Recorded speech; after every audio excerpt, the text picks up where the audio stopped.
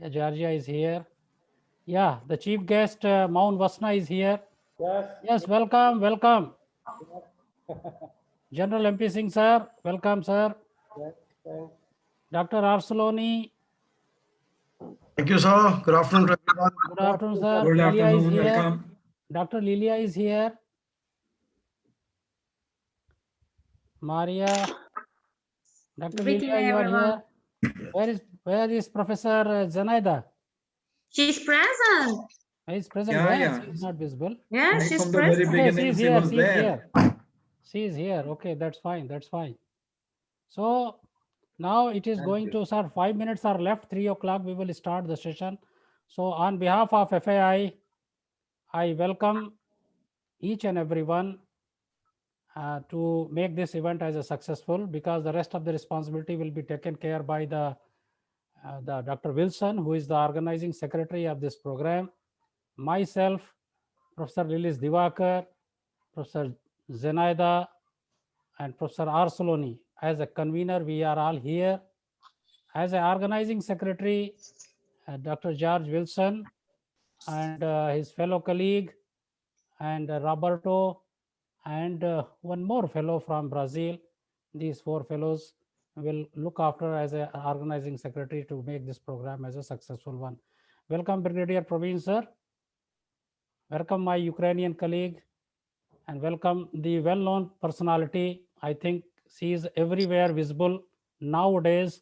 Whatever be the program, if you open the Facebook, none other than Dr. B3 is available, visible at each and every place. Yes, yes, yes, yes. So, welcome, Dr. Raghu. Please, sir. Thank you, sir. Welcome, Brigadier Praveen, sir. The fellow colleagues from Brazil, fellow colleagues from Romania, fellow colleagues from Ukraine, from Indonesia, from Philippines, from Malaysia.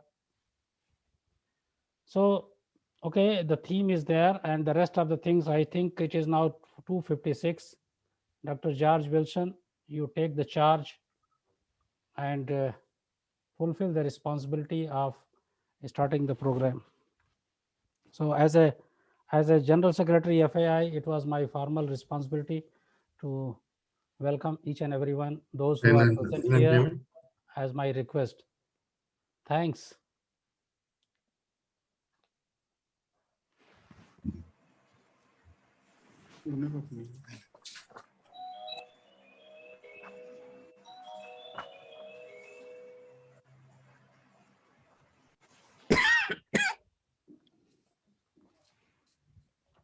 Sir, can we start the program? At 3 o'clock, sir.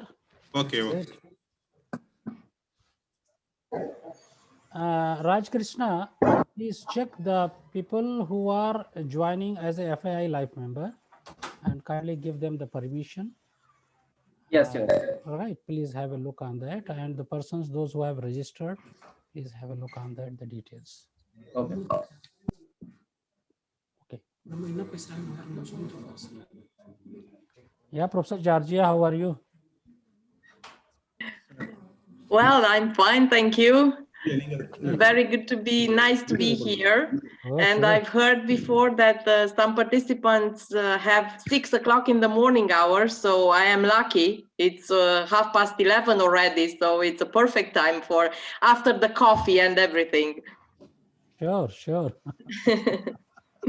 That's good, that's good. Yeah. So it's my pleasure that you are here and would like to participate in this inaugural function program. Thank you for inviting Dr. me. Arsuloni. Thank you. Good afternoon. Here in Brazil, it's 6 o'clock. 6 o'clock early in the morning? Yeah, early in the morning. Okay, okay. Good. In Mexico, it's 4 a.m.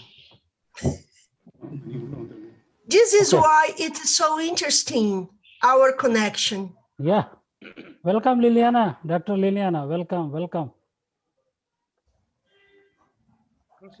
Hello, everyone. Nice to meet you, all of you here. Oh, In yes. full team. The full team is here. Yes. You are part of FAI Executive Council. Dr. Maun Basna is from Cambodia. I would like to introduce each and everyone. He is the chief guest of the today's program. He is the vice president of University of Management and Economics, Cambodia. Myself, General MP Singh, and Professor P.K. Srivastava and Raghu Raman had opportunity to visit his campus, and we are very much privileged due to his the hospitality he offered to us. He provided us opportunity to visit the Angkor Wat temple. So, Dr. Maun Basna, we are very grateful to you that you have given your consent to join this function as a chief guest. As you are a regular practitioner of transcendental meditation, you are sharing a lot. So hope we will listen something from your side.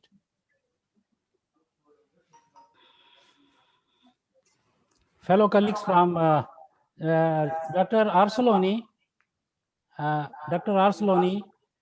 Me? Yeah, Dr. Arsoloni. So all the fellow colleagues who are here on behalf of the Brazilian team, each and everyone is here, sir, madam. Beatriz is here, and who else? Only Beatriz and you. Yeah. It is early 6 o'clock. Leonardo Groff is here, Maria Emilia is here. Okay.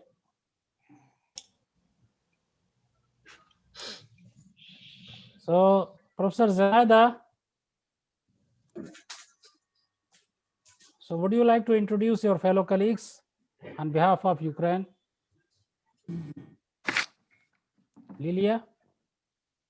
Yeah. Would you like to recognize the people who are here, because I am not able to detect each and everyone, so please. Lilia, Dr. Lilia.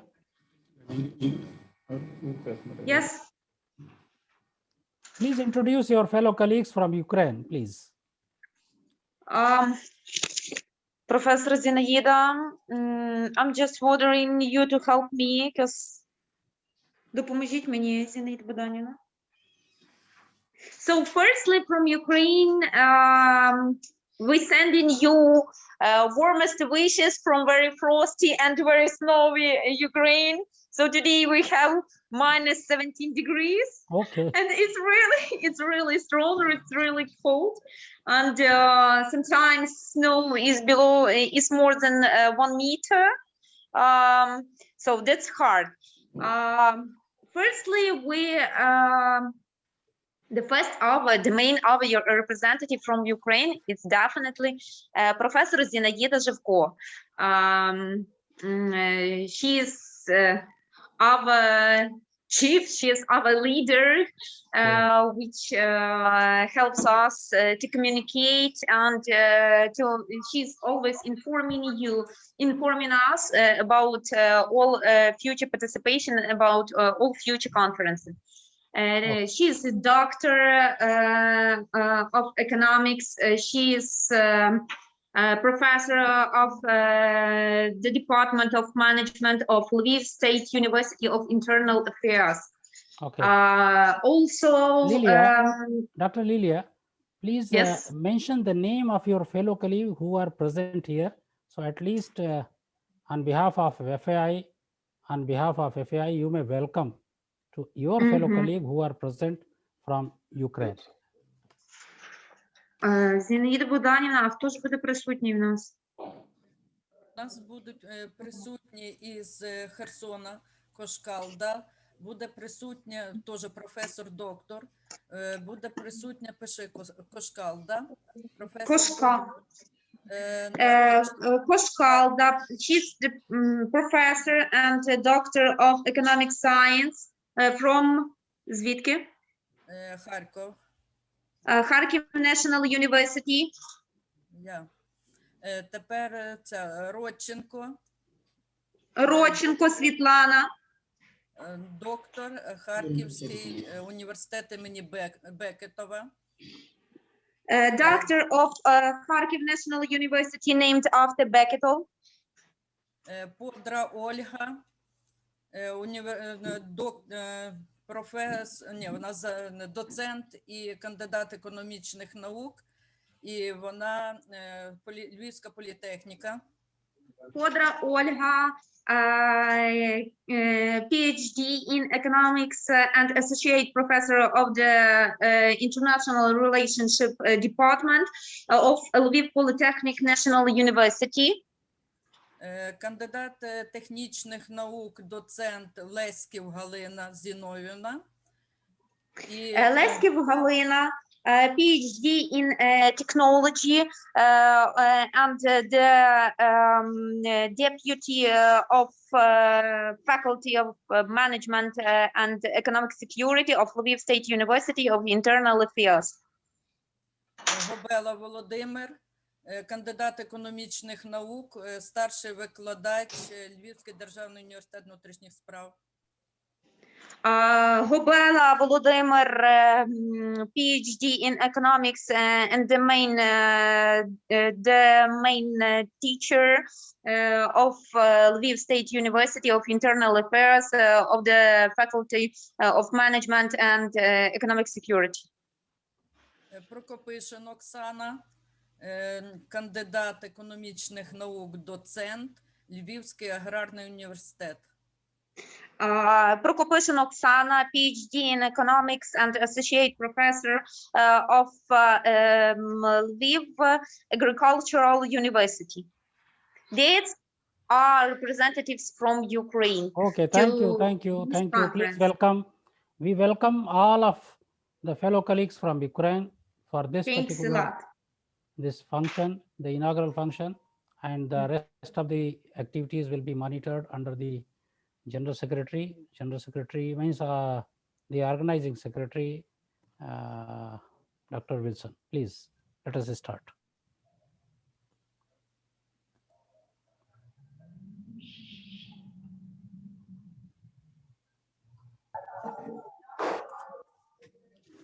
Warm greetings and joyful welcome to this 23rd FAI International Conference 2021, jointly organized by FATER Academy of India, Arul Anandar College, India, Unifacvest Centro, Universitário Facvest, Brazil, on emerging trends and adaptation of spirituality in management, artificial intelligence, education, health, tourism, science, and technology. This international conference connects renowned researchers and eminent scholars of various fields across the globe and serves as a channel for the flow of innovative thoughts in different dimensions to extend the territories of collaborative research. To begin with, welcoming is an admirable tradition. I welcome Joseph Wilson, Organizing Secretary, 23rd FAI-ICS 2021, Associate Professor and Head, Department of Physics, Arul Anandar College, India, to welcome the gathering. Respected dignitaries and friends, good morning, good afternoon to you all. On this auspicious day, we have gathered here through online mode to discuss about an important area which is very much needed in the present scenario of our lives. FATER Academy of India joins hand with Arul Anandar College and Unifacvest is organizing a 3-day international conference on emerging trends and adaptation of spirituality in management, artificial intelligence, education, health, tourism, and science and technology. In our midst, eminent personalities from all over the world have gathered here to share their insight on this topic.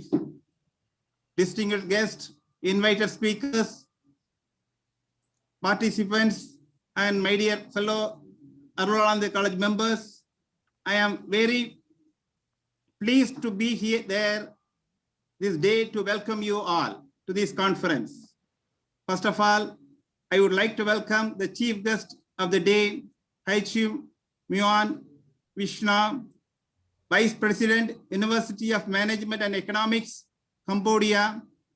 In spite of his busy schedule, he has allotted time for us and gave his consent to be the chief guest of the day.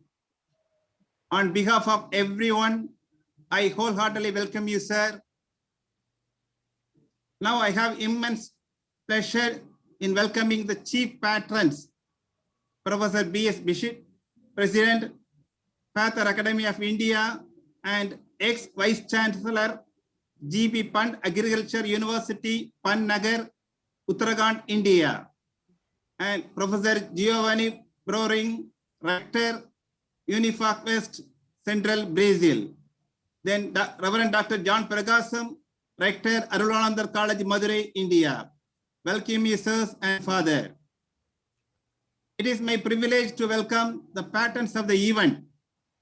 Major General Dr. M.B. Singh, Vice President, FATER Academy of India, Dr. C.C. Tan, Vice President, FATER Academy of India, School of Business Management, Mayfalang University, Thailand, Dr. Sorera, Europe, Urban Broading, Administrative and Finance Dean, Unifacvest University Center, Brazil, Dr. Robert Lopes de Fonseca, Academic Dean, Unifacvest University Center, Brazil, Renato Rodrigues, Dean of Extension and Research, Unifacvest University Center, Brazil, Reverend Dr. Gilbert Gemilas, Secretary of Arul Anandar College, Madurai, Reverend Dr. Godwin Rufus, Principal Arul Anandar College of Madurai. Welcome you, sirs, madam, and fathers. I cordially welcome the conveners of this webinar, Professor Dr. M. Lellis Divagar, Vice President, FATER Academy of India, Professor and Head, School of Mathematics, Madurai Kamaraj University, Madurai, India, Professor Pankaj Srivastava, General Secretary, FATER Academy of India, Professor, National Institute of Technology, Allahabad, India, Professor Department of Management, Lviv State University of Internal Affairs, Ukraine, Professor Arzilona, News of Alberto, Unifacvest University Center, Brazil. I welcome you, sirs and madam. I gladly welcome the following organizing secretaries: Dr. M. Jar Joseph, Associate Professor and Head, Department of Philosophy, Arul Anandar College, Madurai; Dr. Roberto Somavilla, Unifocused University Center, Brazil; Dr. Zioli Araldi Simborski, Unifacvest University Center, Brazil. I welcome you, sirs and madam. I also invite and also welcome all the IT Advisory Committee members, Dr. Meenakshi Srivastava, Dr. A. Amuda, Rajakrishna Mandal, and Malaj Srivastava, and all the members of the local organizing committee. Finally, I feel elated to introduce all to the host institution of Arul Anandar College.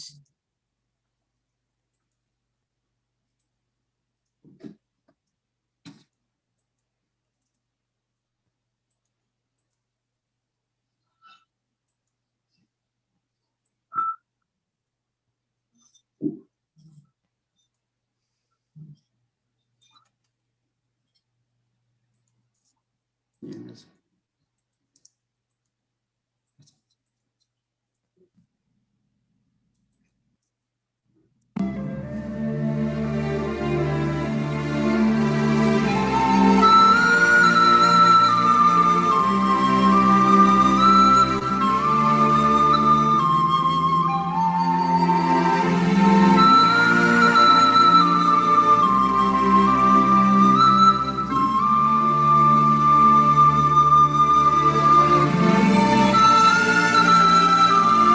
Arul Anandar College is an autonomous co-educational college and a minority Catholic institution affiliated to Madurai Kamaraj University. It is one of the constituent colleges of the Jesuit Madurai province of the Society of Jesus. This college is re-accredited by NAAC with A grade. This college is situated in Madurai district, Karmathur.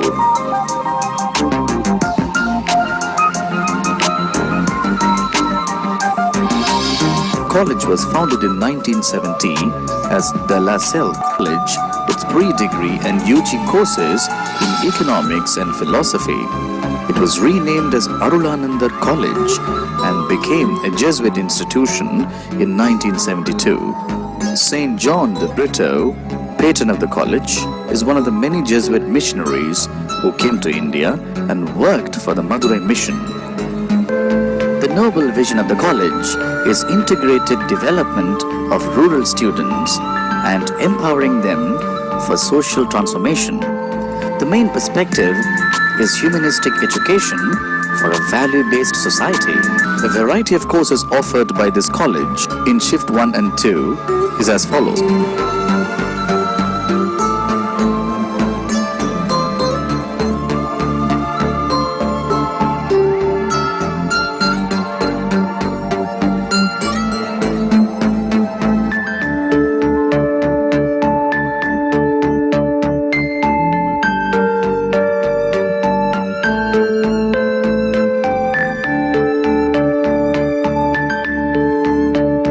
Unique features of this college is Rajanayagam Farm Training Center.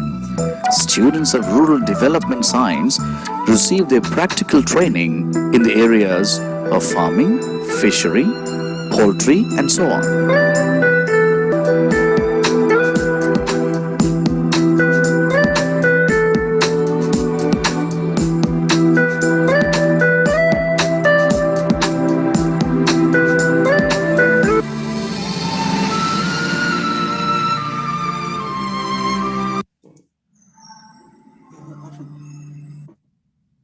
Once again, I welcome you all to this 23rd FATER Academy of India International Conference 2021. Have a nice day. Thank you. Thank you, sir, for your words of welcome to this virtual gathering. And also, you have taken us a virtual tour to Anandar College, India. A harmonious conversation with the divine power is prayer. And this is a time for us all to get involved in the presence of God.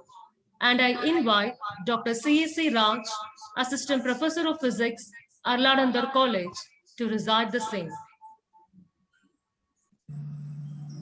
Prayer is the key to all the treasures of life.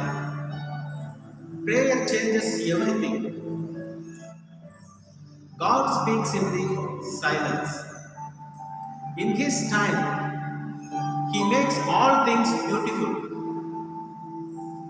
Let us invoke God's blessings with a song of praise.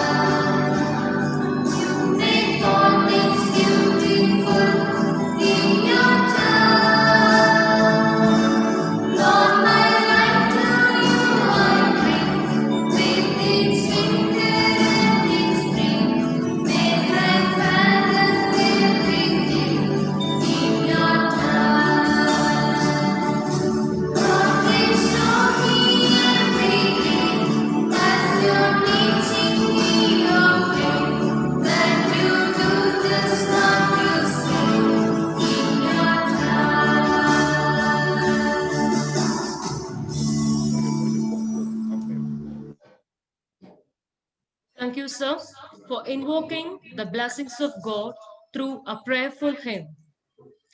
The rays of light radiate the waves of delight. This is a time for taking part in the virtual ceremony of lighting the lamp.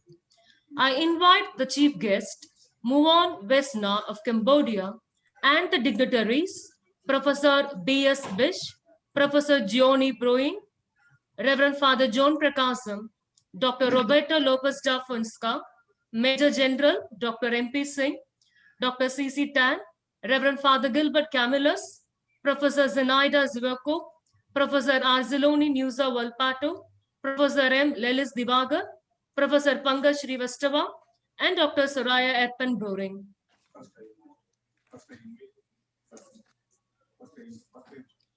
First, I invite Hechi Muan Fesna to light the first wick of the lamp. Please click. Followed by Professor B.S. Bish, Professor Gioni Broring, Reverend Father John Prakasam, Dr. Roberto Lopez da Fonseca, Major General Dr. M.P. Singh, Dr. C.C. Tan,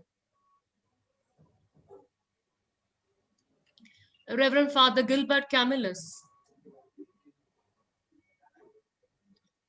Professor Zenaida Zevoku,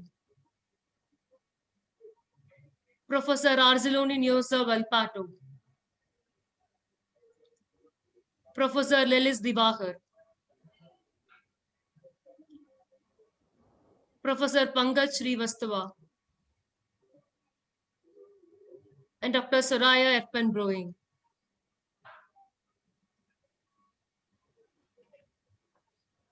Thank you, dear chief guests and dignitaries, for taking part in this virtual lighting ceremony. It's the time to present the highlights and dynamics of the conference. I cordially invite Professor Lelis Divagar, Vice President, FATER Academy of India, Professor and Head, School of Mathematics, Madurai Kamaraj University, India, to present about the conference to this virtual gathering.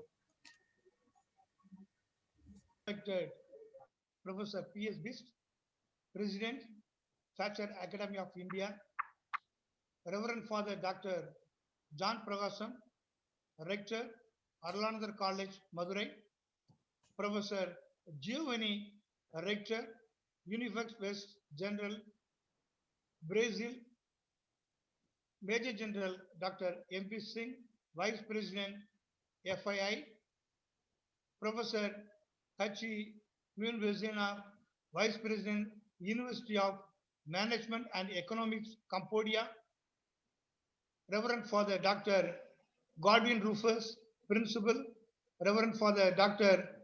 Gilbert Camillus, Secretary of Anandar College, Professor Pankaj Srivastava, General Secretary and Professor of Mathematics, Yemen, NIT, Allahabad, Dynamic Organizing Secretaries, Dr. Joseph Wilson, Dr. George Joseph from Anandar College, Madurai, and Dr. Roberto and Shirley from Brazil, active executive members of FAI, and delegates from different countries across the globe.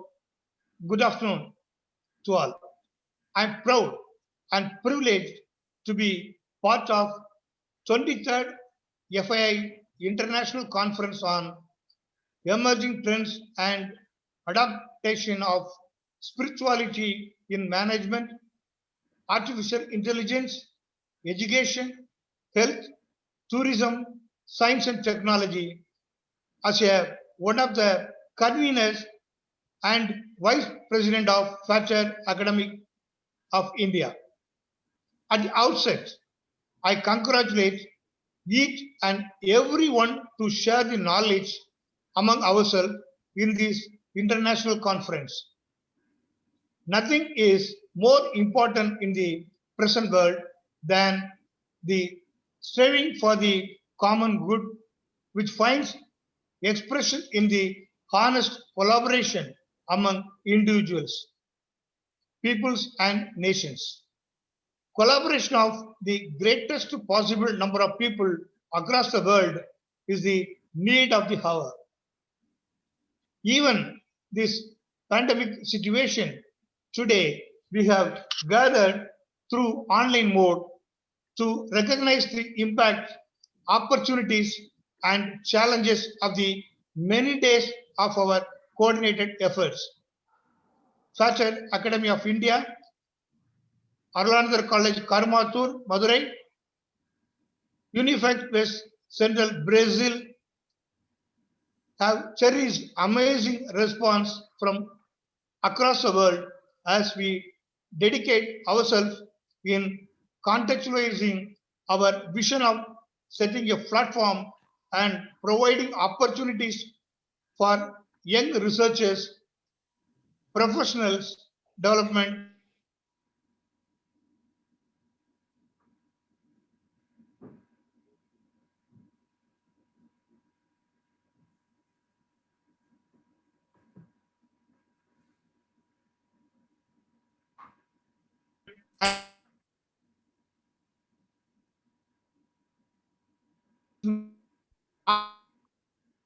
Organizations.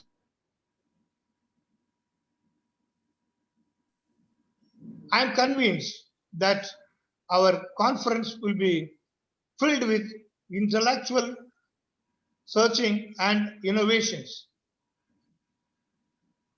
Wishing you all a very fruitful and rewarding conference.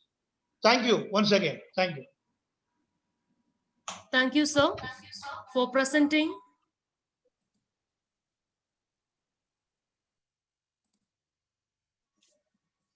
The achievements and the accomplishments of FATER Academy of India are bountiful. I invite Professor Pankaj Srivastava, the General Secretary, FAI, Professor, National Institute of Technology, Allahabad, Prayagraj, India, to present the FAI Annual Report 2021 and about the publications with collaborations with Springer. Welcome, sir. So I would like to share the details, the activities that has been conducted so far under the FATER Academy of India. So I would like to share the activities that we conducted successfully, the international programs during 2020 to 2021. So first of all, during this 2020 period, once the COVID scenario was there and lockdown and a new emerging domain was the online platform was made available to all of us for a learning phenomena. So during the month of May 25, 25th, the Goa chapter of FAI and the headquarter FAI jointly organized the first international program on the online platform with the help support of the Google Meet and a good number of participants across the world. This was the first exposure on this particular platform, and this was the first attempt that we made to realize to make our presence on the online platform. The second international program that we conducted on August 22 in collaboration with the Unifacvest University Brazil on August 22, and then the third international program that we conducted during this lockdown scenario, means under the COVID domain on the online platform, that was September 12 in collaboration with the FATER Academy of India, Unifacvest, University of Management and Economics, and National Academy of Agrarian Sciences, Ukraine. The fourth one, we organized the 3 days because initially we are trying to take the scenario that how we will be effective on this online platform. So then we decided to go on as per was 3 days program. So November 20, 21 and 22, we conducted an international conference because Goa, from where the FAI started its journey. So that's why every year we used to conduct a 3-day program at Goa. So this time as well we did it, and this program was collaborated with the Unifacvest, Uzod National University Ukraine, Lviv University of Internal Affairs Ukraine, Ubon Ratchathani University Thailand, and Association of Researchers of Thailand. And it's a very successful program. A very good number of speakers and participants joined across the world. The fifth one, we organized the program with the American College, and this was conducted during the December 20 to 22, and very good number of participation of the paper presenters and the speakers. It's a very successful program. And the sixth one that we are now just going to conduct with the college, Arul Anandar College, Madurai, and Unifacvest in a joint collaboration. So these are the academic activities that we conducted. It means this is the sixth academic activity during this 2020. As per the principle, we have established that only 4 or maximum 5 in a year we will conduct the international programs. Regarding the publications, so far about 4 volumes of the conference proceedings have been published during the 2020 and 2021, and all these conference proceedings are available on the FAI website. The recent latest one, today it will be released, and the collaboration that we have made with Springer, say the first one that we did it in 2019 during Jabalpur, and due to this pandemic the process was delayed, but all the chapters and everything has been submitted. So the publication division is looking after. Hopefully soon they will release. We are waiting, as all the Springer officials are working from home, so the process is a little bit slow. The next proceeding that we are processed for the December conference that we conducted in 2020. This is in process, and the another collaboration that we have made with Springer, this is that for the releasing of the books and other issues as well. The day when earlier the Springer South Asian head has given his consent to address, but we noticed that mostly the speakers and the participants, whether they will be benefited or not. But once he noticed the theme of the conference, because our theme of the conference is based on the spirituality, adaptability in the field of management, health, science and technology, tourism. So he just shared one remark that first time I'm observing that a mega international conference is being organized on the theme of spirituality. I have never seen something like that. So I will request to someone who will join this platform either on today or tomorrow or on the last day.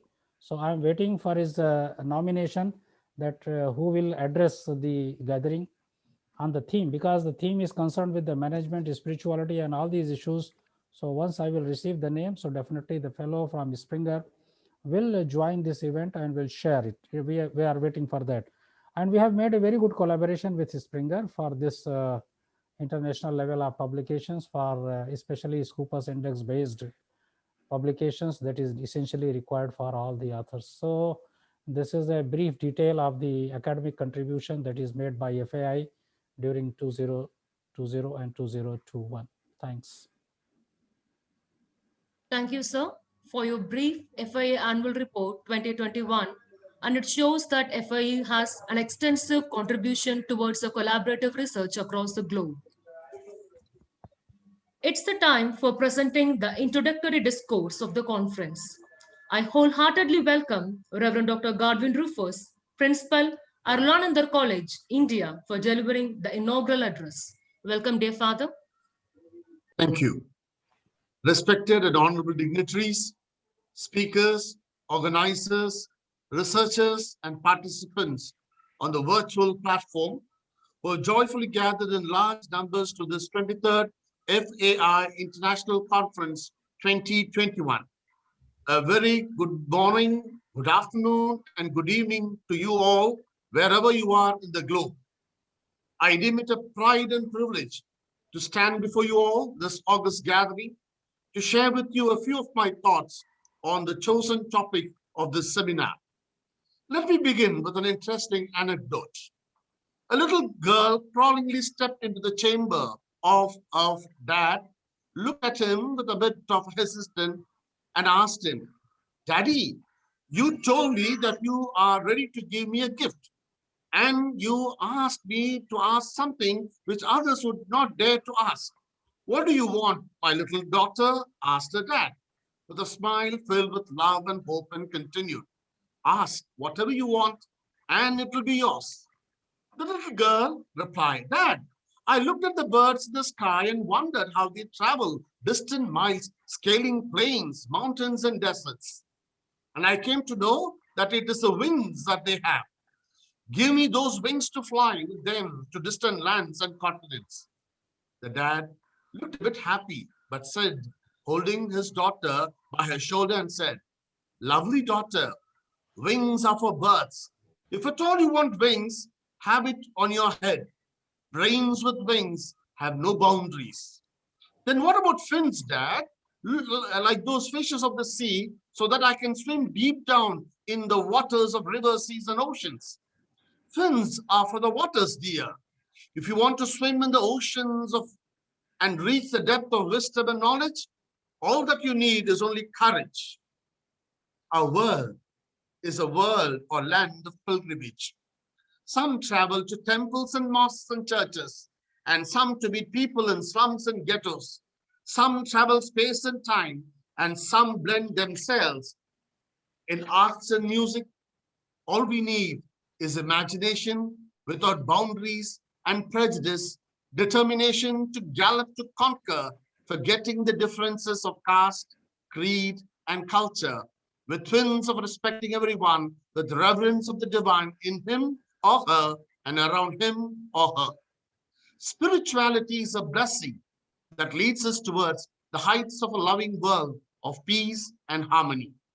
Today, the word spirituality is increasingly used beyond religious circles and does not necessarily imply a faith tradition. Spirituality is concerned with not just prayer or religious activities. It concerns the whole of human life, viewed in terms of a conscious relationship with the divine within and without, applying to both believers and non-believers. All religions help the seeker to find him or herself. Every religion accepts that the human person is a spiritual being, a child of God, clothed with a human form and personality. But unfortunately, most often institutionalized religions have cocooned themselves in doctrines and rites and rituals.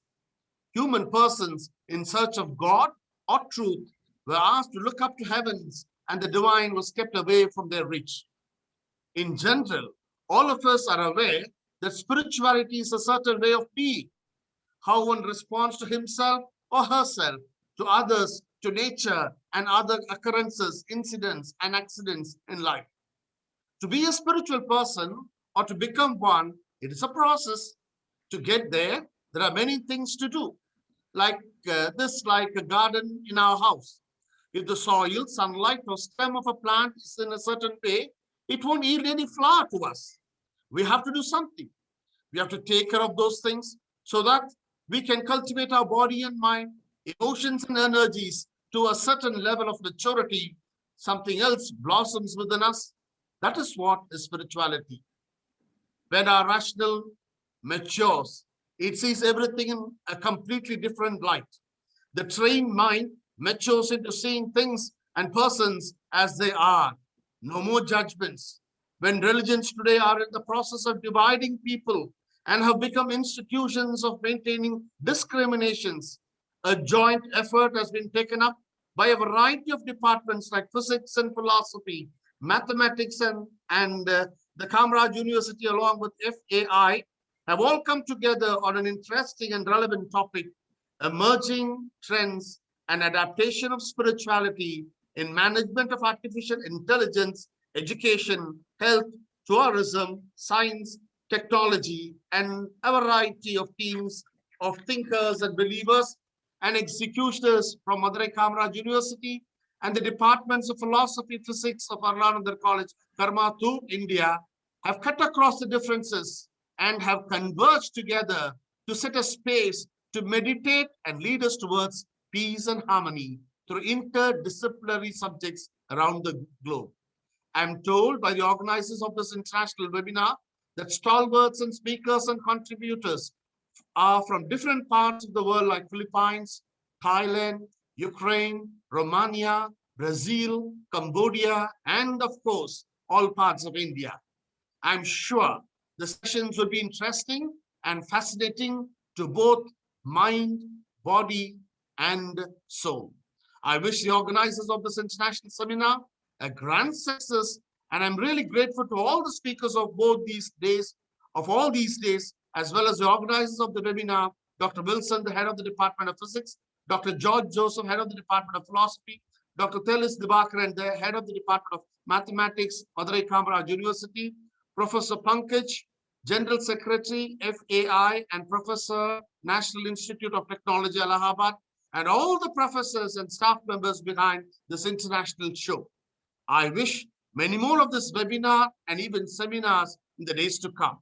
May God be with you and grace you with his love and inspiration to do your better best. Emerge with a difference. God be with you, dear friends, in the same mission of promoting love, joy, peace, and harmony. Thank you. Thank you, dear Father, for your delightful words that encircled around the theme of the conference. And also, we thank you for your wishes and greetings. It is the time for the patrons and conveners of this conference to address the virtual gathering.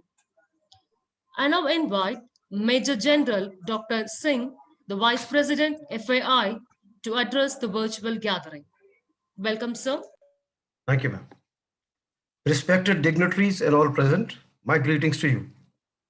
It's a great opportunity today that we have got together to share our views on various themes and sub-themes with spirituality at its core. Though spirituality is much shrouded, it is catching awareness of many across the world.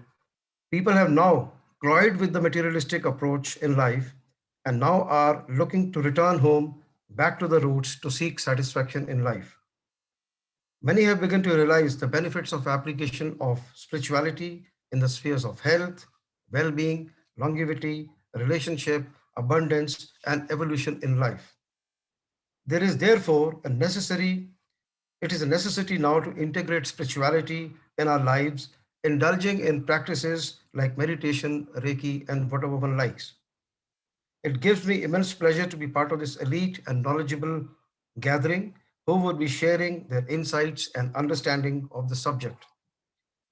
May all benefit from each other. Thank you so much. Thank you, sir. I cordially invite Reverend Father Dr. Gilbert Cabellus, Secretary, Anandar College, India, to address the virtual gathering. Welcome, dear Father. The chief guest, dear professors, conveners, organizers, and the dignitaries, good afternoon and good day, good evening, and good morning to all of you. It's a pleasure to be here with you on this day for the inaugural program of FATER India International Conference. I'm really taken aback by the topic of today's program. The inauguration program speaks about the emerging trends and adaptation of spirituality in so many spheres of research areas, science and technology. Today, what we need is, we need humanism. The need of humanism is the need of the hour. The glory of God is man becoming fully alive, says Irenaeus. Anchoring oneself with the Spirit of God, to be in touch with the conscience or with the consciousness. That is very, very important to each and every one of us in the world. That spirit leads us to embrace humanity. St. Ignatius talks about contemplation in action, that is to become contemplatives. That means to see God in all things, in human persons, in nature, in whatever kind of thing we look at, we have to see God in that. That means we have to do good for others. Contemplation in action leads us not only to be united with God, but to do something for the welfare of the others. So we have to empathize with the needy, the neglected, and also the powerful people, those who have power, those who are subjugating others, and make them, convert them to understand and love others. And we have to teach the students also the same values. So in our college, we are helping the students, we are teaching them to learn the values of life, because life is precious. And as Irenaeus says, we have to live this life to the fullest and to the maximum. So we teach or we guide the students through value education.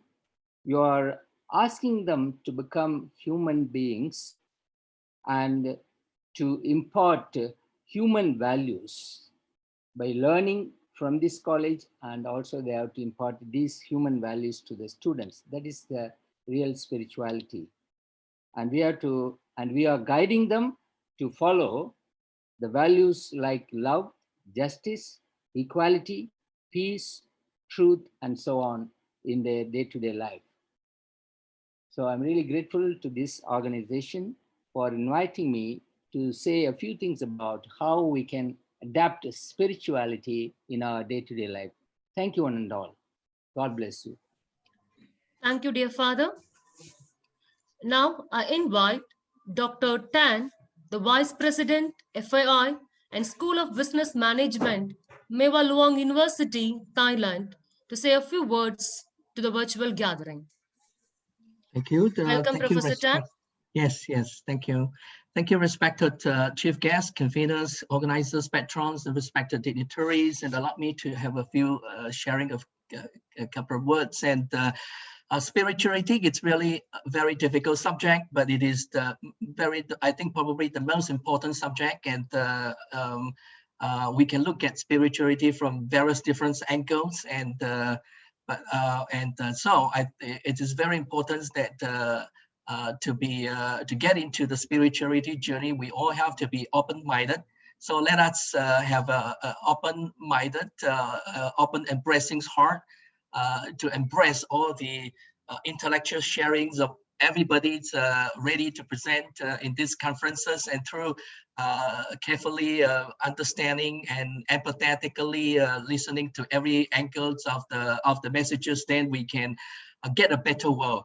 A better world will tell us about the realities of the world, that why we suffer, how we suffer, why we are happy, why we are not happy, and why we are progressing in this way, why we are not progressing in that way. And from there we can gain the spiritual guidance and knowledge. So therefore I will play us that through our spiritual dedications and efforts, as evidenced by everybody's ready for presentation to these conferences, that we can further our insight, gain the spiritual empathy and strength, so as to guide us to further to be a part of contributing to the world, to make the world a lovely, peaceful, harmonious world. Thank you.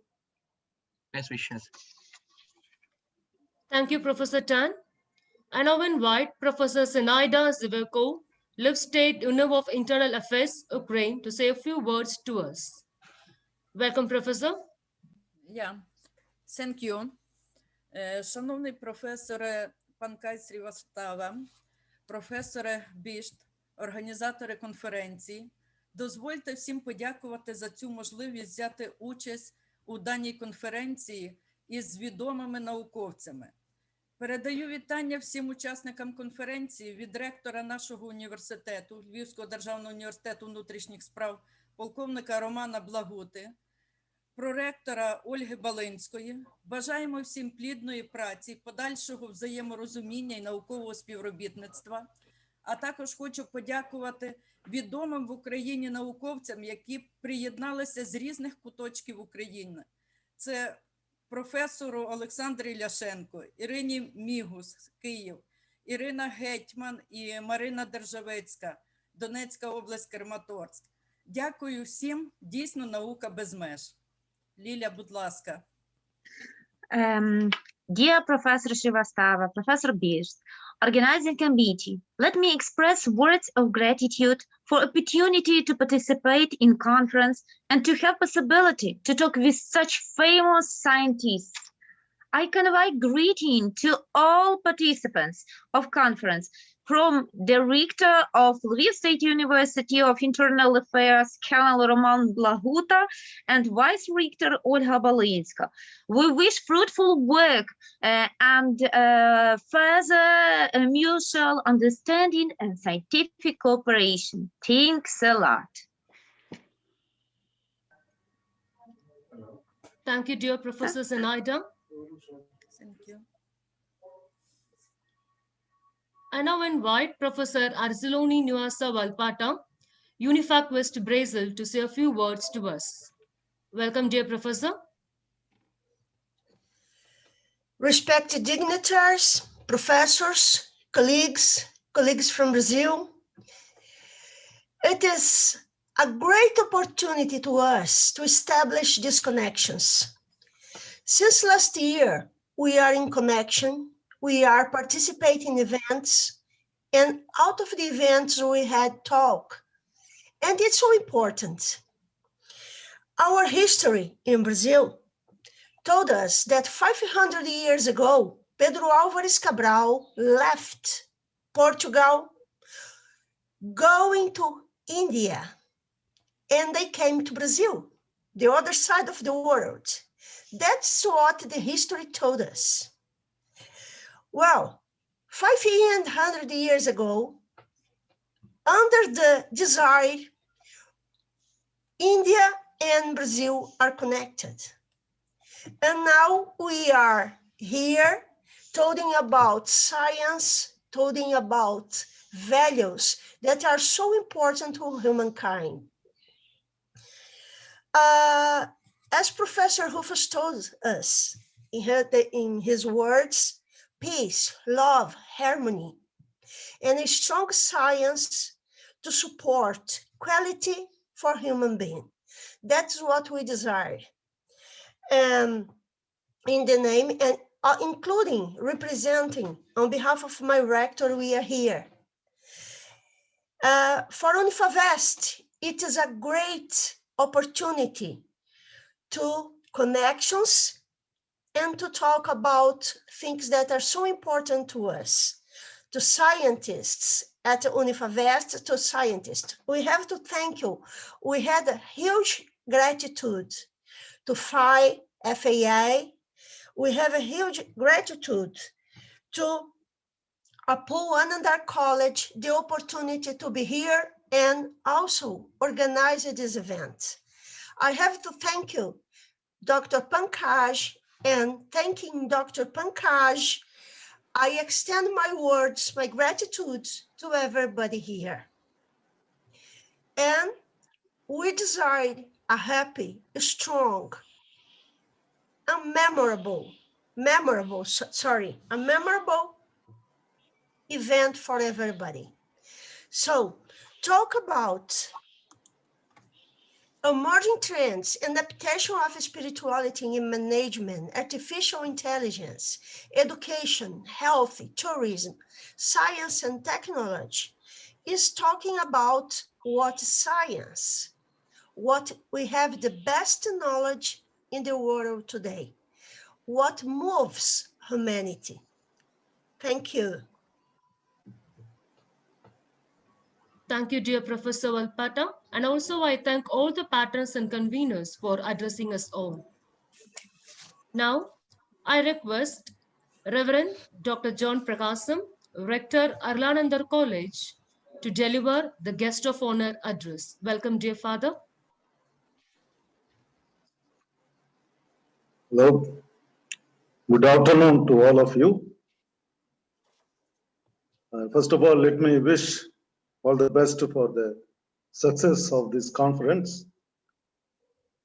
Looking at the topic, I thought I could share a thought on the role of religion in a global society. The world has become a global village. We can no more call somebody a foreigner. Americans on the other side of our globe have become our next door neighbors. Today, distance does not really count.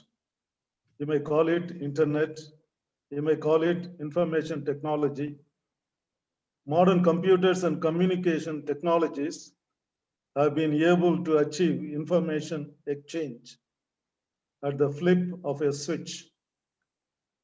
Today's webinar is a proof of that accomplishment. Time is not counted anymore in seconds or minutes. People talk of nanoseconds and picoseconds. The world has become one of a supermarket. If you have a better idea, you will do a better business. There are no restrictions for a person with ideas. Countries are prepared to buy the best of brains in a global context where time and space impose no barriers. Such a fast-moving world scenario, the question we need to ask is, what is the role of religion in a global society? What's the meaning of our faith in a growing global context? As Hindus, as Christians, as Muslims, or as Sikhs, or even as atheists, we might ask ourselves, is our faith in a particular religion or ideology going to be enriched and deepened by the ever-increasing horizon of the knowledge of other faiths and practices? Or is it going to isolate ourselves more and more into islands of people caught up in the narrow and shallow waters of our own mind setup? People talk about holy wars. You may call it jihad, crusade, or any other name. People take up arms against each other in the name of the Lord. Is that what the one Lord who made heaven and earth wants his people to be doing? Does any religion preach hate as a means of salvation? On the contrary, love is the foundation of all religions. God is love and love is God. India is the cradle of all world religions, and religious tolerance is supposed to be the hallmark of Indian society or Indian democracy. For thousands of years, Indians have lived in peace and harmony with true religious freedom. Faith is something personal, and India has recognized this long before anyone else, and that is why such a long tradition of religious tolerance is found in India. Yet this noble attitude is being threatened by some of the vested interests which politicize religion and polarize the religiously tolerant fabric of Indian democracy.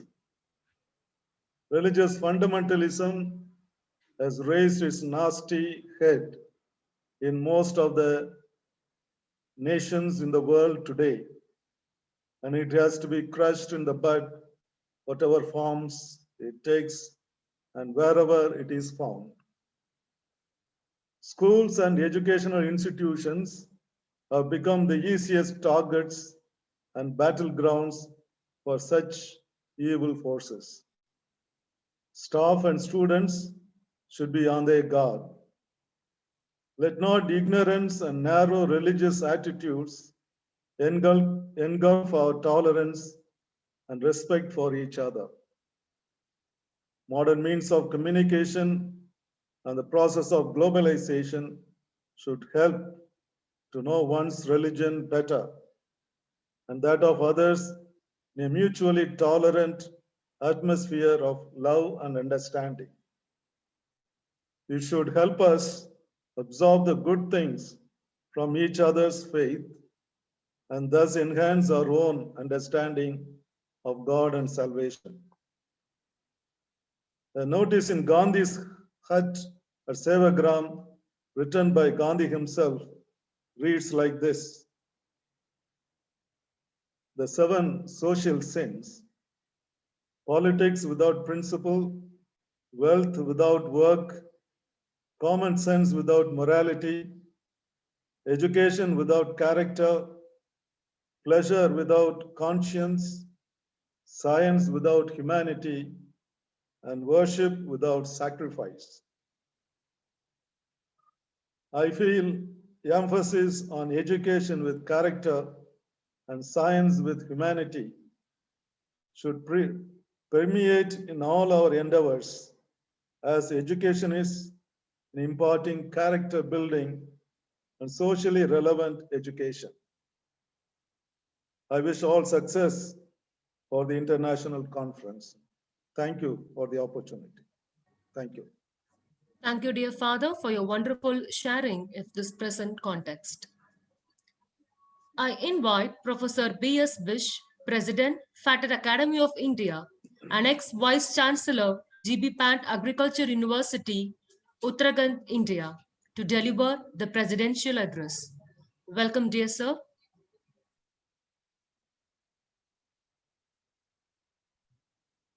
Thank you. Good morning, good afternoon, good evening to all of the participants, dignitaries, the guests over here.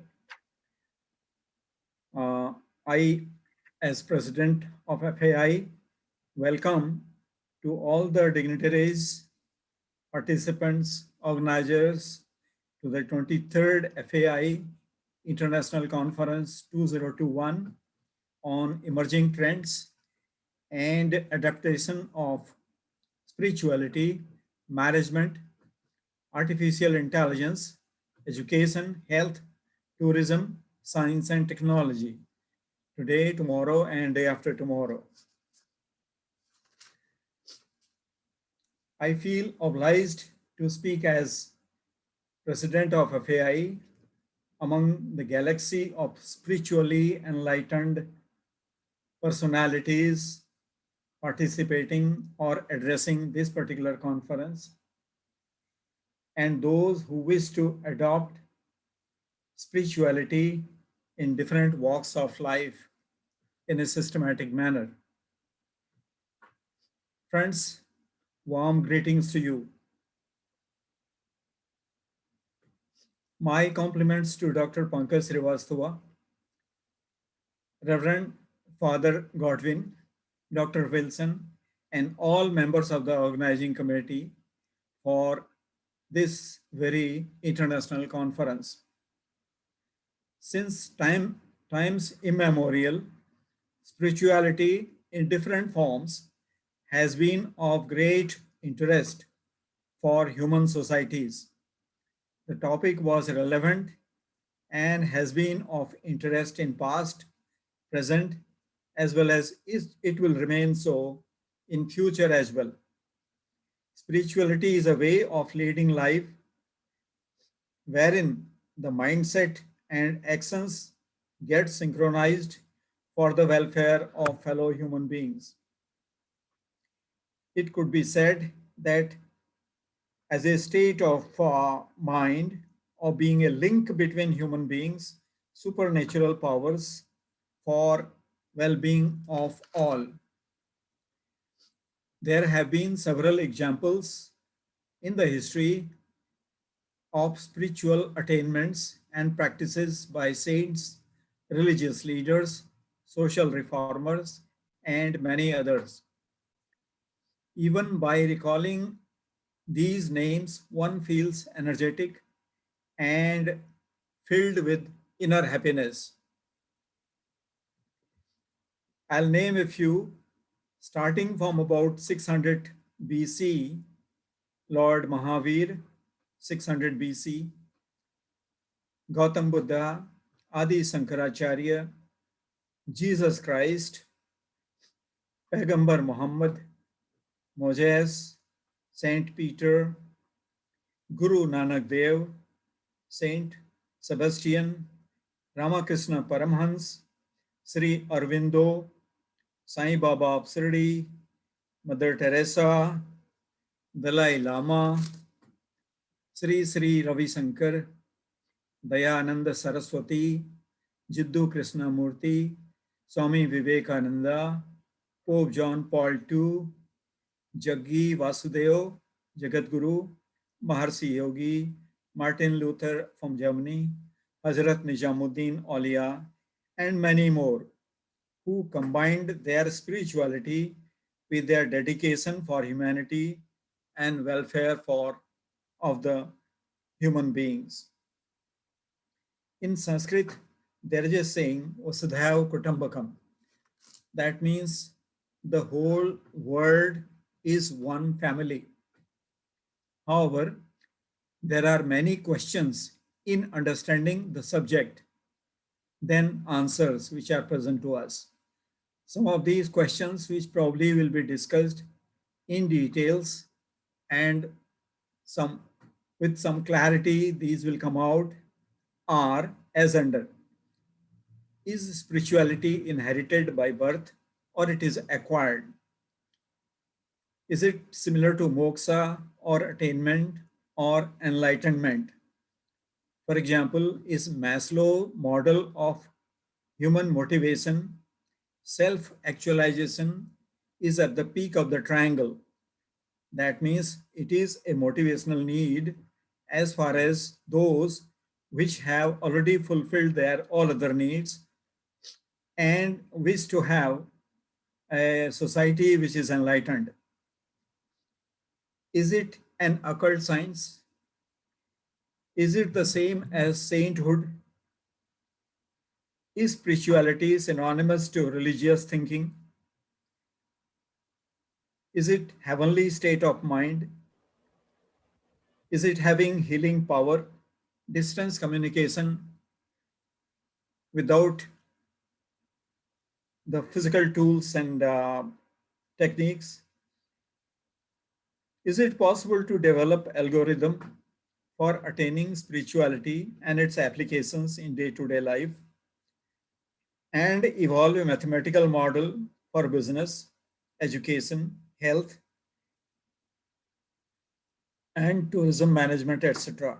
Say, for example, can I say y is equal to a function of A, B, C, D, E, F, G, and so on, where y is the index of spirituality applications in any walk of life. A, B, C, D, etc. could be defined as variables depending upon the researcher that one may like to name and assign weightages to these variables. It is interesting to see that spiritual leaders came from almost all the religions and almost all the parts of the world in one form or another. We may name them in a different way, but that is the fact. And since the recorded history about 600 before Christ, 600 years before Christ, we have noted that this particular phenomena has been happening. We all look forward to learn from the experiences of the speakers and then the experts. We hope that these 3 days of intense exercise will leave behind a vast trail of knowledge and help in making life on earth worth living and enjoyable. Wishing all very fruitful and enriching explorations on these 3 days. Thank you. Thank you, sir. It was indeed very fabulous about presenting the spirituality and mankind of various ages, and also the point that you triggered a mathematical evolution of relating spirituality was indeed highly fascinating. Thank you, sir. Now it is a time for the release of conference proceedings by the chief guest, guest of honor, and dignitaries.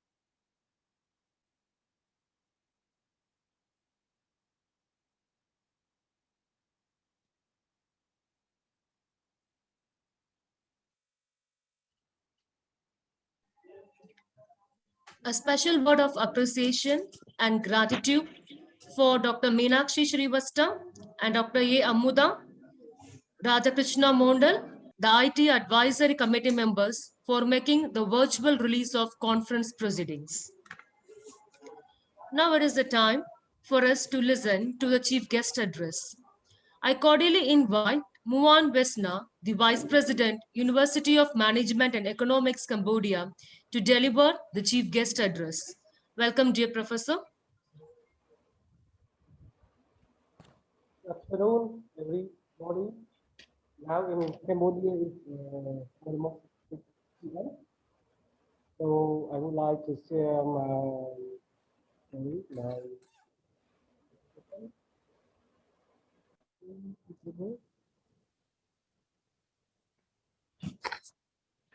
you can see my screen. No, sir. No, sir. Oh, okay, there is some problem. So first greeting from the Kingdom of Cambodia, the Kingdom of Wonders, and I'm very delighted to attend the 23rd FAI International Conference, Emerging Strength and Adaptation of the Spirituality, Management, and Artificial Intelligence of Education, Health, Tourism, Science, and Technology. So I'm very appreciate and I'm very proud to join our conference today, and remember all what I had been joined the conference in before the COVID-19. So let me say about my topic, transcendental meditation. We talk about the meditation. My experience, I start to do the meditation since I start the university.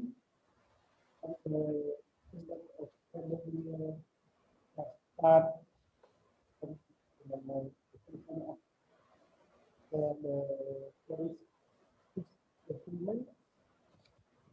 in 1993, my university had funded by Australian fund to start the to call from Chinese district and the private province. So I would like to hear about my the founder of Maharishi Vedic Science and Technologies. And he said the good word, he said, you are on the right path. Your time is the perfect. You are in the right place in the right time to take advantage of infinite possibility to practice the transcendental meditation. One of the graduates from the Maharishi University more than thousands in Cambodia, but I thought not many graduate to regular practice. And I did not know Mr. Pankaj invited me to join this conference, talk about the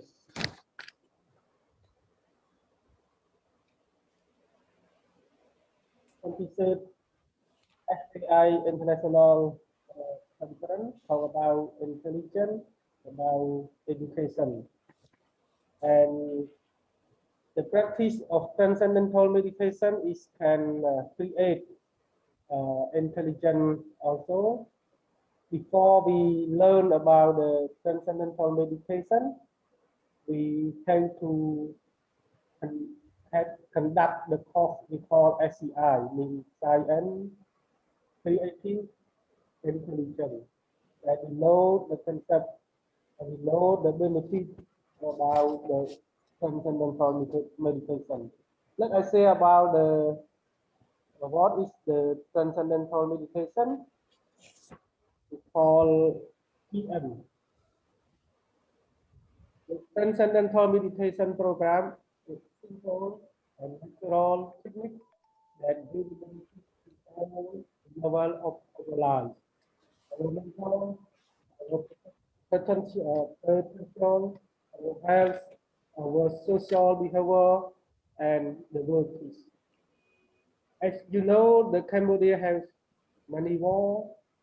The big war is called the Khmer, meaning the Cambodian people kill the Cambodian people in the duration 1970 to 1975. And after that, we have many parties still fighting in Cambodia. But after that I mentioned before, we have the Paris Peace Agreement, and then Cambodia started the fighting.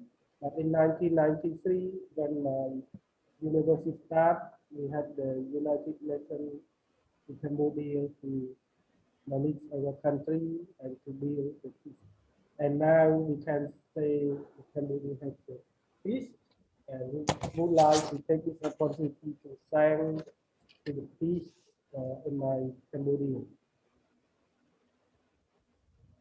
Okay, first I would like to mention related to the transcendental meditation is the stress release.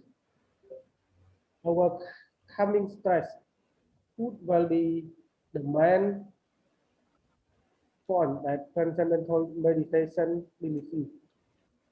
After all, the scientists are finding out from so many angles, the stress is the root cause of all the mind, body, element, and their function. The research conducted with the children, with the people suffering from the post-traumatic stress.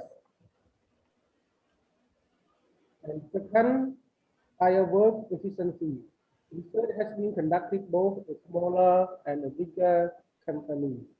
Across the board, regular transcendental meditation, improve significantly.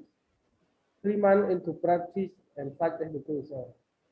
The result as effectiveness, leadership ability, job satisfaction, professional relationships,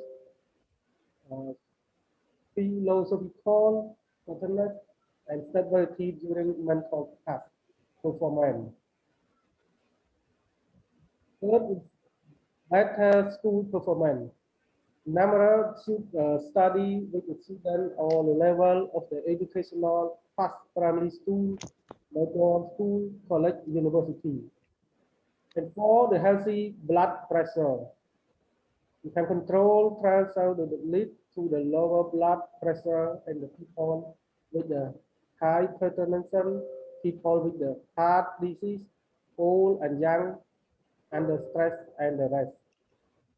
Number 5 is low risk of the heart disease. Lowering the blood pressure is often one of the main targets in the heart disease prevent treatment.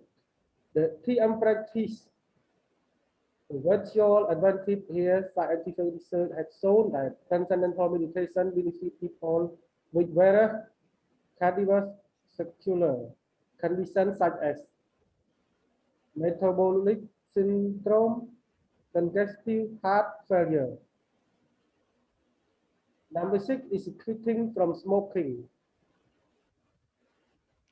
TM meditation includes no demand or request to quit smoking. However, scientists study show quitting smoking comes naturally with this practice. The effect on smoke seems to be cumulative, the more stress reduction achievement through meditation.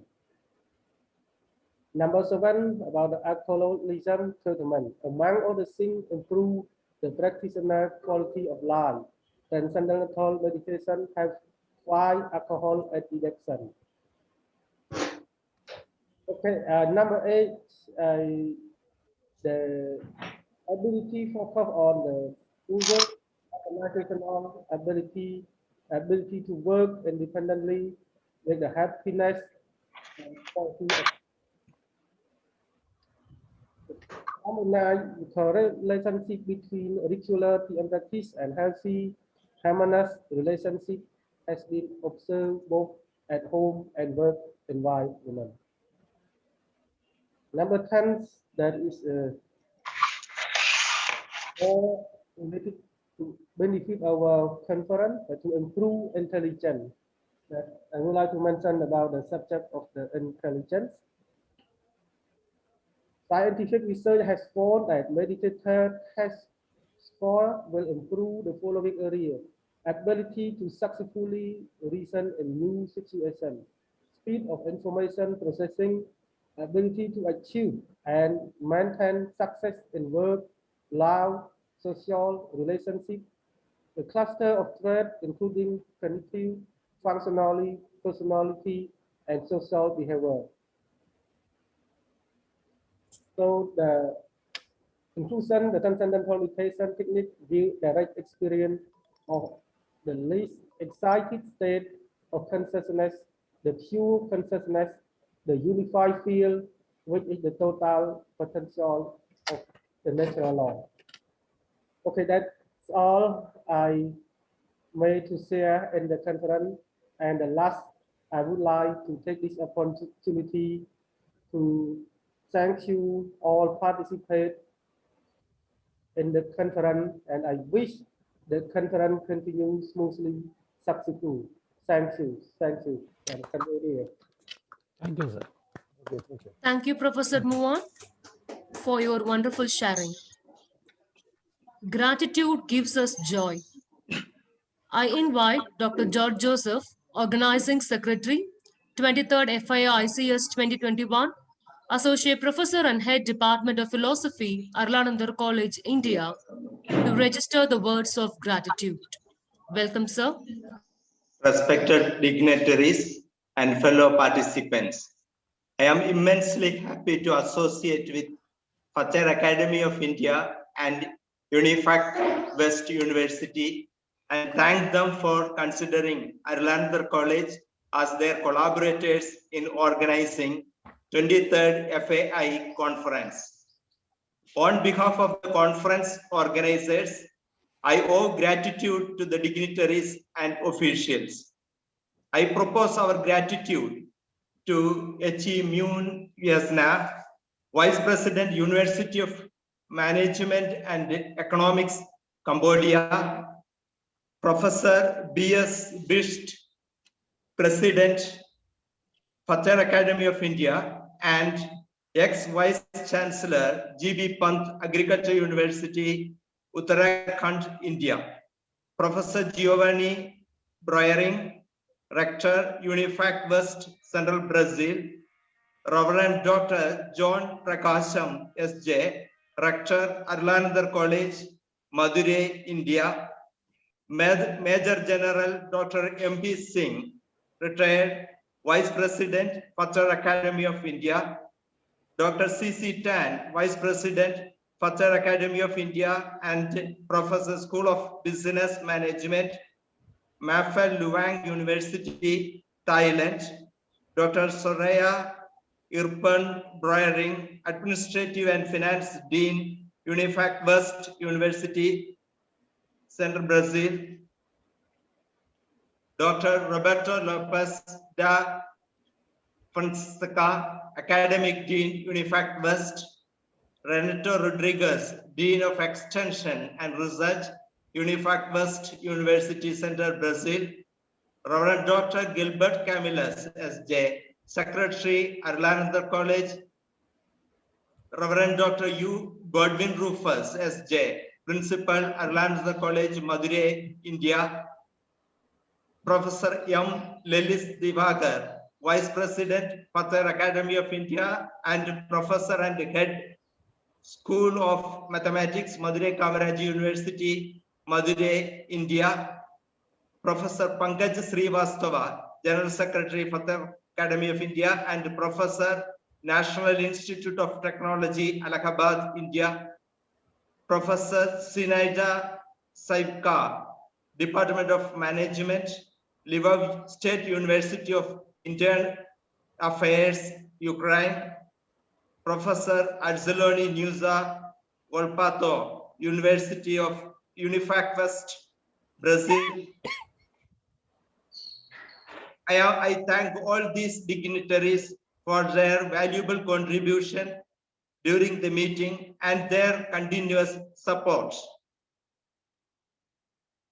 I am immensely grateful to the organizing secretaries, Dr. Joseph Wilson, Associate Professor and Head, Department of Physics, Anandar College, India, Dr. Roberta Somvilla, Unifacvest, Dr. Soli Asladi Simbrick, Unifacvest, for their directions and guidance. I am very glad to propose vote to IT Advisory Committee, Dr. Meenakshi Srivastava, Dr. A. Amuda, Raj Krishna Montel, and Malaj Srivastava. I also thank Dr. Inigo Valen, Dr. M. Anthony, Dr. C.S. Raj, Dr. Niveda Martin for their technical assistance and timely help. I once again thank FATER Academy of India and Unifacvest University and all the participants and officials. And I remain, thank you. Thank you, sir, for your words of gratitude.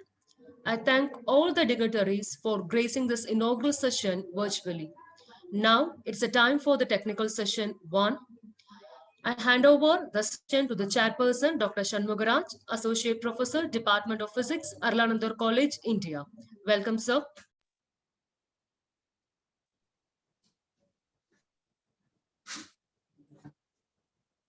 Respected dignitaries, Reverend Fathers, and dear researchers of this conference, good day to all of you. I am Dr. Shanmugaraju, Dean of Academic Affairs, Arul Anandar College. I am very happy to be the chairperson of this first session. I thank the organizers for giving this wonderful opportunity. In the first session, there is one speaker, Dr. Major General MP Singh, a veteran, an alumnus of National Defense Academy.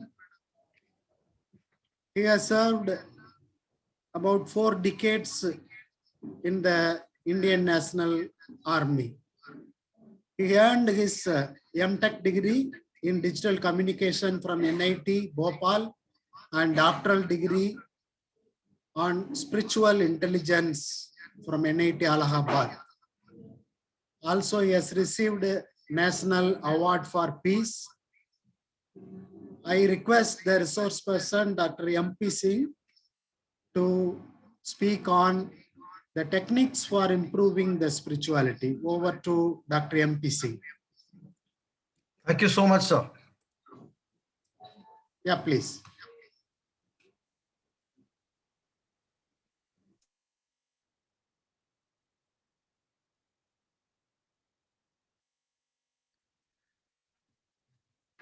My greetings to all. Today I'm going to share with you certain techniques as to how the spiritual intelligence can be improved.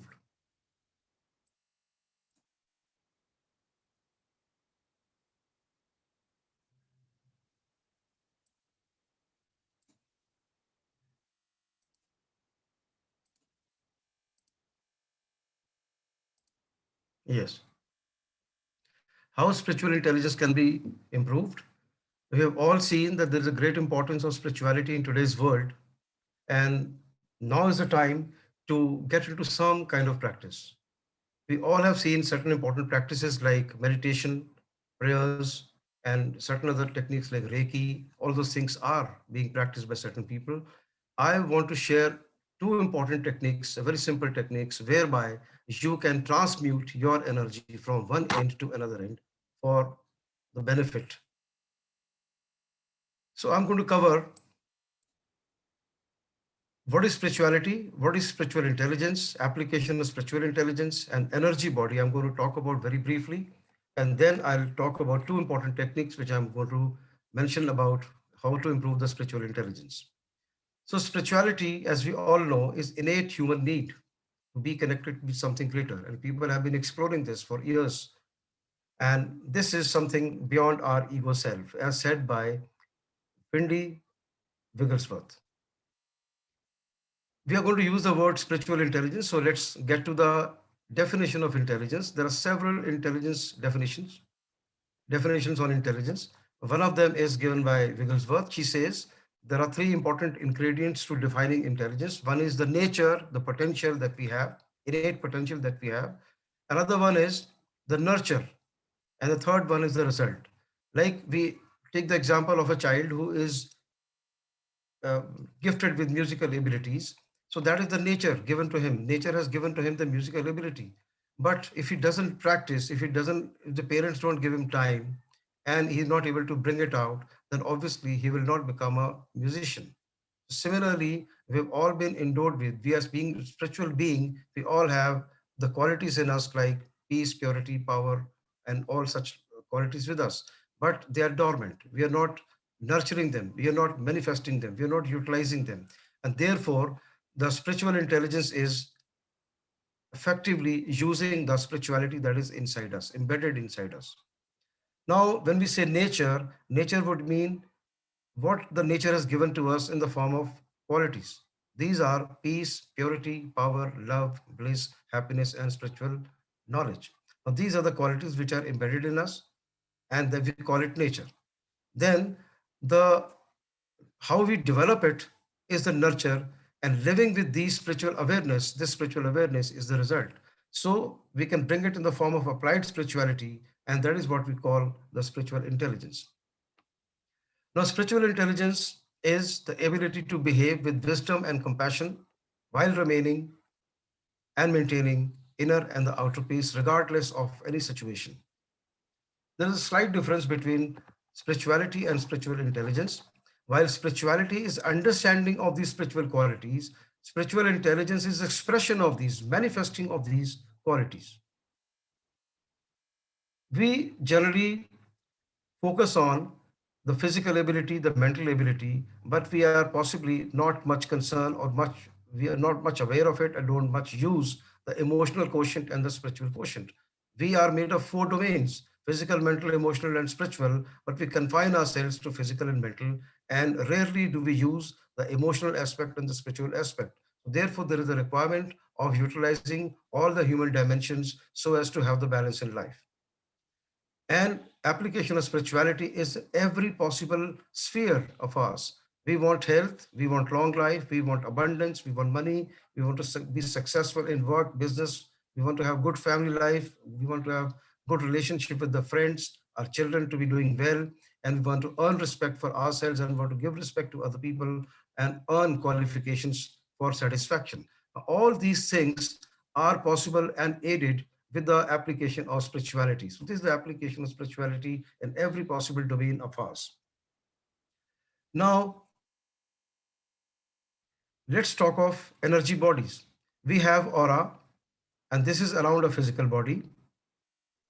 Then this is 90%, the physical aura, with invisible body shown to you is 90%, and the visible body is only 10%, and the total 100% body is physical energy. And there are 7 layers in this energy body. See, as aura is all around us, and it interferes with other person's aura as he stands next to you. And it happens that if a person with negativity stands next to you, your positive aura over here will get transferred to him, and his negative aura, which he's wearing, will be transferred to this gentleman who had a good aura initially. So one's got to be aware and be who have negative aura and negativity around them. Now we will talk of energy centers. This is how the energy centers or the chakras, this is how they look like. They're like funnels, and there are 7 of them in our body, that is in the metaphysical plane of the body, and they have different locations, all of these. and they are called the crown chakra, the forehead, the third eye chakra, throat chakra, heart chakra, solar plexus chakra, sacral plexus chakra, and the root chakra. There are 7 of them, and they have different colors, and they support different divine qualities, peace, purity, happiness, which I've been talking about.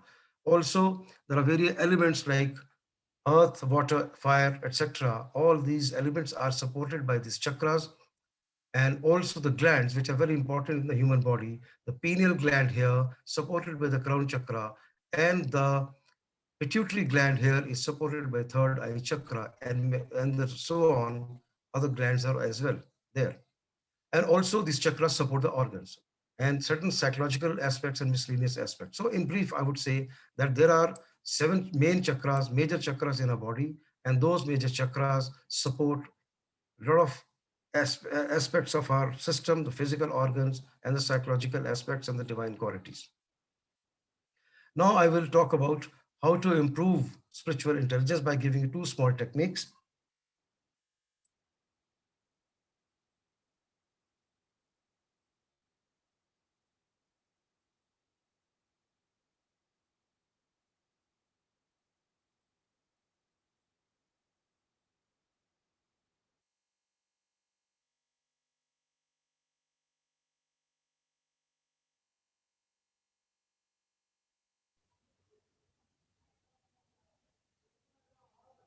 Can you see the slide, sir? Pankaj, sir? Yeah, visible, sir. Thank you, sir. Now I'm going to talk of activation of third eye. Activation of third eye is because of the pineal gland. Much talked about pineal gland. Some people even call it the third eye itself. Now, let's understand that our body is mind mapped in the brain, and mind is body. There is a constant interaction between mind and the body. Body influences the mind, and mind influences the body all through, and they possibly cannot be separated. And whenever we have any negative emotion, strong negative emotion like anger, maybe fear, then we are immediately coming into the fight or flight mode. Our survival mode is on. And such negative feelings which we get, such negative thoughts that we get, all these negative thoughts and the feelings get stored in the first 3 chakras. This is the root chakra, this is the sacral plexus chakra, and this is the solar chakra, and this is the heart chakra. Now all the negativity which is in abundance gets stored in these 3 chakras. These are called the lower 3 chakras. Now this so much of energy which is built in these chakras needs to be liberated, and it is liberated once it is ascended into the brain.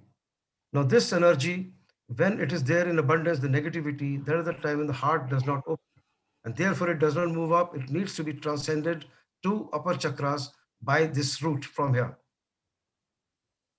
Now, when the 95% of the energy which is picked up, the negative energy which is picked up, can be transferred from these lower chakras to higher chakras by liberating it by the movement of the sacrum over here. Now, what you see over here is the spine here, and at the base of it, there is some triangular feature here called sacrum, and this moves backward and forward, front. And this is the breathing, we can move the sacrum. Now, what happens when we breathe? When we breathe, and there is a special technique of breathing for this, when we exhale, there are sutures in the skull over here. They close because the air is moving out of the body. And the sacrum over here is getting pushed forward. When we are exhaling, the sacrum mechanically gets pushed forward, and then the spinal fluid, which is over here, it moves up into the brain. So by exhaling, the spinal fluid in the brain, in the spine, moves up and moves into the brain. And this is done by the movement of sacrum. Now, when we inhale, then the sutures over here, because there is a pressure building up, the sutures over here open up a little. And then this sacrum flexes back. When it flexes back, all the spinal fluid, which has gone to the brain from here, returns. So it's drained out. So there is a movement of spinal fluid from the spine to the brain and back. Now the spinal fluid goes into the limbic region. Our brain has three regions. One is the reptilian brain. This is the limbic region in the center where our pituitary and the pineal gland are, and this is the emotional brain. And then we have the neocortex over here. The thinking brain is here. Now, when the fluid is pushed, it goes into this central portion, the limbic portion. And here is lying our pineal gland, or some people call it the pineal gland. It goes and hits the pineal gland and exerts pressure on it. Now, when we are inhaling and exhaling up and down, there is a propagation of the wave.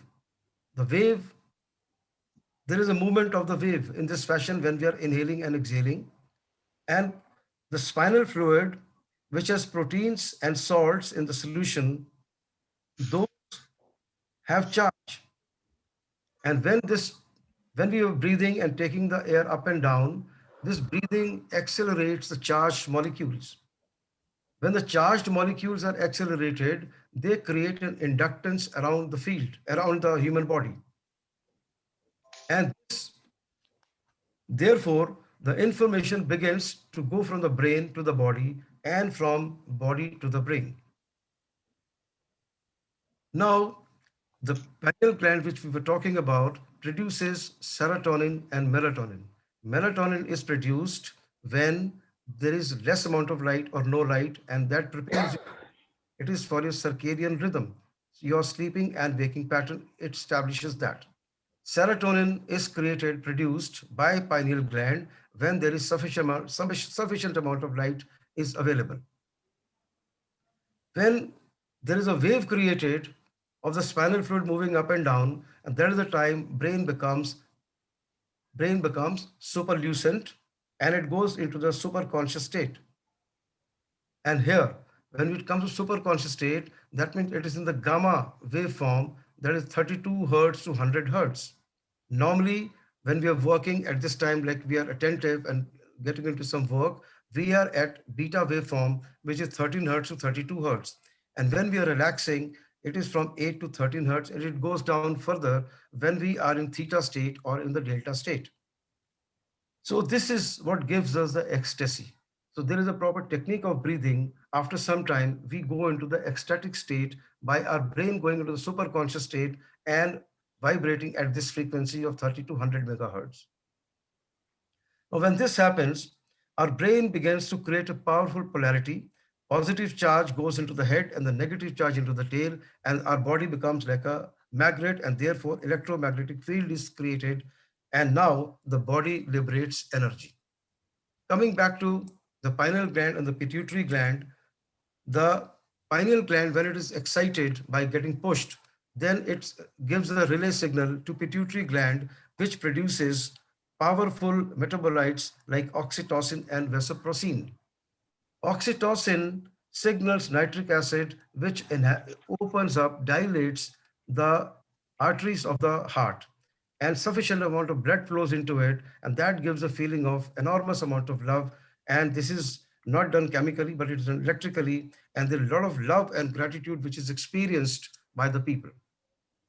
Similarly, vasopressin, when this is activated, it causes the cells to draw water, and it heals a lot of problems like chronic bladder infections and certain other things, and one feels relieved. Right. So we have talked about the breathing part. Now we will talk about contracting certain muscles, which our yogis are adept at doing. Now these are our muscles. Here,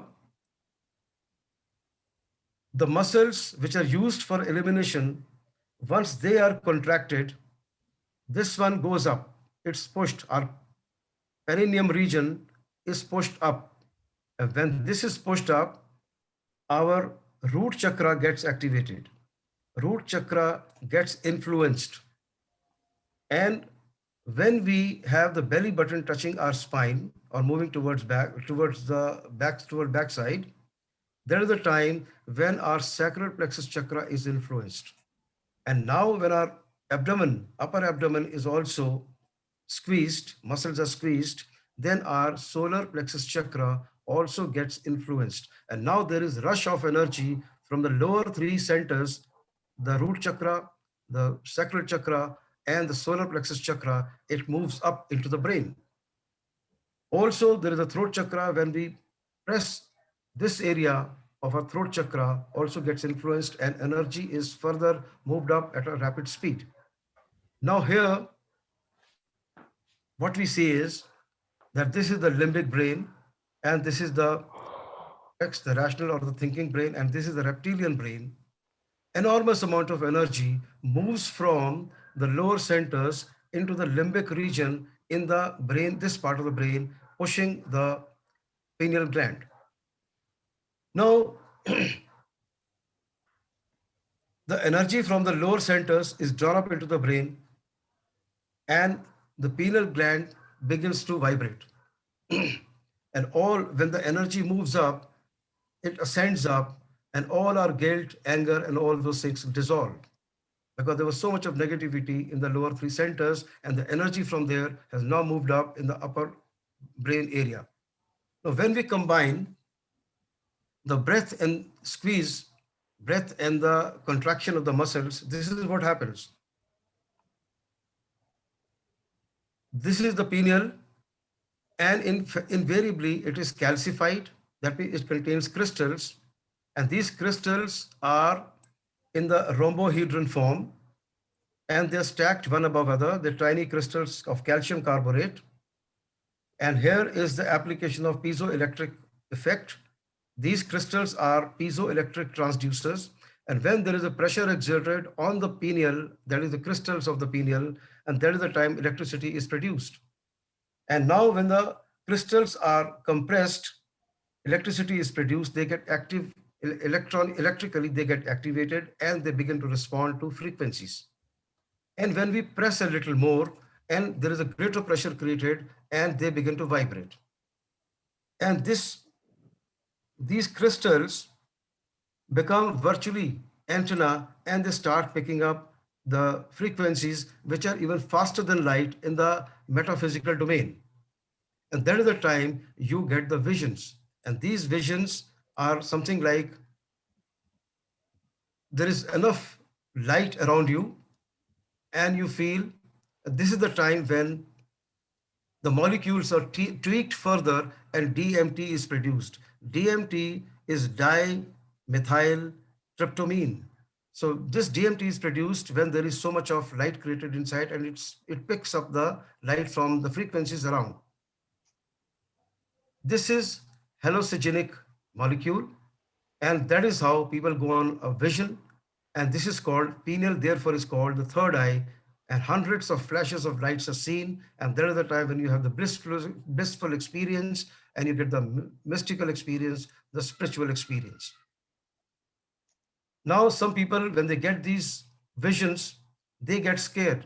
And when they get scared, they come back to the body. So they have only the bodily experience. The people who surrender to it, they have blissful and joyful experience. And every single cell of the body begins to feel and come into that mode. And that is the time when you get the biological upgrade. And when you get the biological upgrade, many ailments of the body get repaired by itself, like eczema, Parkinson's, and certain others. So this is how you get connected to the higher self, to the greater self, once you have the visions by all the techniques which I've talked about. Now, I'll give you one more small technique. Which will just take about 5 minutes.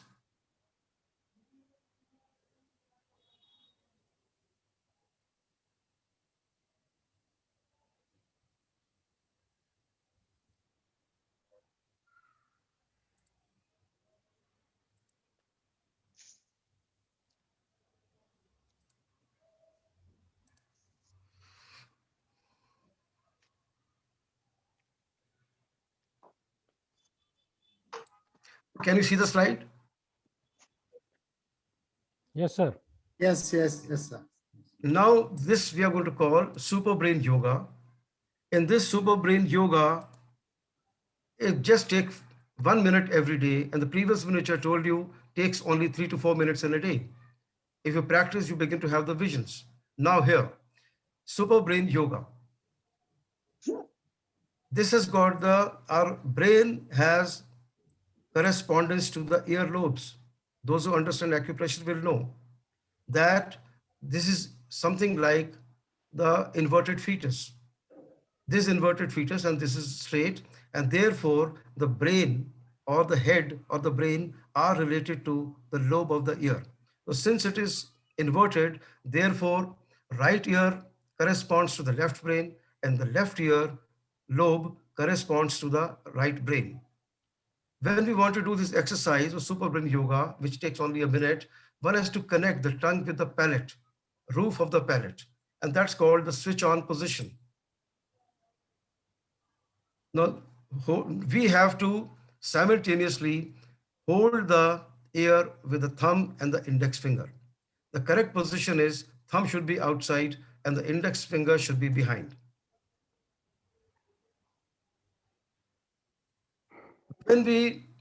How to stimulate this now? When the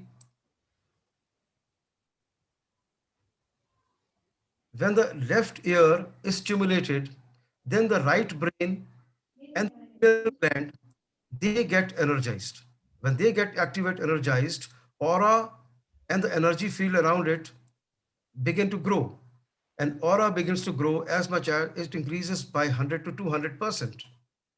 Similarly, when we stimulate the right ear, again by the thumb and the index finger, our left brain and the pituitary gland, they get energized.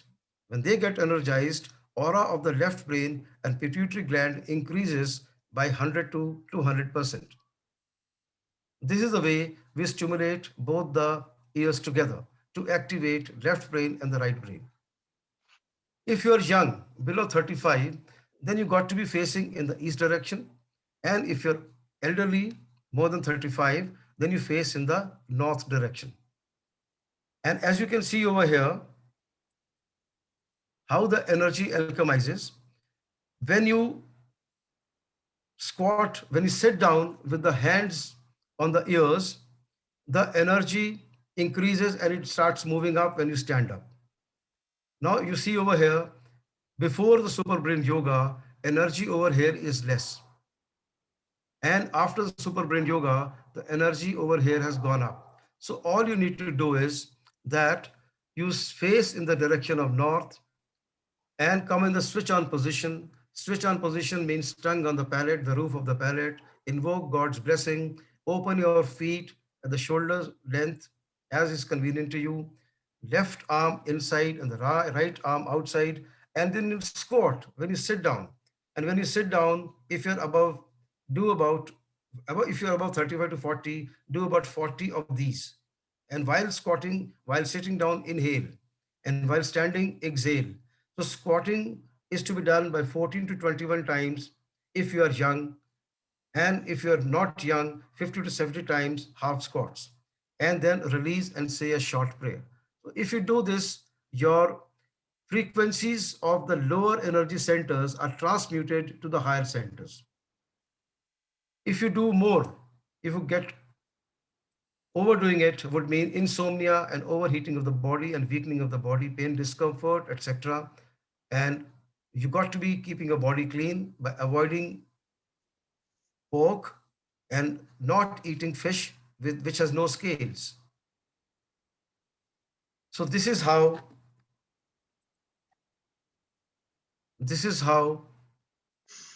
gets into taking the energy from the lower centers into the higher centers. Lower centers are root chakra and the sacral plexus chakra and the solar chakra. Chakras above are the crown chakra and the third eye chakra, which are supported by pineal and the pituitary gland, and all those good hormones are released into the body, and you have got those blissful and spiritual experiences. And that is how third eye opened, and some people call pineal as a third eye. So this is what I have to tell you, these two small techniques to enhance your spiritual techniques. You may continue with your other techniques like meditation, etc. This is in addition. I thought I'll just share them with you. Thank you so much. First one I've taken from Joe Dispenza, an American researcher, Joe Dispenza. And the second one is from the Pranic Healing, Dr. Choa Koksoi. Thank you so much. If there are any questions, may please ask.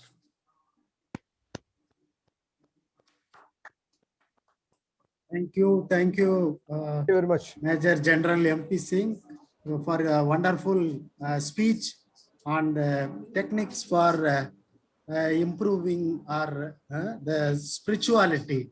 You have definitely connected the body and mind and biophysics and biochemistry, everything. So if there are any questions or clarifications, please.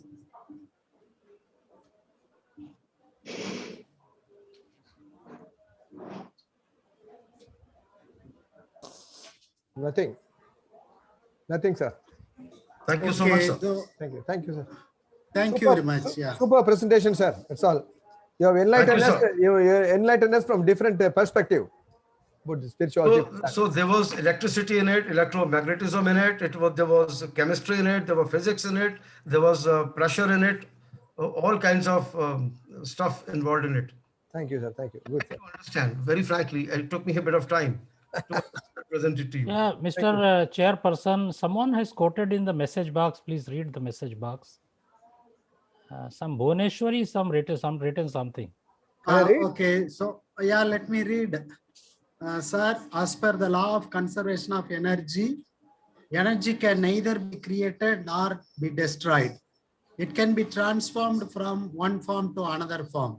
If it is so, where does the soul, in bracket energy, of creatures like insects, animals, plants, including human beings, go on death? After death, where the energy does go? That is the question. Over to Dr. Singh. Yeah. Okay. So far as the energy of our own human energy, which we were talking about, we were transmuting the energy, we were not destroying it. That means the energy which had gathered in the lower three chakras and was creating disturbance in our system, that was being transmuted from the lower chakras, lower frequencies, to the higher chakras, the crown chakra and the third eye chakra. So this was the law of conservation of energy. But so far as all soul reincarnation, this is very different subject. I have not dwelled much into it, so I'm afraid I will not be able to answer soul-related questions.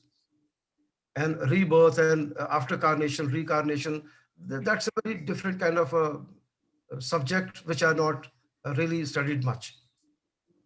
Okay. Thank you. Yeah. Over to organizing the secretary for the next session. Thank you, Dr. Shanmugharaju, for chairing the technical session. We also thank Major General Dr. M.P. Singh for his thought-provoking speech. Now, on behalf of the organizing committee, I invite Professor B.S. Bish, President, FATER Academy of India, ex-Vice Chancellor, G.V. Pant Agriculture University, to chair the technical session too. Over to Professor B.S. Bishop. Welcome. I am over here. Yeah.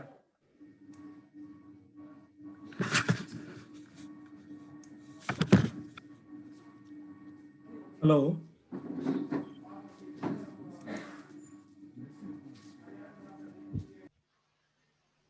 Somebody to help me with respect to as to who is the speaker and what is the topic. Sir. Is the speaker over here? Yeah, speaker is here, sir. Dr. C.C. Tan is here. I think organizing secretary must read the details. Professor Tan? Regard. Yeah, Professor Tan is here. My request to the organizing secretary, please instruct the anchors to read the complete details, who is the chairperson and who is the speaker. Please take care about it. So Professor Tan is the speaker, sir, the Vice President of FAI, under Professor the chairmanship of this. Yeah, you are invited for taking this particular seat now, and please start the presentation. Thank you, Professor B.S. Okay, let's share the screen and so that we can proceed.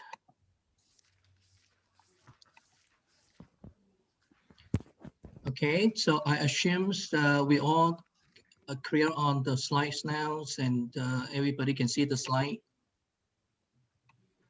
I I would like to present from a slightly research-based angle, which is how researchers can utilize the spiritualities and help us to perform a better research, maybe a spirituality-driven research, which is more empathic to the voices of the universe and also to our own situation, states of psychologies and so on and so forth. And so I would like to attempt to explore this this issue. And in view of the trend, because our conference also focus on the management's trend and the sociologicals and things of the present and future trends. So artificial intelligence would be one of the guiding guiding mechanisms at the paradigmatic, which is at the epistemological knowledge generations level. To help us again solve those problems. And finally, I will illustrate with a very simple example, which I have not shared with all the colleagues before. So this are also news again. Many times in my conference sharing, so far all the empirical data were all new. And so this study is a humble attempt to explore, okay, and at the same time is that we can exploit the very intertwined concepts between science and spirituality.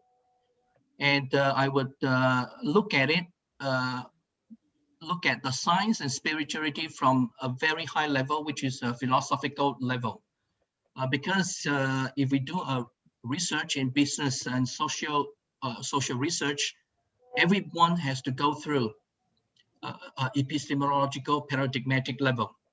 In order to be able to reach the quality of, for instance, being a PhD degree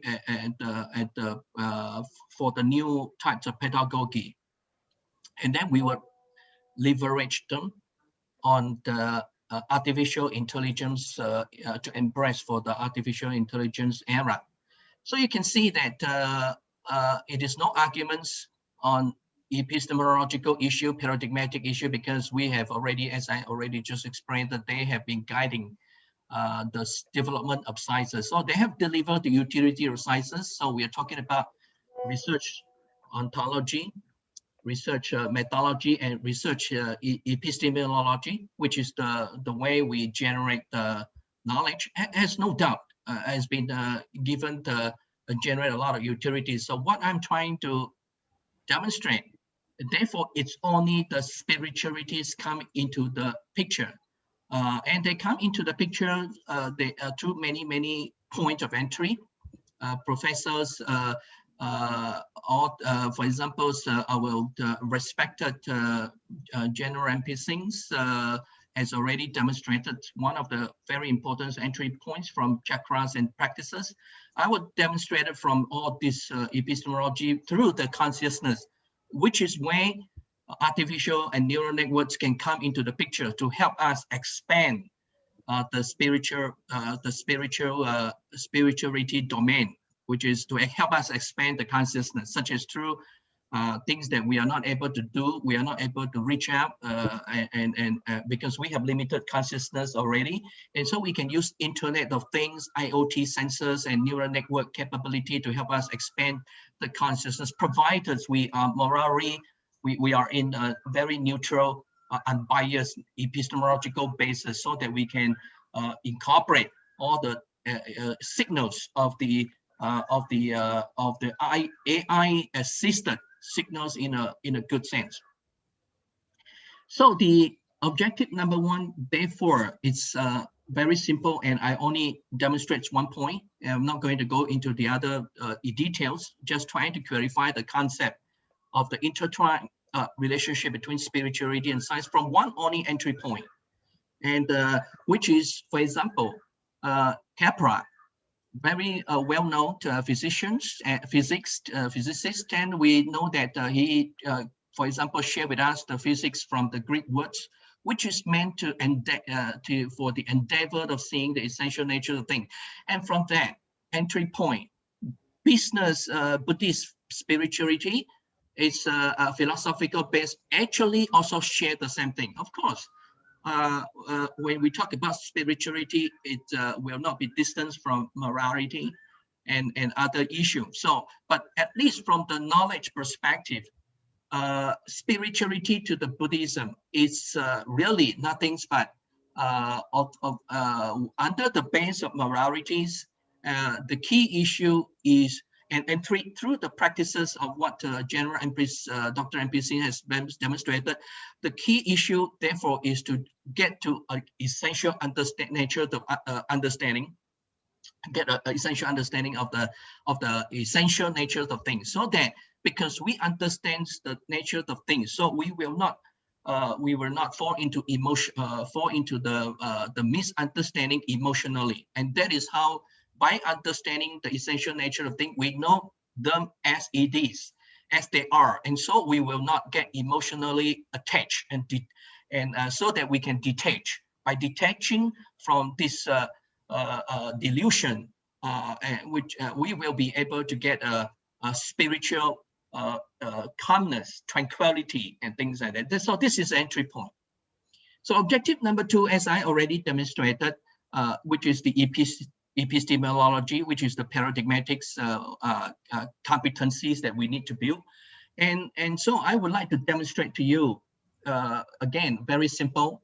I would like to demonstrate to you epistemologically processual schemata of the Buddhist spirituality effort that shares the science-based three worlds concepts of Professor Karl Popper.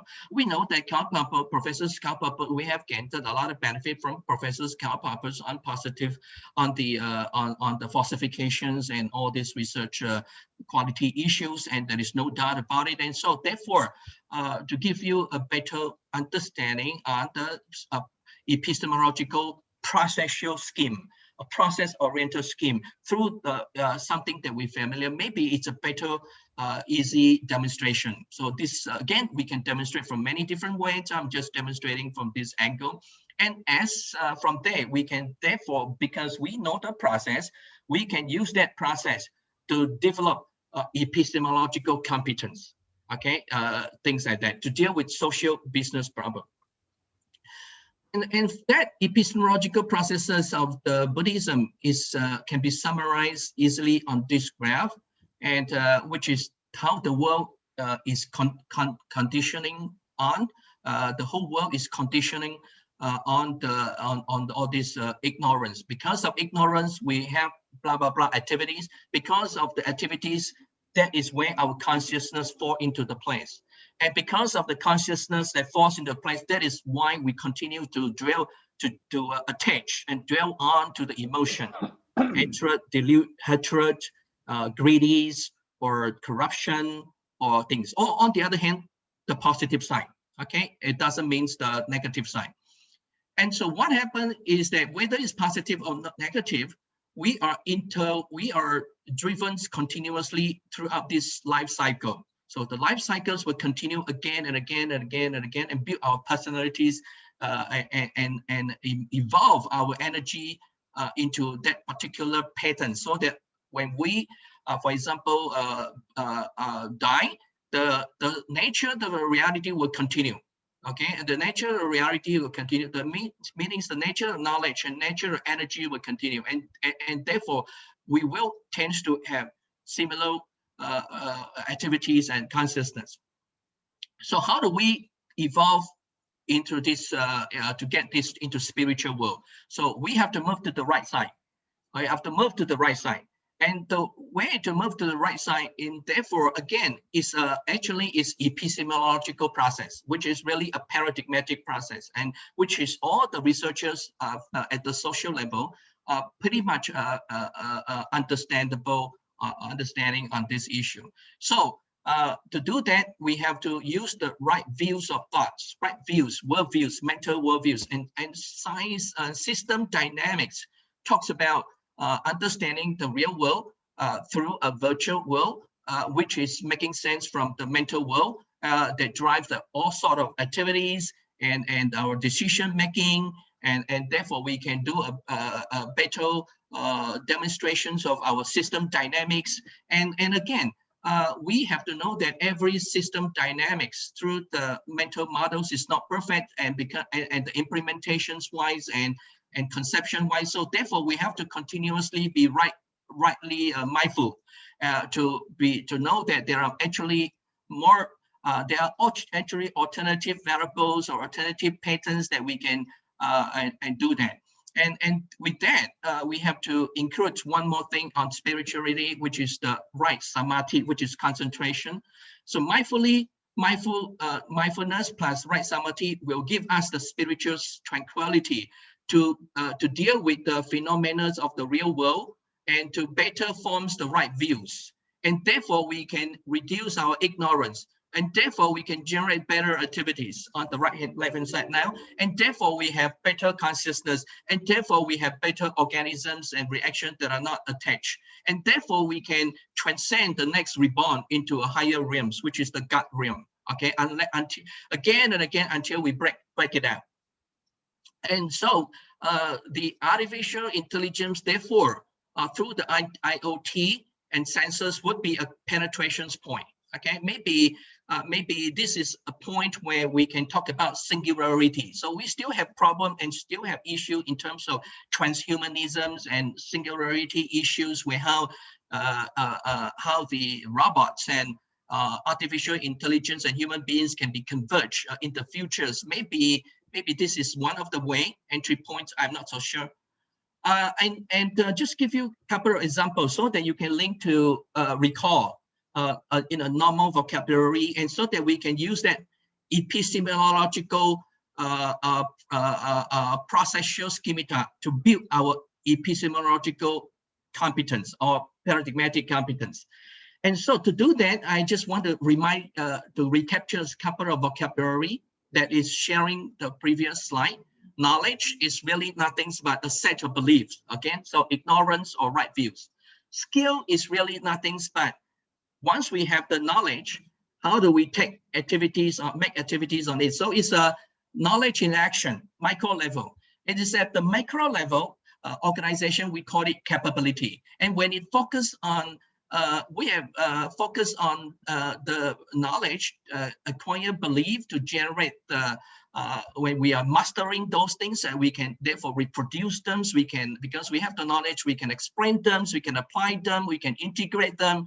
And if we do have certain goal, that kind of capability, mastery of capability and skills will turn into competence. So competence implies organizational intentions to achieve some goal through the activities, again, which is really nothing but acknowledging the utilization and exploitations of knowledge asset, which is this one. Okay, so we're talking about easily linked to competency.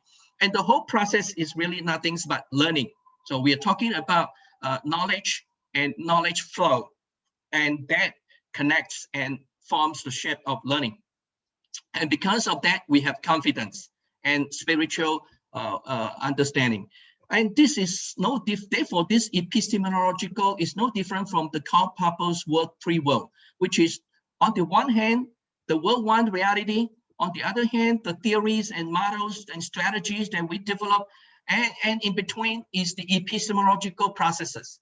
And for example, this is where system dynamics comes into the pictures of we need to get a good grip and exploiting the reality, but again, and which is making decisions to add on the reality, but again, through our mental models and maybe this simulations and all these things like that.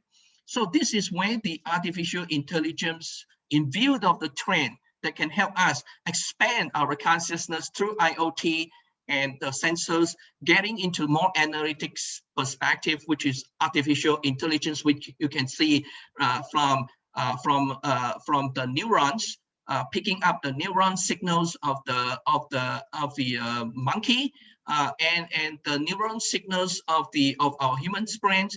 We can control the drones, and from there we can better understand a monkey monkey better, so we can therefore understand the whole world better. And because of that, we can live more, just like Professors BSS told us, that we will get a better, we will live a better peaceful world and more synergistic alignment between each other. And so you can see, for example, just quick one, but I just want to demonstrate.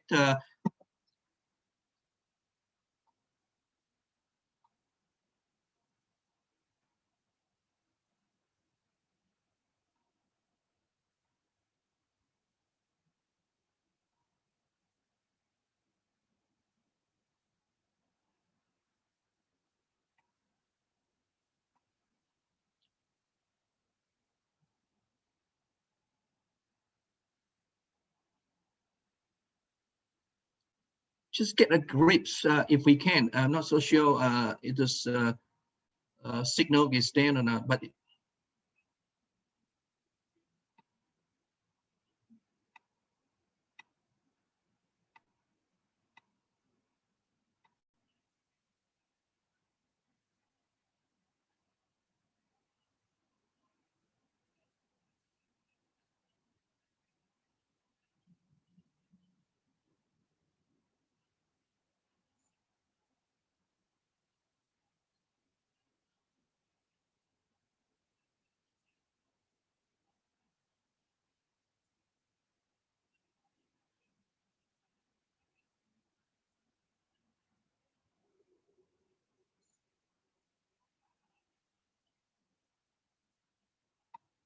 okay, so you can basically to see that because of that we can better understand, increase a better understanding of the whole world, and so spirituality get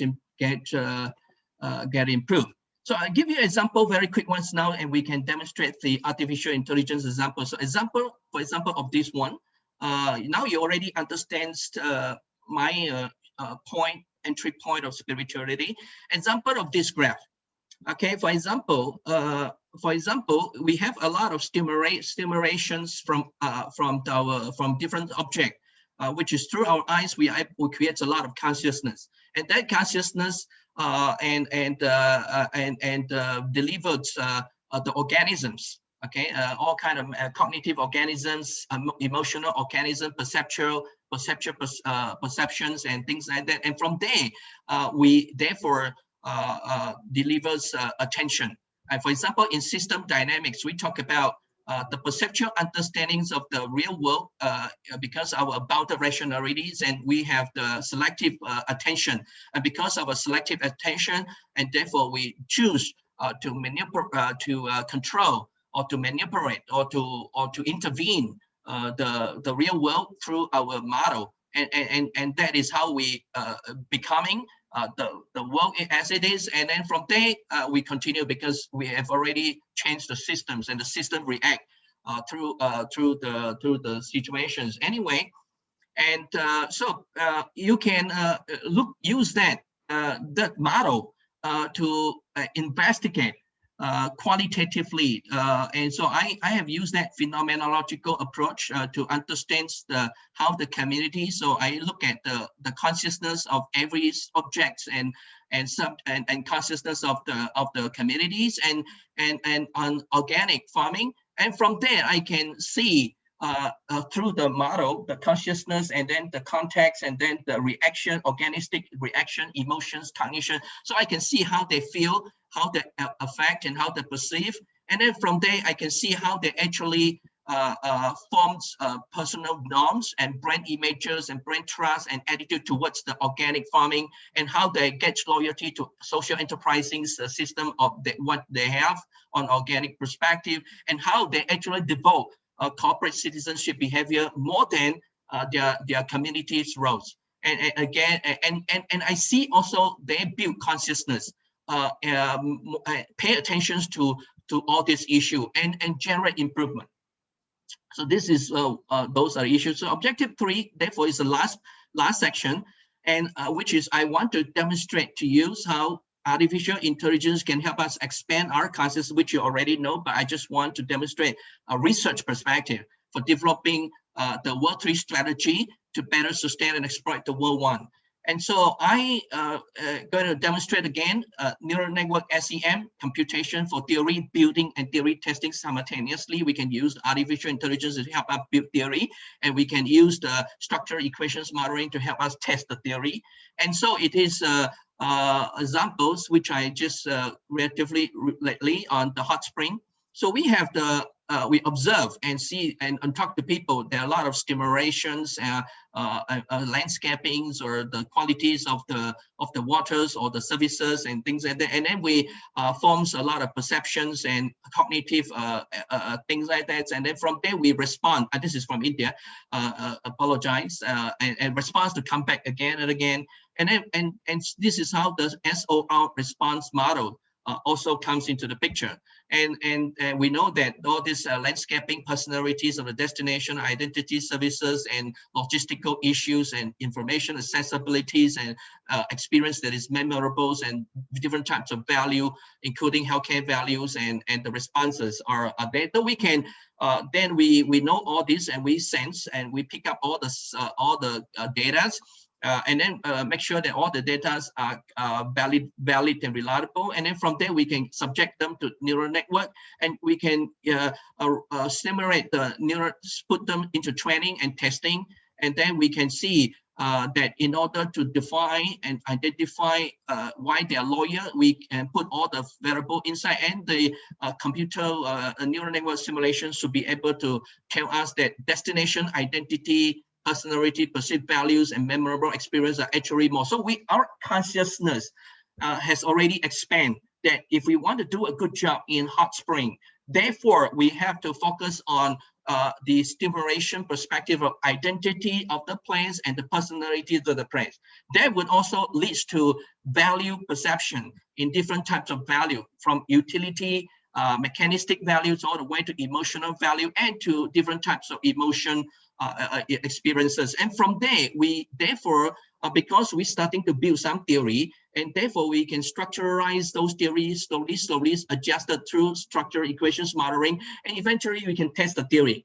And the theory demonstrate X as stimulus, O organism, and R. So it's a very simple theory. So it's a simple theoretical framework that we can actually develop from and help us expand the consciousness through artificial intelligence. And if we have the sensors or whatever, it will help us. And then from there, we can develop a lot of activities.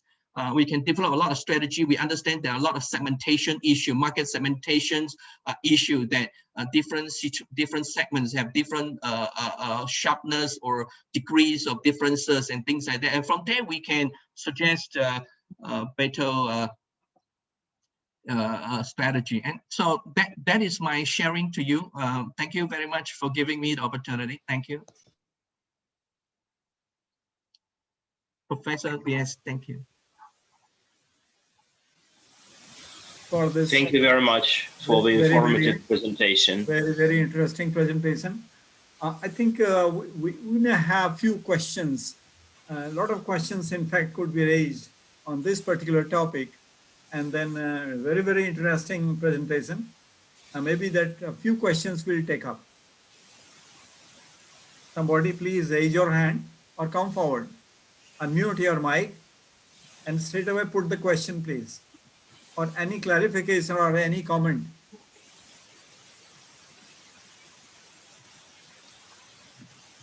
Sir, it is a wonderful effort made by Dr. C.C. Tan to fuse artificial intelligence and the spirituality phenomena. It is a nice approach. I think my suggestion to Professor C.C. Tan is to develop an intelligent system, sir, because the three-dimensional graphical sketches that you have drawn, I think with the help of the MATLAB tool, so you come forward and develop some intelligent tool that will be able to capture the spiritualism level in each and every individual person, that how he is practicing, whether the suggestion and technique shared by General MP Singh or any other practice that is either Buddhist or Sanatana Dharma or something like that. So that may be also incorporated with the database. Yes, that is what we have to collaborate together and work on Yeah. it. Thank you, Pankaj. Yeah, your expertise will come handy. Any And other I comment see, or observation? actually, I start to see the system dynamics coming into the picture because of this slide. And so I think we will heavily involve professors based on this issue too. Yeah. Thank you. It's a very complex. In fact, it's not so simple. And first of all, Dr. Tan, I compliment you for making this a very interesting presentation, wherein a lot of aspects with respect to socio-business problems, spirituality has been combined, and along with the science connection.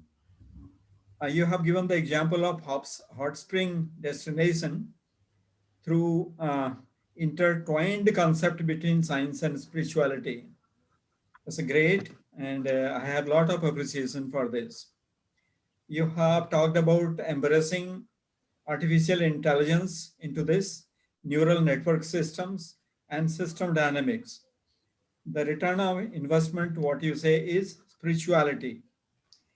Robotics also you have talked about, maybe that robotics in future could go in along with the spirituality, along with ethics and value systems. It will not go as simple as a machine tool, which is for help in small activities, but it will go as a sort of replacement, not replacement exactly, but helping the humans with respect to taking similar kind of decisions. Mental models and then physical work and then system dynamics together could probably help in further understanding of the whole system.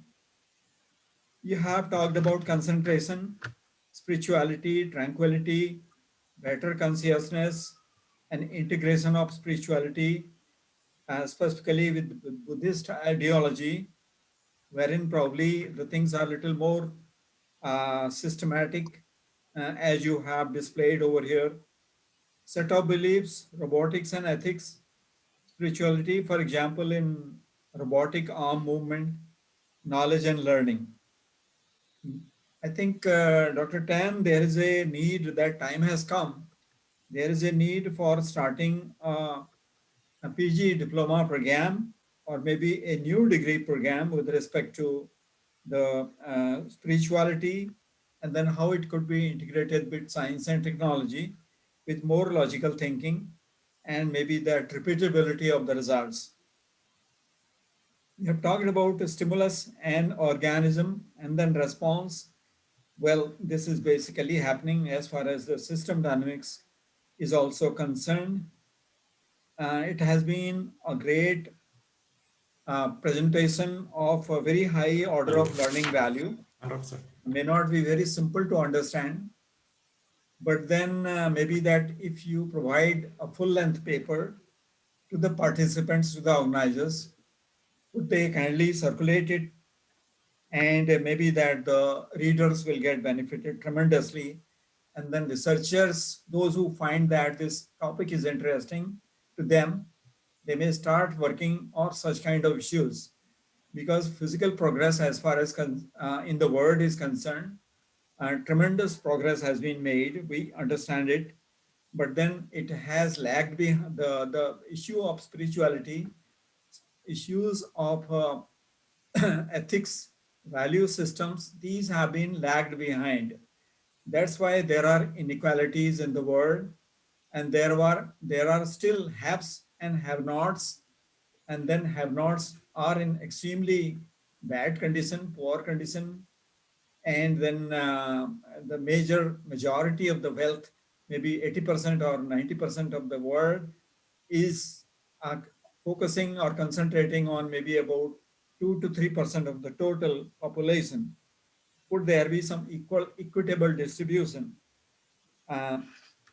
I once again compliment you for a very, very powerful presentation. What I would like to summarize, which opens up newer areas of interaction of science and technology with spirituality, and finally landing into ethics and value systems for new business opportunities. And then maybe that artificial intelligence also plays important role as far as decision making is concerned, as far as evaluation of the alternatives available to the business groups is concerned. And then ultimately ethics and value system and spirituality added the design of the society. Thank you very much. I'll again request for maybe the full length paper along with the presentation, wherein the readers could be benefited. Thank you. Thank you, So, Professor. sir, we will process his paper for this Springer proceeding. And I think, sir, just permit Professor Aktam Dislova is here, and he would like to say something about Dr. Tan's presentation. Dr. Aktam Dislova, Professor, would you like to say something? My dear colleagues, thank you for this. I've made a number of screenshots from your slides, so it was a wonderful opportunity to get some ideas towards the question we're working. Of course, working and teaching management and international affairs classes, we also address to the question of Indian management. So at the beginning of the session, I found some information related to valuable education. So now mainly the world, and particularly my geography, is in need of spiritual education and of course valuable education. And your thoughts just in two last presentations was brilliant. Were brilliant, and just what was Okay, I Professor. will yes I will Professor Aktam, yes. just let me ask the organizer, because your session will be chaired by General Abhay Parnaik. So, organizing secretary, please take Yes, yes, sir. Thank you, Professor Bishit, for chairing the second technical session. And we also thank Dr. Chi Chang Tan for enlightening us with science-based perspective of spirituality. Now we request Lieutenant General Abhay Parnaik for chairing the third technical session. Over to Lieutenant General Parnaik. Parnaik, sir. Thank you very much. Thanks. Ladies and gentlemen, for this session, we have with us Dr. Oxten Zelilo. He is the professor and dean at the University of Management and Simferopol in Crimea. And he's going to talk to us about the theory of multiple intelligences in the face of 2021. In that, he's going to address building strong and soft skills of new generations in the fields of education and management. Over to you, Dr. Oxten. Okay. So my dear colleagues, thank you very much. I'm very pleased to be here and share this ground with you to be a part of FATER Academy of India. First of all, I'd like to express my warm greetings and gratitude to Dr. Professor Pankaj Srivastava, who became and helped us to be in one single unit family. So, India is a country of countries and sharing the values, and we have all the time something to learn from India. So, and this ground will help us to develop new strategies. And so, two last presentations also have some correlations with my topic. And today I'm going to talk about the fear of multiple intelligences in the face of 2021, building strong and soft skills of new generation in education and management. So, you know that today's generation is very full of different expectations, and our students are in search of new values and new with help of new technologies. They're searching for abilities and possibilities, how to develop the skills and so on. So working as dean of a faculty and the head of the department at the same time, we have a lot of questions facing in. And of course, spiritual education and valuable education and the fear of multiple intelligences. So help to solve some key points in bringing up children, and particularly teaching them new bachelors of economics, bachelors of management. And of course, if we talk about, when we talk about just professional skills of managers, we talk first of all about their linguistic competence, their cross-cultural visibility, and of course, the third one is intuition, and the last one is very important here, is also related to cross-cultural understanding, and the tolerance. So there are mainly 4 points in general teaching management. So some people say, hey, you forgot about mathematics and physics and so on, but the management has a variety of choices. So first of all, let me start with my presentation. Okay. So inclusion criteria to be categorized as a multiple intelligence. So what is the multiple intelligence? And let's figure out the key points. So potential of isolation by brain damage, evolutionary history and evolutionary possibility, in identifiable core operations or set operations, susceptibility to be encoding in a symbol system, distinct developmental history of definable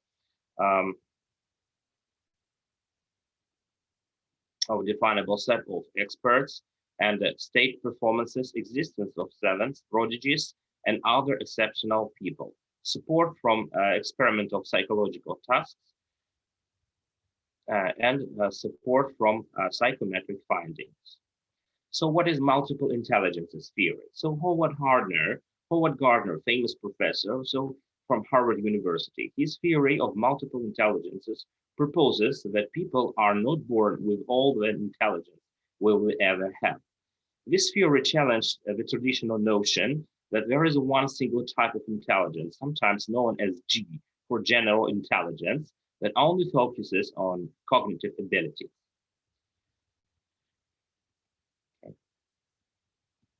So Howard Arul Gardner, he is an American developmental psychologist and a research professor of cognition and education at the Harvard Graduate School of Education at Harvard University. Gardner has written hundreds of research articles and 30 books that have been translated into more than 30 languages. He is best known for his theory of multiple intelligences, as outlined in his book in 1983, Frames of Mind, The Theory of Multiple Intelligence. Gardner retired from teaching in 2019, and in 2020, he published his intellectual memoir, A Synthesizing Mind. So Gardner introduced 8 different types of intelligences consisting of logical, mathematical, spatial, bodily kinesthetic, musical, interpersonal, intrapersonal, and naturalist.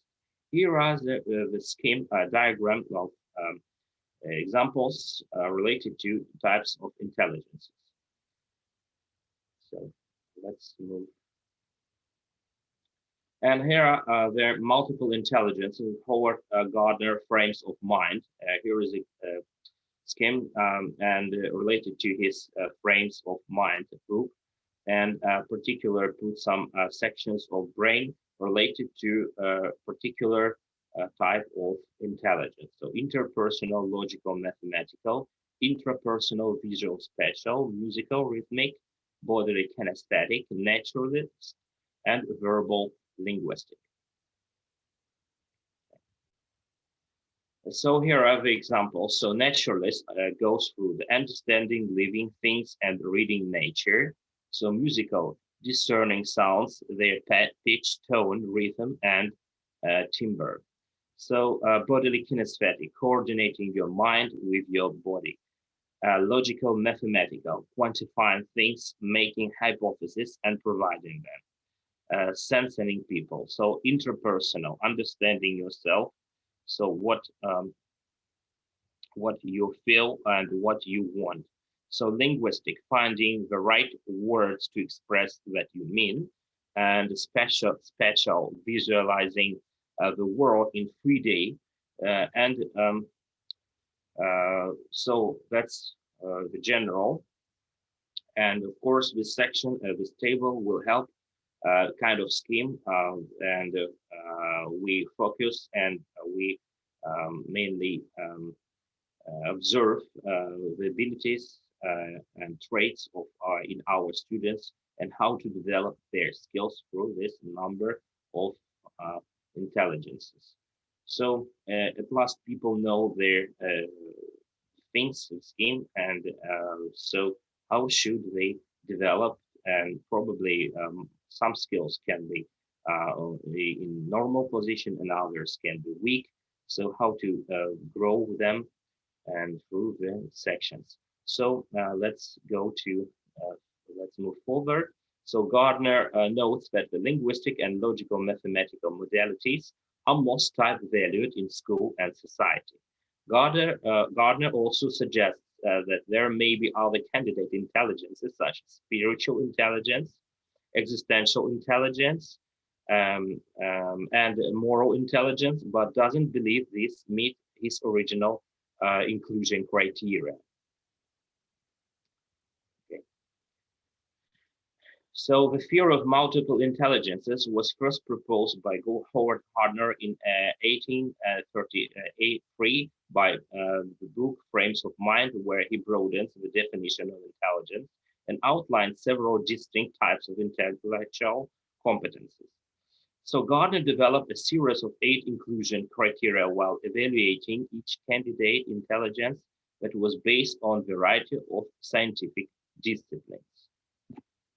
So we may all have these intelligences, but our profile of this intelligence may differ individually based on genetics or experience. So Gardner defines intelligence as a biopsychological potential to process information that can be activated in a cultural setting to solve problems or create products that are of value in a culture. So let's find out each. We have 8 intelligences and define each in a certain way. So linguistic intelligence is a part of Howard Gardner's multiple intelligence theory that deals with sensitivity to the spoken and written language, ability to learn languages, and capacity to use language to accomplish certain goals. People with linguistic intelligence, such as William Shakespeare and Oprah Winfrey, have the ability to analyze information and create products involving oral and written language, such as speeches, books, and memos. Potential career choices. So careers could you dominate with your linguistic intelligence. So lawyer, speaker, host, author, journalist, curator, and of course, translator and speaker. So next one, logical mathematical intelligence, number reasoning smart. So logical mathematical intelligence refers to the capacity to analyze problems logically, carry out mathematical operations, and investigate issues scientifically. People with logical mathematical intelligence, such as Albert Einstein and Bill Gates, have an ability to develop equations and proofs, make calculations, and solve abstract problems. Potential career choices. Careers could dominate with your logical mathematical intelligence. So mathematician, accountant, statistician, scientist, computer or data analyst. So next one is a picture smart intelligence, spatial intelligence. So spatial intelligence features the potential to recognize and manipulate the patterns of white space, those used, for instance, by navigators and pilots, as well as the patterns of more confined areas, such as those of importance to be sculptors, surgeons, chess players, graphic artists, or architects. People with spatial intelligence, such as Frank Lloyd Wright and Amelia Earhart, have an ability to recognize and manipulate large scale and fine great spatial images. Potential career choices. Careers you could dominate with your spatial intelligence. So as a pilot, surgeon, architect, graphic artist, interior decorator. Okay. So bodily kinesthetic intelligence, body smart intelligence. Bodily kinesthetic intelligence is the potential of using one's whole body or parts of the body like the hand or the mouth to solve problems or to fashion products. So people with bodily kinesthetic intelligence, such as Michael Jordan and Simone Biles, have an ability to use one's own body to create products, perform skills, or solve problems through the mind-body union. So potential career choices. So careers could you dominate with bodily kinesthetic intelligence as a dancer, athlete, surgeon, mechanic, carpenter, physical therapist. So musical intelligence, music smart intelligence. Musical intelligence refers to the skill in the performance, composition, and appreciation of musical patterns. People with musical intelligence, such as Beethoven and Ed Sheeran, have an ability to recognize and create musical pitch, rhythm, timbre, and tone. Potential career choices. So careers you could dominate with your musical intelligence. So singer, composer, DJ, musician, and so on. So interpersonal intelligence, people smart intelligence. Interpersonal intelligence is the capacity to understand the intentions, motivations, and desires of other people and consequently to work effectively with others. People with interpersonal intelligence, such as Mahatma Gandhi and Mother Teresa, have an ability to recognize and understand other people's moods, desires, and motivations and intentions. Potential career choices, careers you could dominate with your interpersonal intelligence. Teacher, manager, psychologist, salesperson, public relations, and so on. Okay. Interpersonal intelligence, self-smart intelligence. Interpersonal intelligence is the capacity to understand oneself, to have an effective working model on oneself, including one's desires, fears, and capacities, and to use such information effectively in regulating one's own life. So people with intrapersonal intelligence, such as Aristotle and Maya Angelou, have an ability to recognize and understand his or her own mood, desires, motivations, and intentions. This is a very important topic, and you know that in the first presentation made by opening third eye and chakra. So this section of mind in management, in personal management, and in the way of intelligence requires also full information from India, you know, that so it will be fulfilled and valid after all. So this type of intelligence can help a person to understand which life goals are important and how to achieve them. Here is the thing what we talk about the valuable education in the beginning of the sessions. So potential career choices. Careers you could dominate with your interpersonal intelligence. As a therapist, psychologist, counselor, entrepreneur, and clergy. Okay. So naturalist intelligence, nature smart. Naturalistic intelligence involves expertise in the recognition and classification of numerous species, the flora and fauna of his or her environment. People with naturalistic intelligence, such as Charles Darwin and Jane Goodall, have an ability to identify and distinguish among different types of plants and animals and weather formations that are found in the natural world. Potential career choices, so you can dominate with your naturalist intelligence as botanist, biologist, astronomer, meteorologist, and geologist.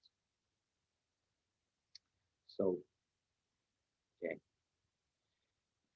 So, and summing up and going to our area and today's education and particular business education and management. and today's new dimension, so post-COVID dimension. So in 2021, so multiple intelligence theory in 2021 says it's not how smart you are, it's how you are smart. So linguistic intelligence, word smart, musical intelligence, music smart, logical, mathematical intelligence, logic or math smart, spatial intelligence, picture smart, bodily kinesthetic intelligence, body smart, interpersonal intelligence, self smart, intrapersonal intelligence, people smart, and naturalistic intelligence, nature reality smart. So here are a list of references you can follow and find out some deep information related to Gardner's theory and his latest published book. So I think that his the section of psychology can dominate and have a lot of interlaces with management, and of course ethnicity, and national identity, and this kind of tools will help to maintain a new theory and platform, so we can also cooperate working on the key of valuable education and just sharing points, teaching business and students and managerial skills. Of course, these 8 intelligences can be placed in every person. And of course, here is an important thing of motivation. So the motivation, something can take you from the lowest position and move you up. This is kind of elevation, social elevation. So, and the last is common thing, and 21st century teachers are not experts in technology. They are experts in habits of mind. So they're also experts in spiritual education, in people minds. So in rapidly changing educational landscape, modern educators, and there are the examples, I'm sure you just found it before this scheme. And today we are faced in a series of questions and solving problems. You know that in online education and in today's realities, we are doing our best and just putting a lot of efforts. And of course, this today's session helped us to share our thoughts and find out some good relations and problems, some questions to solve the problems of issues. So these issues, I just also made some screenshots of several slides that will help me in my work, both in academic and scientific and educational one. And I'm also just thankful for your kind attention and listening. And of course, thank you very much again to the FATER Academy of India and professors from Ukraine, professors from India and other countries, and Thailand. And I'm also very happy to be here and share this ground, share this land. I have also something to tell in Ukrainian language to my Ukrainian colleagues. Вельми шановні пане та панове, дуже вас радий вітати з Сімферополя. Мої найкращі вітання до міста Лева, до одного з найкращих міст України, до Києва та Харкова. Дуже сумуємо за вами. Ми завжди раді з вами. Ми також дуже раді, що так трапилось завдяки індійським колегам зустрітися з вами. Бажаю всього найкращого. Львівському національному університету Івана Франка теж найтепліші вітання. Асоціація українських германістів. So thank you very much. So if you have some questions, you are welcome. Thank you, Dr. Zelilo. Thank you very much. Before I go further, if there are any questions, whoever has anything to ask, kindly switch on your mic and shoot your question. I think, Professor Aktam, you have given a a beautiful platform for the intelligence domain. Everywhere business intelligence are the intelligence features as it is initiated in the very first lecture by General MP Singh. The spiritual intelligence aspect he has taken. So the mathematical intelligence that you have just given an indication. So why you have not entered the domain of the fuzzy intelligence? Only you have just given an umbrella of mathematical intelligence. Have you any idea related with the fuzzy intelligence associated with all these things? Thank you very much. I will add it to my issue, the next one. So mainly here is the main topic, and we with help of you will broaden it. Of course, thank you. Sure, sure. Okay, okay, okay. Okay, I think a very nice talk and very nicely covered. You see, the problem is very live. What is happening today is, while we have begun to understand that every individual has a different way of learning. Let us start at the, since we are talking of education, let us talk of a student. I mean, when a student starts going to school, that is the time one has to understand what is the way in which the student is going to learn. Unfortunately, what is happening is we have a standardized education for all. That means there is a single method of education. And the sad part is that all education today, I would say most of it, is aimed at a degree, because the degree is essential for a job. And that job takes him into some field of work where he becomes a part of the management or to be managed by someone. He becomes part of the HR, the human resource. So look at what is happening. You have a young child going to school. He has to perforce, without having been acknowledged as to be a learner from word, from music, from writing or whatever, he is taught in a particular way. He is assessed based on the same method, and then his assessment is placing him at a particular level, and that level is the start point for a job. And then that job, when he takes on, results in either tremendous success or tremendous failure in the extremes, and there are shades of gray. The first thing all of us need to understand is, how do we managing ourselves? I mean, for a grown-up person, it might be easier to manage oneself. I mean, if today we were to ask questions to ourselves, how do I learn best? Do I learn from hearing what you are saying? Or do I learn by reading what you have written?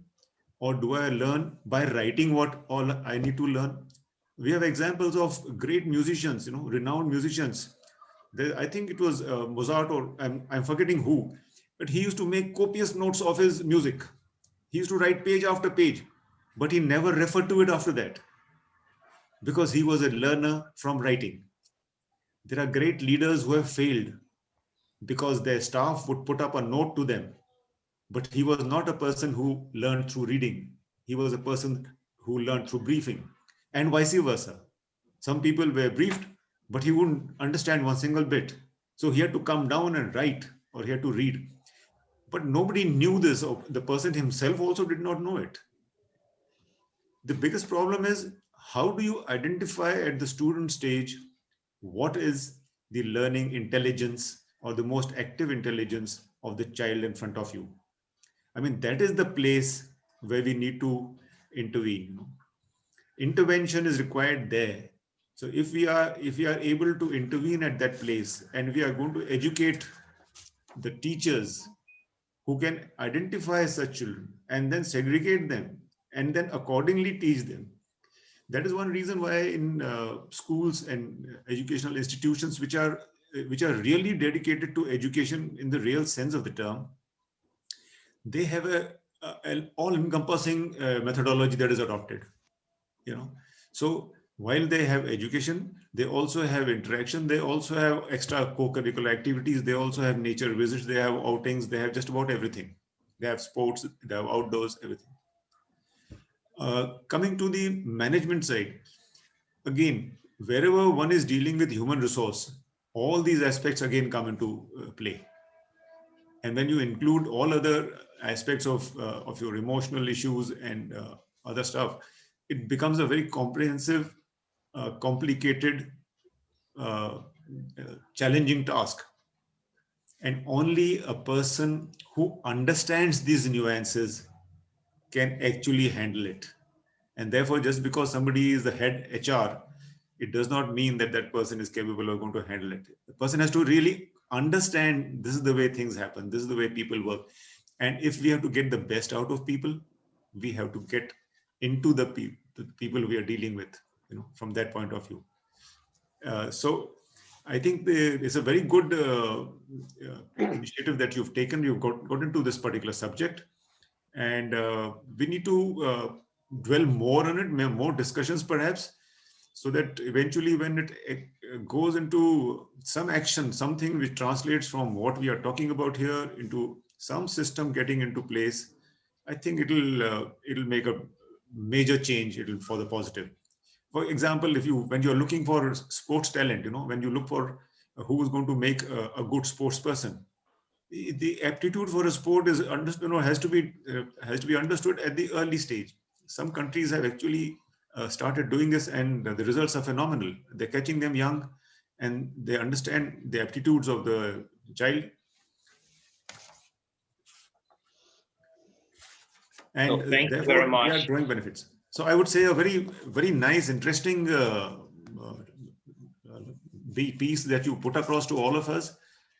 We all need to think about it. And the first thing we need to think is about ourselves. First, we need to ask the question, what type am I? And is that the reason why I am doing very well or not doing well? And when I answer that question, then I'll be ready to take on for other people, in my own family, perhaps in my own household. And that is the reason it may just solve all the problems, So thank you very much, Dr. Akhtem, a wonderful presentation. Thank you very much. All the best. Thank you very much. I'm very pleased, and I'll put your quotation, and I have, you learn from breathing. I'll put it on particular, in our university social media resource for the students to identify and understand. So it was the best quotation for today from India. Thank you very much. You learn from breathing. That's where I need for this. Yes, that's true. That's true. We learn from breathing. We teach everything through breathing, the intelligence through breathing as well. So you can quote the word breathing intelligence as well. You want to say anything? Breathing intelligence means that is your pranayama, sir. The mechanism of entire related with our health system. So breathing intelligence is another source that is connected with your medical analytics. I can quote it. Yeah, Vincent, Professor Dr. Vincent, you want to say something? Yeah, I want to ask a question to Dr. Akhtem. Yes, you're welcome, please. Of course, you have limited your reflections on the outline on multiple intelligence given by Gardner. But I think there is a whole area of the spiritual mystic intelligence, which according to Gardner, he thinks that it does not come under his criteria. That's the only reason that he gives.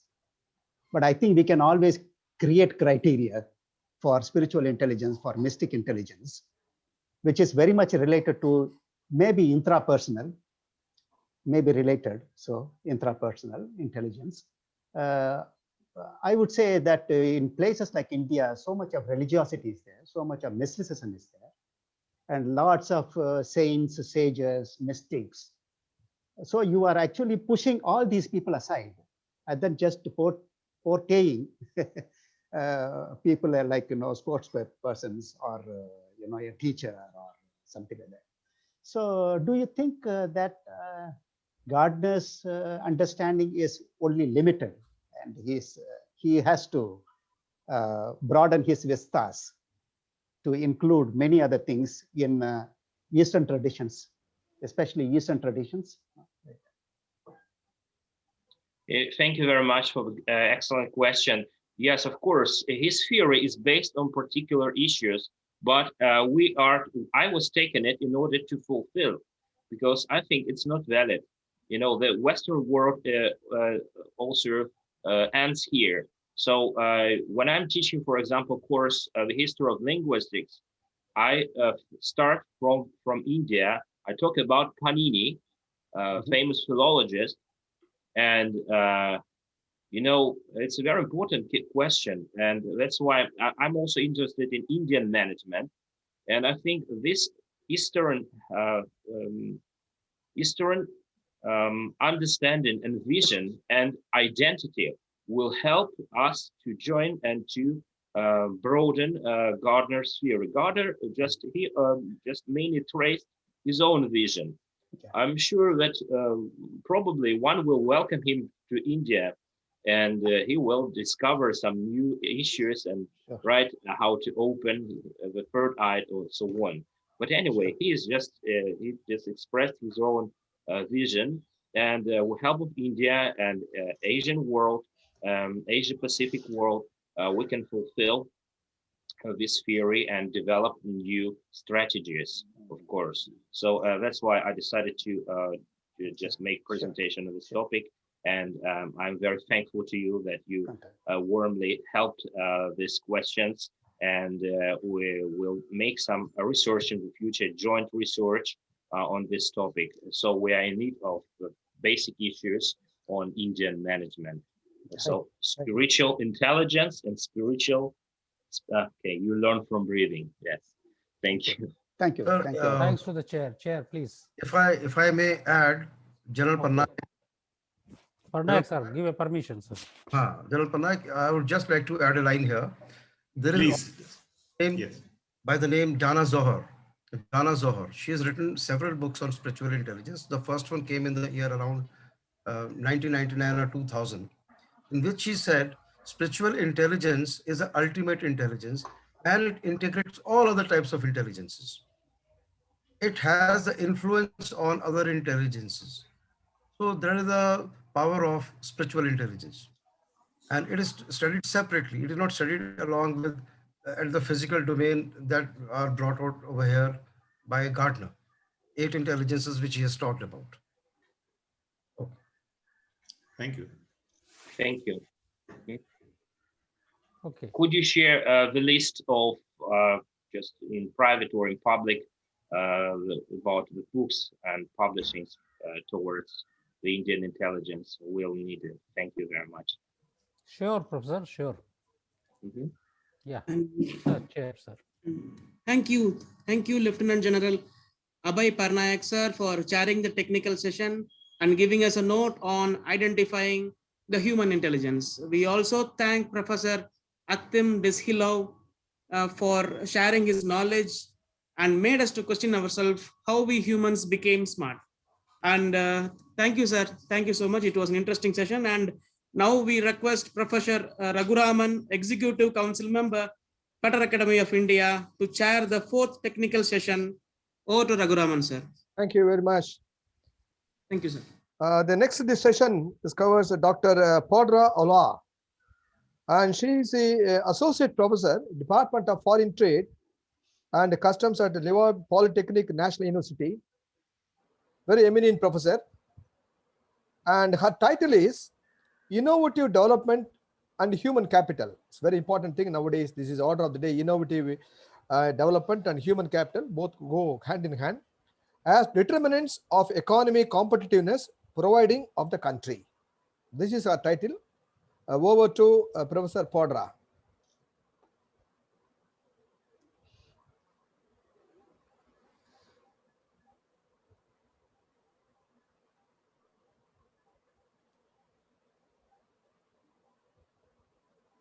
She's there, huh?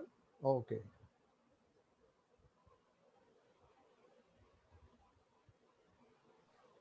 Professor Zenaida, please ensure the presence of Dr. Podra Ola. Ein Moment.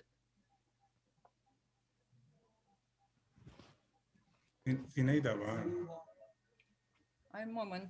Okay. Lilia, are you here? Dr. Lilia? Lilia, no. Okay. Please inform Dr. Podraula.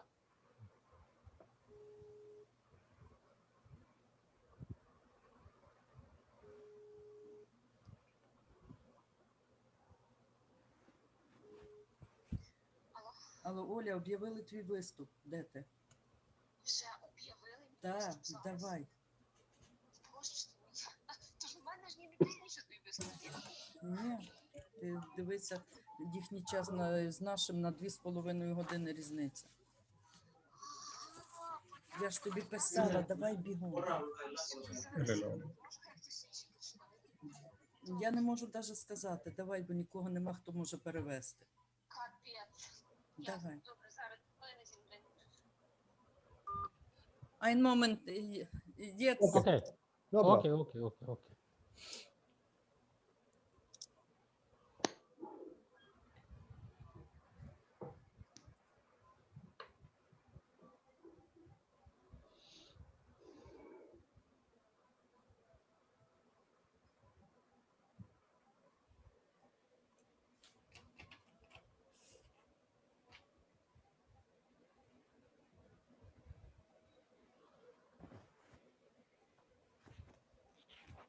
इधर welcome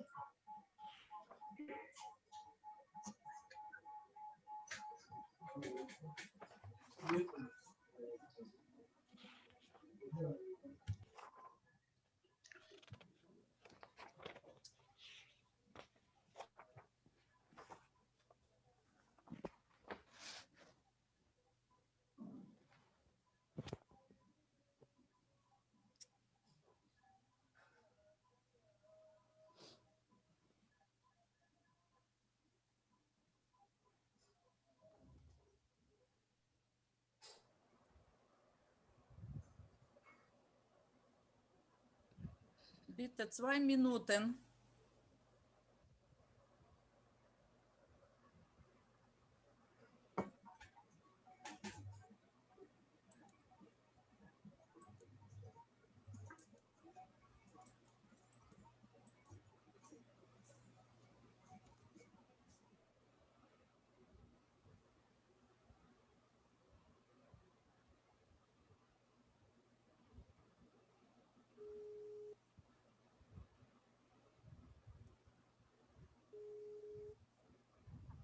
Оля, ти вже? Та вже? Угу. Хоч підключися і скажи, що 2 хвилини, я ж не можу пояснити нічого.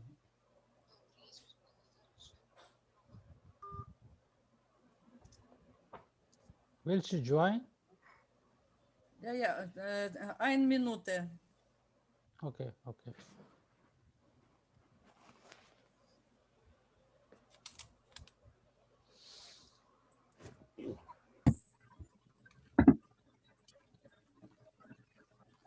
Good afternoon, dear colleagues. Good afternoon. Sorry, I need a little time, and now I will show you my report. Okay, Dr. My Ola. research.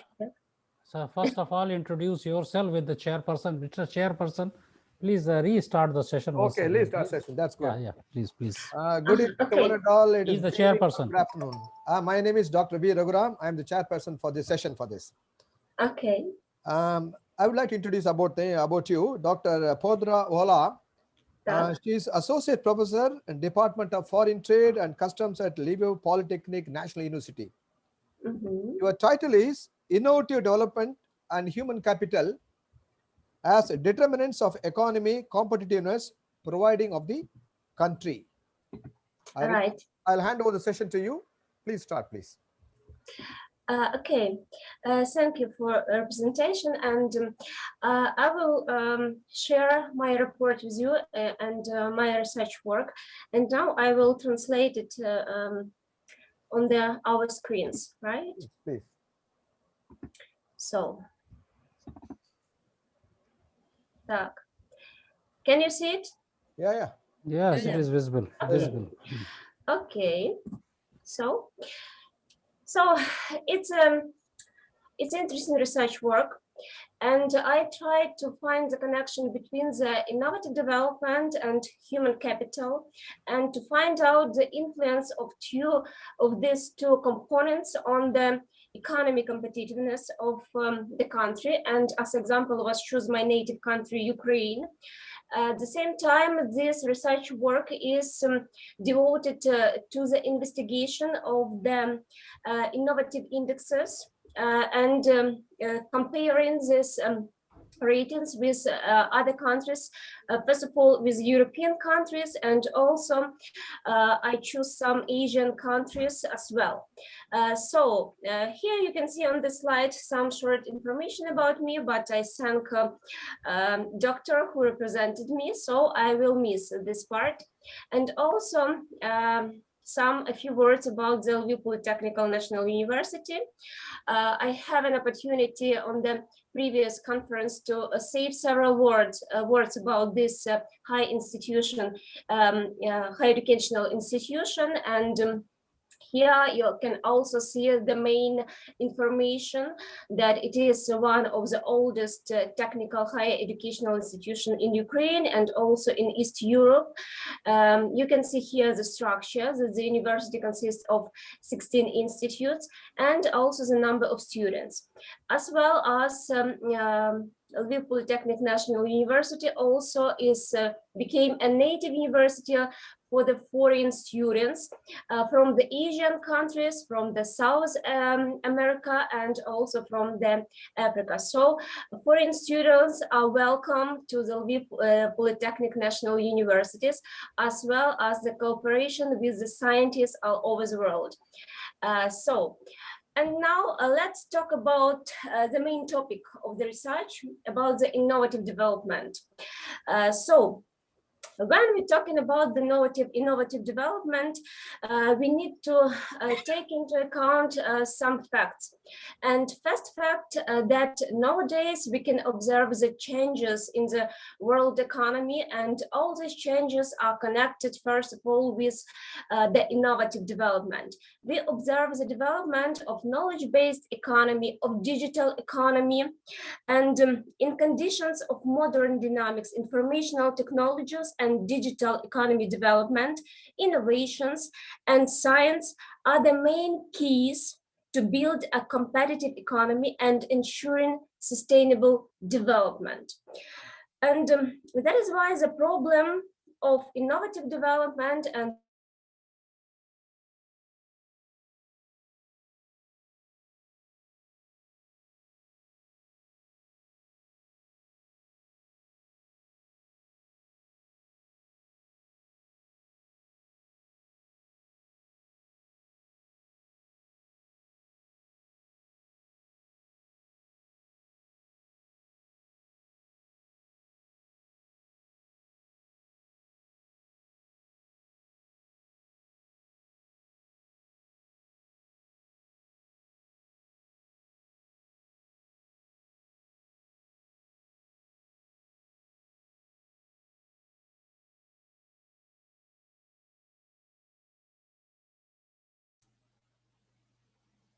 Ein Moment, Problem Internet, ein Moment.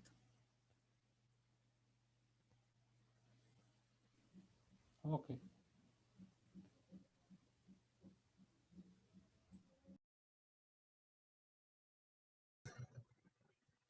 sorry, I have some technical problems. I will continue.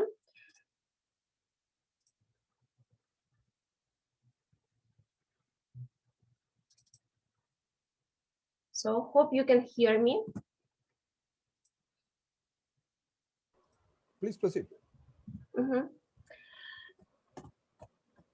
So I said some words about the relevance of the topics, and also emphasize that that the problem of innovative development and the human capital of the country is extremely important and urgent nowadays, because the knowledge, the skills, intellectual skills that are embodied in the human capital, they became the base for the artificial intelligence, and they became the base for innovative development in modern society.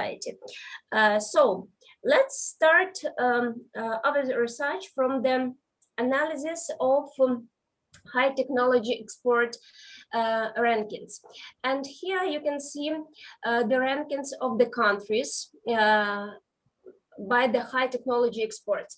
And the first rank and the first rate is devoted to the China, then the Germany, Korea, United States. Also, the very high position is taken by Malaysia and Vietnam. 2012 position is gained by the India, and Ukraine gained only 48 position. And it's a pity, but Ukraine is behind China world technology leader more than 652 times, Germany more than 208 times, because these countries are the leaders in the exports of high technology products in 2018.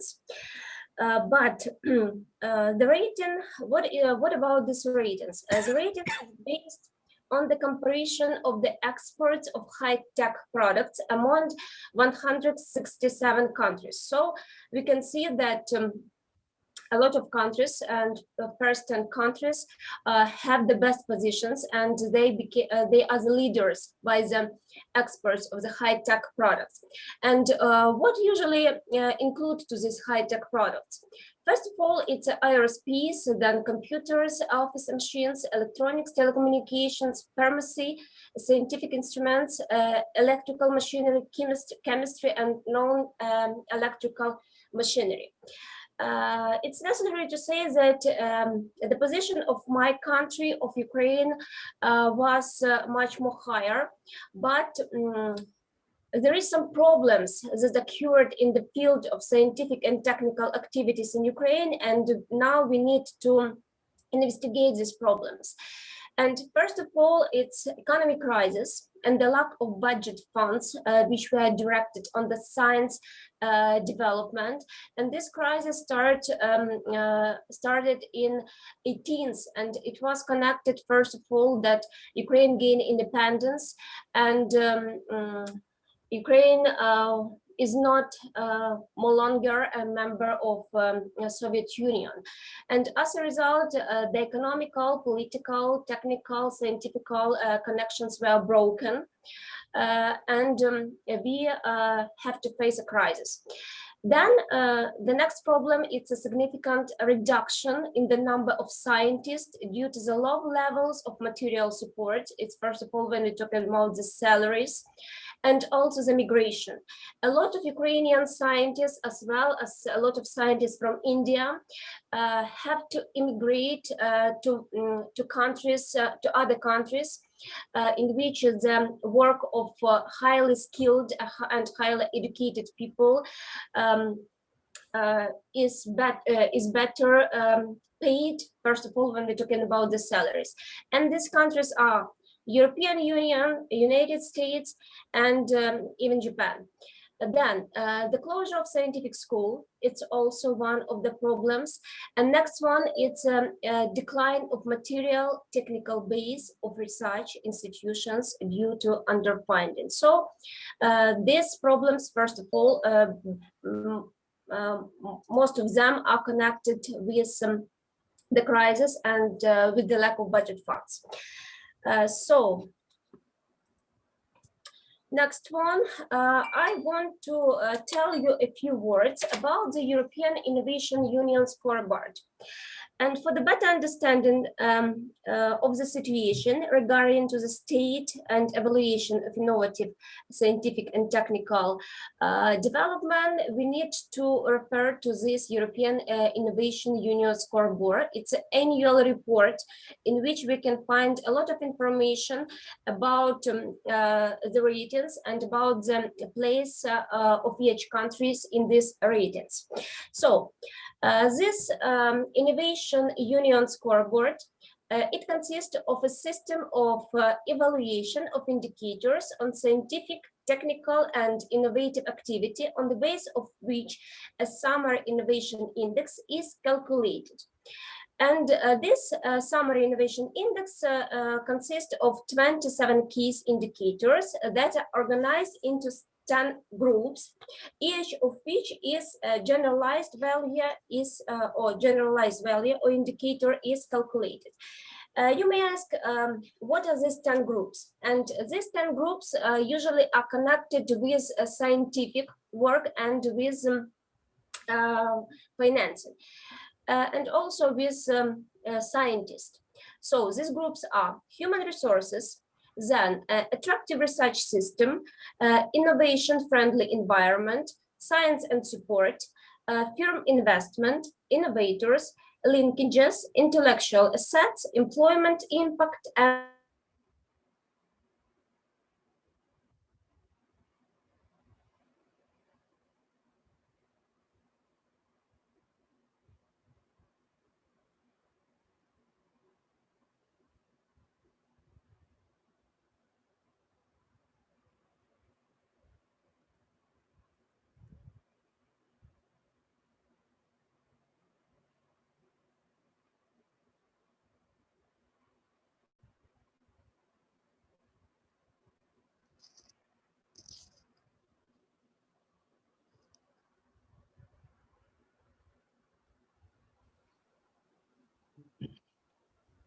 Looks like her signal's down.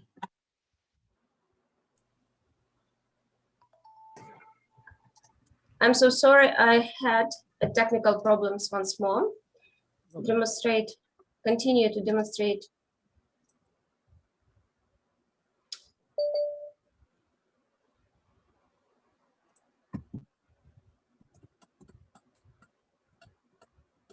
So I stopped on the structure of the Summary Innovation Index and managed its structure, and also need to tell about 10 groups. It's human resources, it's attractive research system, it's innovation-friendly environment, finance and support, firm investment, innovators, linkages and intellectual assets, employment impacts, and sales impacts. So these 10 groups, each of this group has generalized value or is indicated by some indicator, and then all these indicators, each indicator of the group, influence the Summary Innovation Index. And the results provide an opportunity to rank the countries and assign them to one of 4 groups. So these 4 groups are innovation leaders, it's the best position, then strong innovators, moderate innovators, and modest innovators.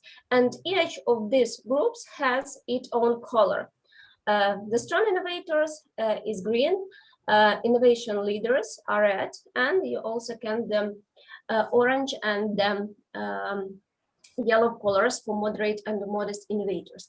And here you can see the aggregate innovation or Summary Innovation Index of the European Union countries, and also Ukraine, and potential countries competitors in 2019.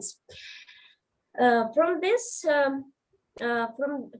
this figure, we can see that the average value of the European Union Summary Innovation Index was 108, and it is almost 3 times higher than in Ukraine.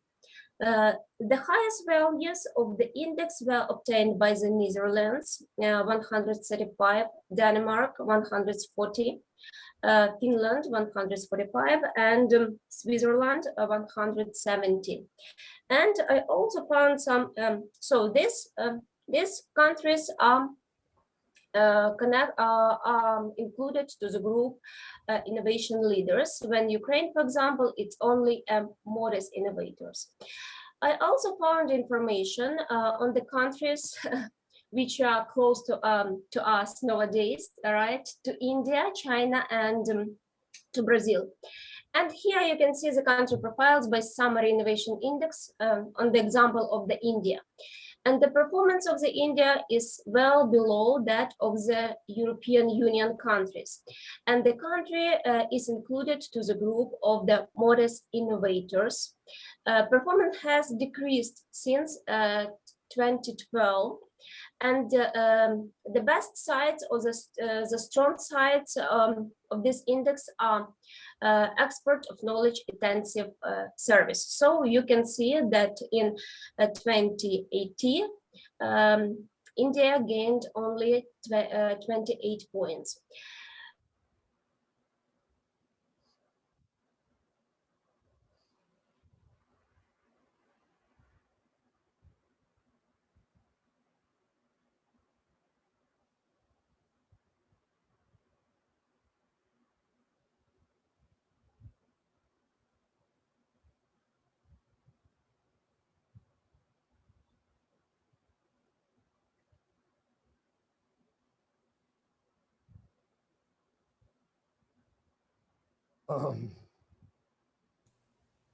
Оля, тебе знов вибило. Давай закінчуй, бери через те, що то буде завал. Що робити? Та напевно завершуй, скажи щось з поганим інтернетом. Добре, ще раз. Sorry, dear colleagues. No problem. Please continue. I'm so sorry. It doesn't matter. Doesn't matter. I know the clutches, technical clutches will be there. No problems. So,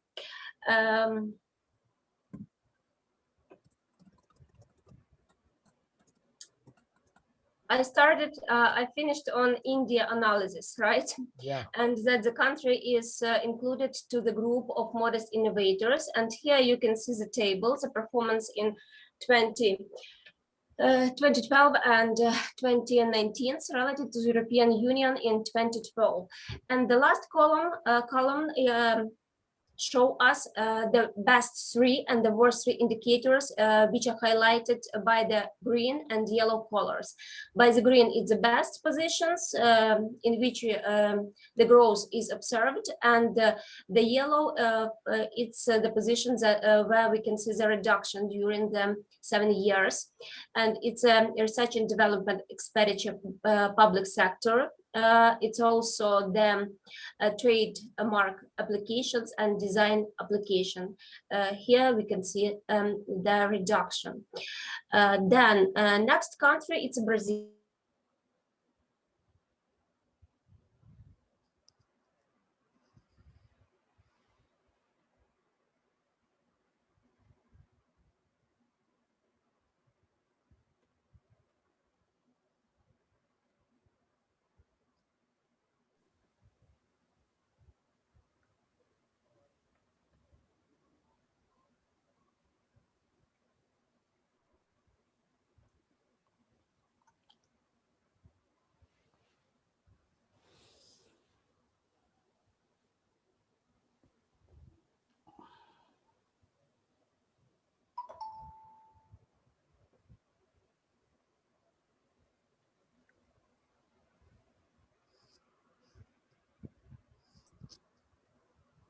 Your internet connections are highly fluctuating. I can give you an answer. I cannot give you an answer. It's the first time that I have such often a problem. Okay, So- continue, times it because the happen. next speaker is waiting. Okay, Okay, sorry. please try to conclude. Yeah.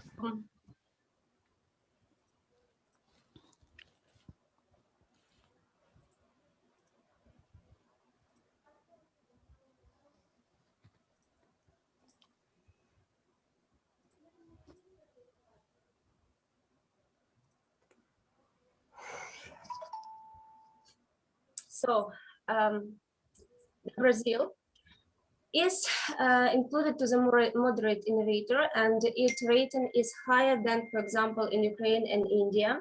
And the best position or the strong sides of this index are the marketing and organizational innovations and trademark applications. And these results you can see also in the table. And you can see the best three and the worst three indicators, which are highlighted by the green and the yellow colors. And the last countries in this analysis, it's China, and China is get to the strong innovators. It has a very high also the rating. And the relative strengths are the business, research and development expenditures, and the trademark and design applications. The results of this investigation are also put into the table, and here you can see the three best and the worst indicators which are highlighted. And the best indicator was the design application, was the trademark applications. It increased in 10 points, 100 points per, sorry. So,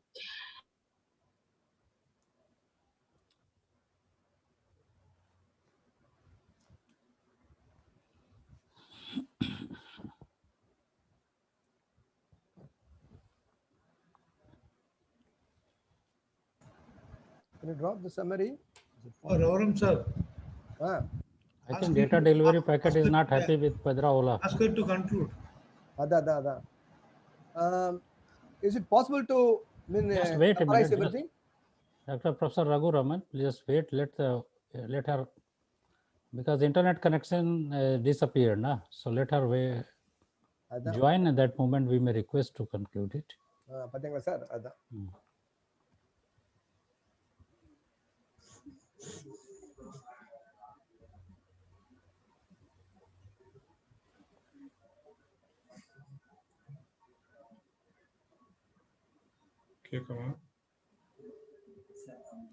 Your data delivery packet is not happy with your indicators.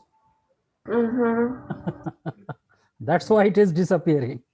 Yes, it's a big pity for me, all the same. So I will try to conclude. Finish. Yeah, try to conclude. And yes, try to be as short as it possible. So.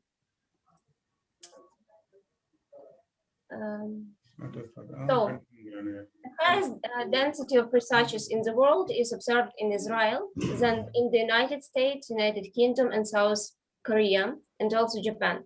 And interesting that 72% of all researchers worldwide live in China, in European Union, in the United States and Russia, and about 33% of all researchers in the world live in Europe. And now the opposite of pan-European and global trends is the situation with scientific personnel in Ukraine. You can see that the number of researchers per 1 million population is 2.6 times lower than in European Union. And the losses of intellectual potential and have threatening trends, as the number of scientists in Ukraine has decreased almost in 5 times during 30 years. And now I will tell you only a few words about the main reasons for the decline of highly qualified scientific personnel of Ukraine. And according to my research, I found the main reasons for decline. First of all, it's low wages, and it is a reduction of prestige and scientific work in society, the low level of scientific and technical base and funding for research and development, poor work of social elevators for young scientists, negative expectations about the further decline. And what measures should be implemented to support the science in Ukraine? To my opinion, it's first of all the development and implementation of the strategy for innovative development, then improving the existing regulatory and legal framework, introducing the financial and tax credit instruments for financing the scientific sphere, providing interest-free loans, compensation, stimulate the development of research and technological cooperation within the public and private partnership. And also good examples of such measures can be faced in India and China, which go or accept extraordinary measures and expenditures to become the world-leading economic leader. For example, China spent a great amount of money to bring back or to return its scientists from abroad, and also a lot of money used to return foreign scientists and to attract foreign scientists and students.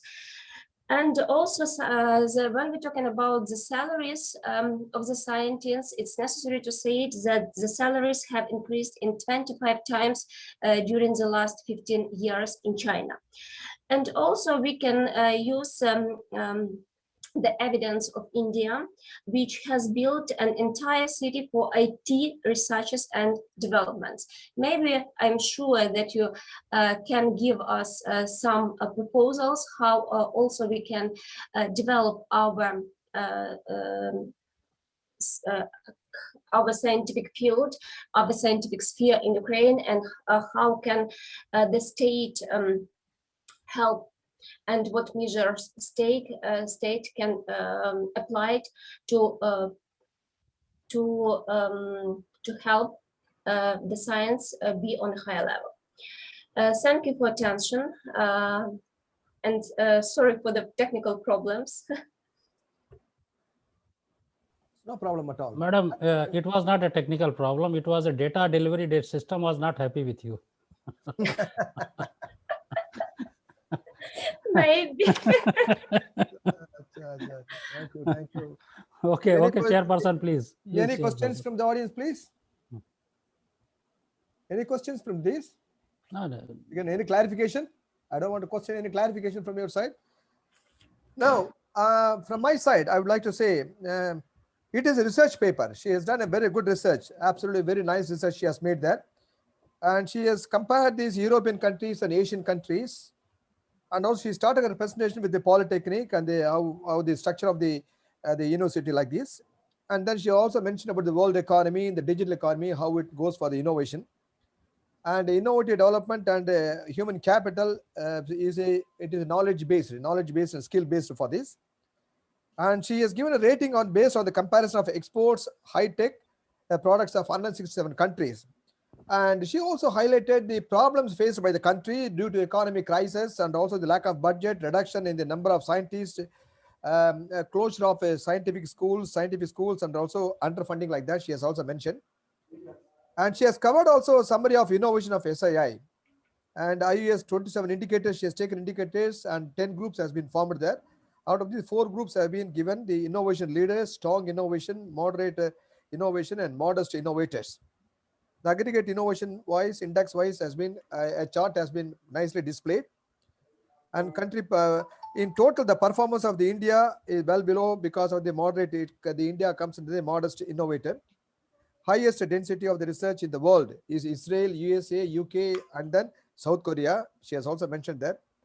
And then the research, why the research is very low in this area means because of low wage, reduction of prestige. She's also mentioned about the how to measure the outcome of the things. Overall, our presentation is marvelous, excellent presentation she has given there. My best compliment to her, a powerful presentation, some technical glitches here and there. Otherwise, presentation is, I'm very, very happy. I'm delighted for the presentation. Thank you very much for the good presentation you have given. Chairperson, sir, one question, sir. I forget that moment to ask. Yeah. Because that moment I was worried about the data delivery system. Yeah. Because the entire result was calculated from 2012 to 2019. Yeah. Now the situation will, I think, drastically change once they will evaluate for the data 2020 and 2021.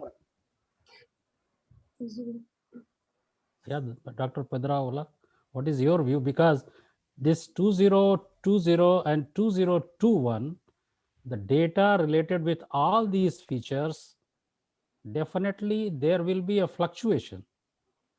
Am I correct? It is a question? Yeah, it is my only question, whether it will fluctuate, because the situation in 2020 worldwide and 2021 as well. Because all the researchers are concentrated on a single target. I don't completely understand what you want to hear. I want to hear that the data analysis that you have carried out, and this data analysis comes for the category 2012 to 2019, right? And the data analysis, once it will come in picture, once you will include the data of 2020 and 2021 as well. means the year 2020 and 2021. Was these data will be included in this analysis? Will there will be any impact? Because that will be a new paper. This is not, I'm not asking the question connected with this paper, Professor. I'm asking that the data analysis that you have carried out from 2012 to 2019. Is it? This analysis here you can see maybe interesting maybe in this graph why the analysis was from 2012 to 2018. Yeah, 2019 as well. 2019. 19. Yes. 2019. So my suggestion is, my question is, when we will include the data of 2020 and 2021, so what will happen? Oh, I understand. So that's why I'm quoting. That's why I'm quoting. Data delivery system is not happy with you. Okay, I understand now what you want. It will be very good to include this data, but I could not found this information. The annual report, the newest annual report is 2020. And in this report, we can find only information according to 2090s. Yes, yes. So it is the newest and the last information. Maybe in 2021, we will find a newest information for the 2020. Yes, sure. So, okay. So, okay. Thanks. It's the only problem. Sorry, I for a long time I couldn't understand what you want to ask me. Actually, you are disturbed with your internet system. That's why you are focused on that. Okay, I understand. Okay, no problem. That's good. That's a very nice presentation. Thank you. Nice presentation. Thank you. Okay, thank you, dear professors. Thank you. Yes. On behalf of the management and organizing committee, we thank Dr. Podra and Professor Raghuram. Thank you, sir. Thank you, sir. Now, I invite Professor Pankaj Srivastava, General Secretary, FATER's Association of India, to chair the next session. Over Okay, to thanks. Thanks. So, it's my pleasure to introduce our speaker. I think honorable speaker should be present here.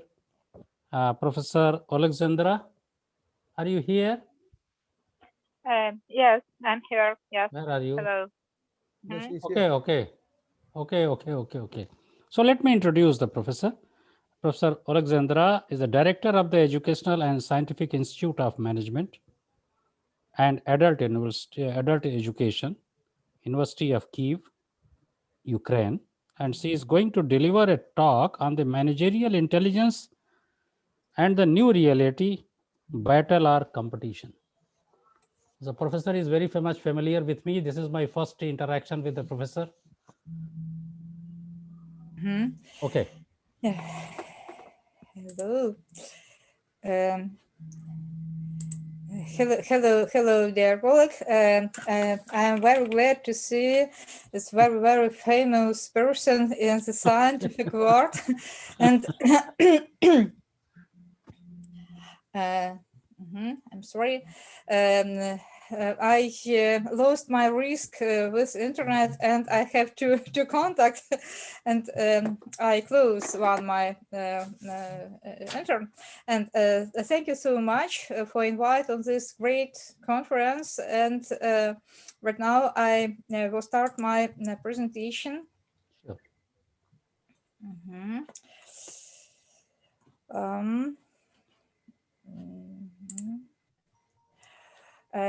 And I'm sorry, I have some. Okay. Could you see my video? Okay, I think it is coming. Oh, yes, it is visible. Yes. Yes. Yes, very well. And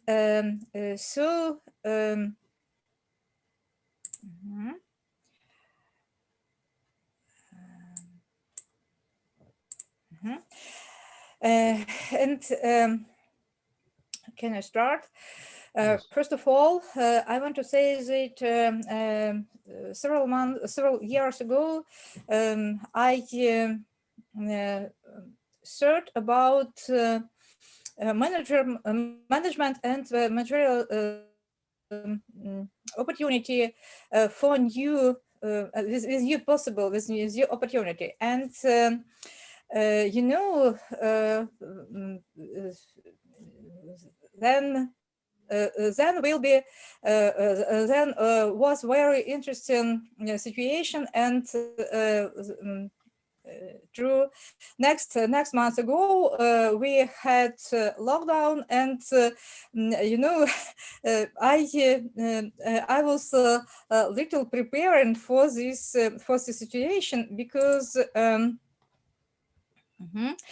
my managerial intelligence, and as you said today, that intelligence and intellect is so same sentence in the other scientific culture, and why I was prepared for the new reality, because I asked I asked me what we will do if our world will be change, is absolutely change.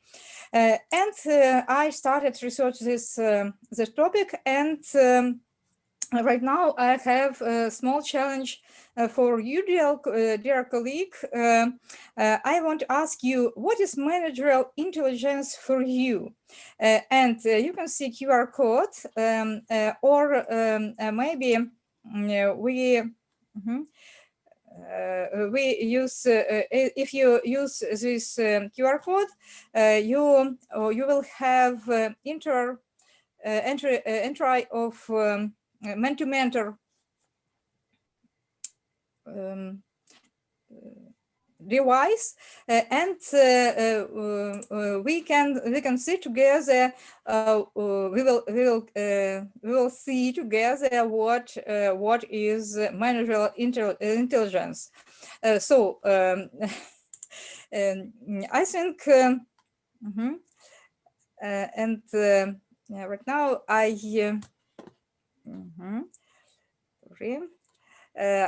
I try to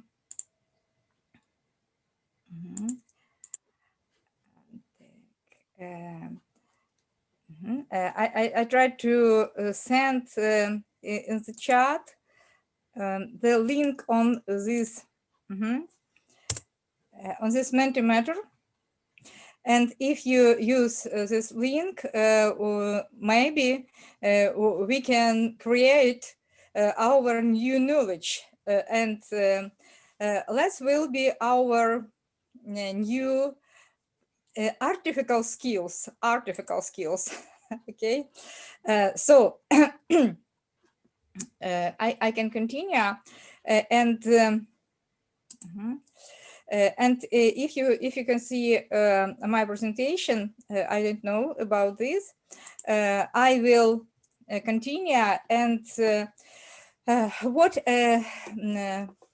about I will tell in my short speech. Right now, we can very interesting situation when one of side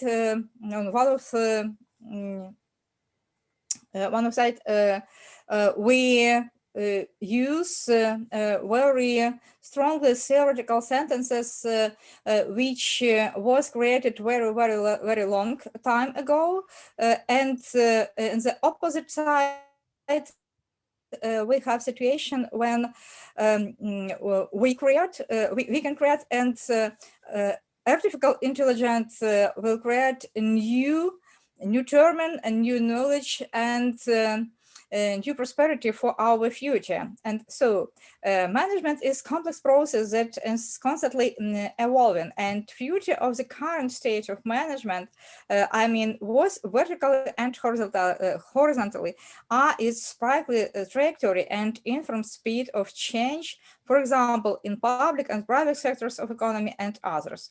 And we have a phenomenon of gigantomatic and of artificial intelligence.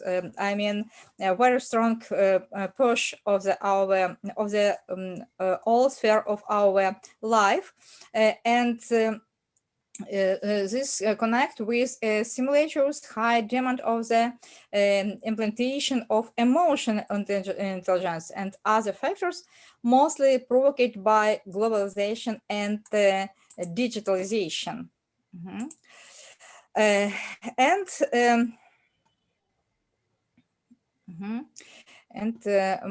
I'm sorry, my presentation work very slowly.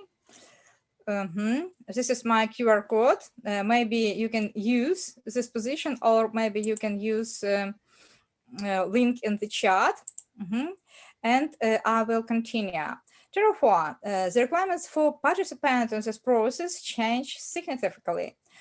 Most often is the question of the new knowledge and skills participants of the managed subsystems of management and should process.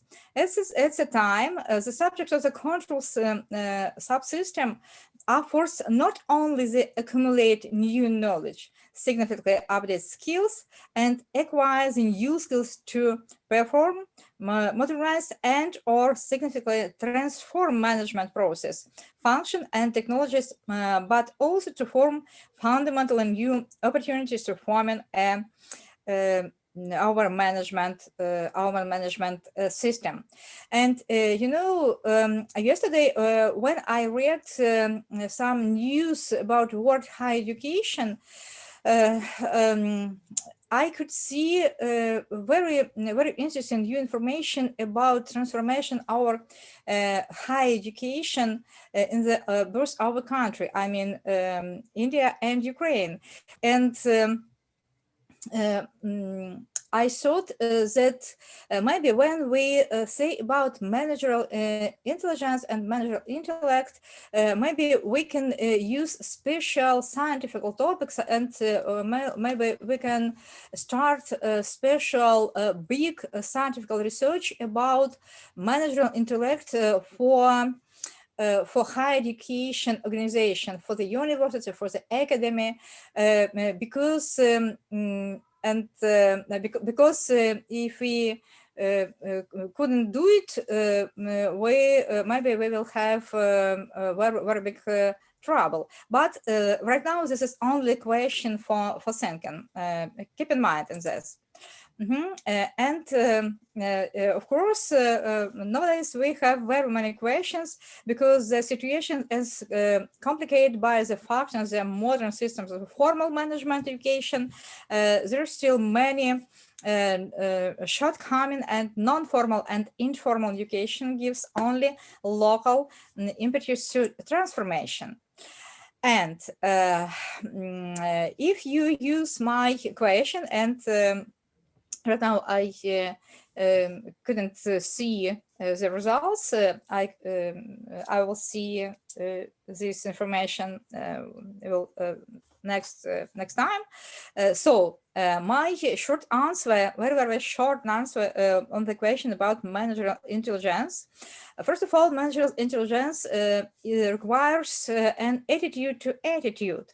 And if you say about education, management education,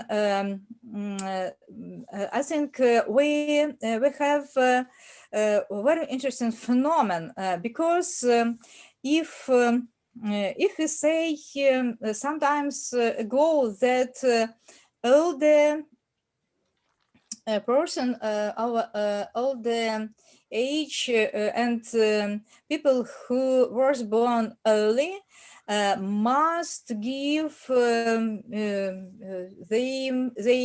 knowledge and skills and wisdom for younger person. But today and nowadays we have and other situation and reversive movie. I mean, right now we have phenomenon when younger people can learning all the people, and I'm sure that if we have a congregation situation in the managerial in the people who work in the managerial sphere, and I mean mix of our people who has different ages, we will have another quality situation, of course, better situation. And I return for my topic on managerial intelligence. So managerial intelligence has very many suits. I mean suits as not as joke. So managerial intelligence is not equal political intelligence, but political intelligence is part of managerial intelligence, and managerial intelligence is not equal executive intelligence, but executive intelligence is part of managerial intelligence. And I want to say some words about executive intelligence. Why? Because this term was created above 60 years ago, and executive intelligence is set of interrelated skills, and this does not require to be very high in IQ. So the situation is complicated by the fact of the modern system.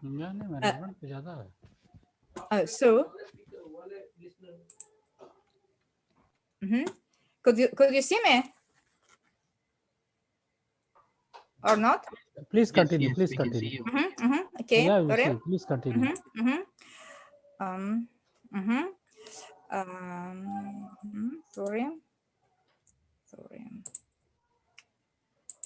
Sorry. I return. And situation of them complicated by the fact of the modern system formal management education. There are still many shortcomings, and non-formal and informal education gives only local impetus for transformation. And I want to say about some words about managerial capital. Of course, this is not equal on the management intelligence, but this is not about financial part of managerial intelligence. But this is very, very important sentence, because there are so many research which say about then more the managerial capital in the company, then more profitability this company. And right now I don't say about this, but if you say about managerial intelligence, we can understand that first of all, the managerial intelligence creates a new position for high managerial capital. And some words about political quotient or political intelligence. Don't worry, I don't say about political in the clear mind. I mean, when I say about political intelligence, I mean that it is a possibility to impact on the managerial process, any managerial process. So when we say about political intellect or political quotient, this is impact on the not only some person who work on the company or in the project, some project or on the in the some, for example, at the university and etc. I mean, this is impact on the positive increase all managerial process in the organization and the some project and etc. So what is this very interesting and very important component of a managerial intellect? Because right now we have a situation when we don't forget about the importance of impact on the process, but we change impact on the process and result the understanding that this is impact on the people, and it's very, very, very mistake. So as you see, 3 acceleration of managerial capital is current, this education 4.0, and the hardness is managerial intelligence. So political intelligence is interpreted differently in the different sciences, and you can see psychologists research. This Owen was one of the first to try this position, and I use this sentence and based the sentence of this political intelligence on the on the theory which was created this researcher. And I want to say some sentences about my experience. As a 2020 year, one year ago, I started my new. This was my personal project about the laboratory of the political quotient or political intelligence, and I had great experience when I tried to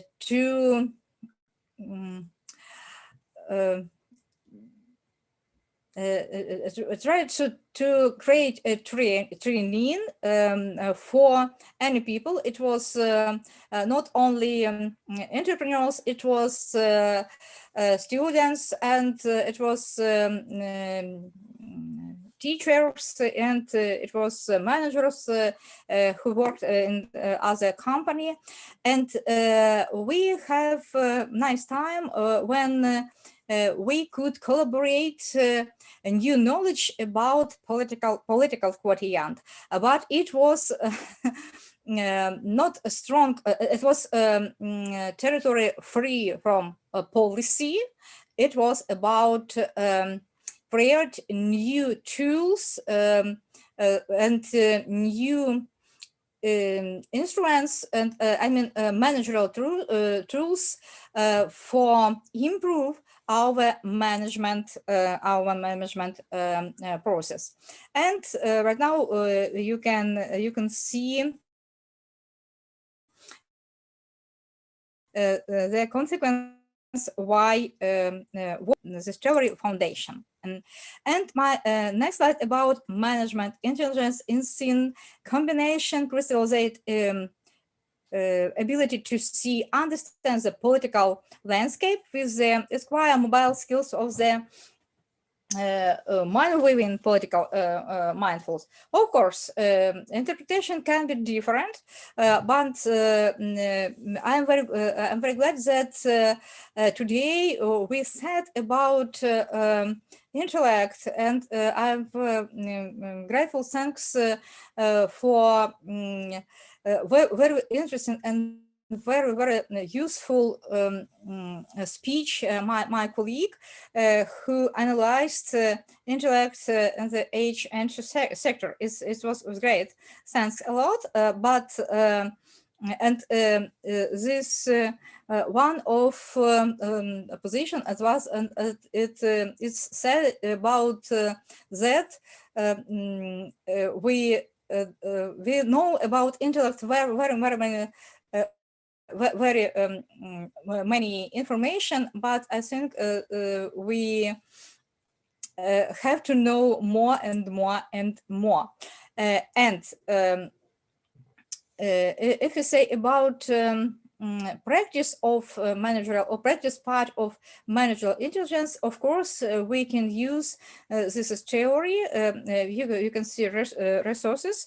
When I took this picture, and I think this formula will be very useful for any top manager or for any organization, because this is a very important three points. First of all, the accomplished of task, working with the truth other people, and accurately language yourself and adapting new behaviors accordingly.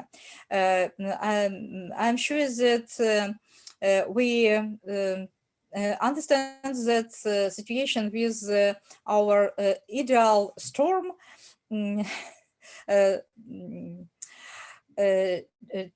to do this formula more strongly. And managerial intellect is ability. What is finally, my answer for question, what is managerial intellect, is the ability to create a tailored solution as the situation warrants. And what about new normally and new reality? Yes, of course, when we say about Ukraine, we have very weakness economic, and of course we have very many challenge for all spheres of our life, but I have nice news too, and I say about this after one minute. What is your normally in general? Of course, I know that that you know, but only some figures. The pandemic is expected to plunge most countries into recession in 2020, with per capita income contracting in the largest fraction of the countries globally since 1870. Net economic are projected to shrink 7%. And the weakness will spill over the outlooks for emerging markets and developing economies, which forecast to contract by 2.5% as scope their own domestic outbreaks of the virus. And this would percentage the weakest shows the group of the economics in the last 60 years. And if we say about new normal in the world, every region is subject to substantial growth downgrades. East Asia and Pacific will grow by scan, you can see 0.05%. South Asia with contract by 2.7%, Sub-Saharan Africa and etc. And if we say about expected to restore years of progress toward development goals and tip 10 million people back into extreme poverty. And you normally, of course, say about baseline forecast envisions a 5.2% continuous in global GDP in 2020 years. But if we, this is, but signals of managerial intelligence are integrity, imparted the ability to have personal managerial and not only patient, and core power and not only aptitude. Of course, this is not a complete and somewhat idealized formula, but it should be the key to the forming a healthy ecosystem of the enterprise or organization. And I started my speech from question, and I won't finish my speech with question 2. What are the interesting answers? What we can do in this new normally, I mean, as scientific, as scientists and as teachers and as a person who work in for example, higher education. And I promised you, I promise I promise nice news for you. So if you say about very fast transformation in the higher education, that yesterday I could see information that Indian and Ukrainian higher education company, I mean university and other organizations who work in the higher education sphere could break your mind very quickly. I mean, right now, our university include in the top 10 top university in the world who give excellent education in the online, and this is only one line and one curve on one way how we use and how we improve our managerial intellect. Thanks a lot.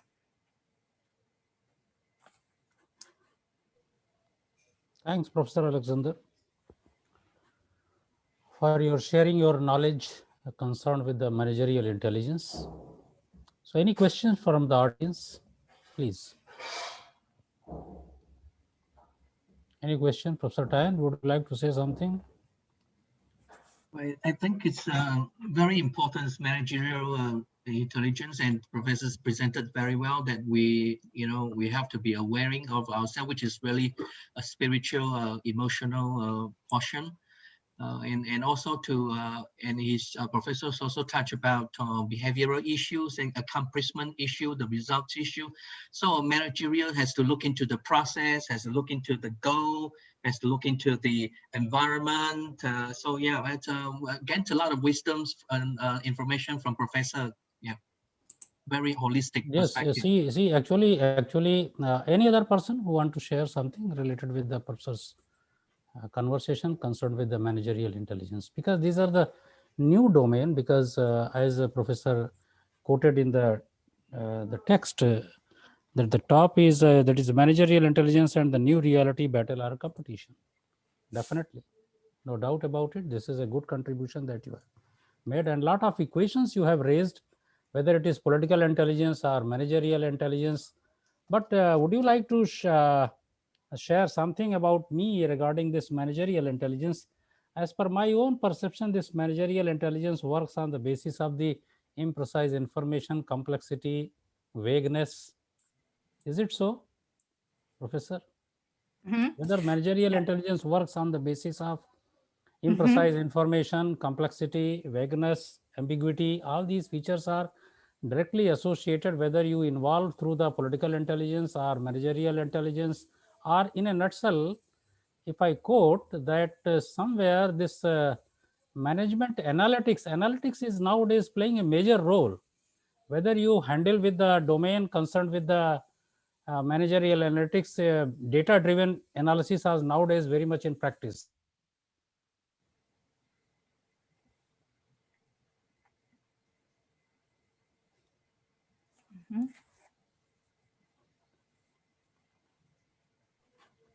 So this data driven analysis is nowadays playing a major role, whatever be the division is there.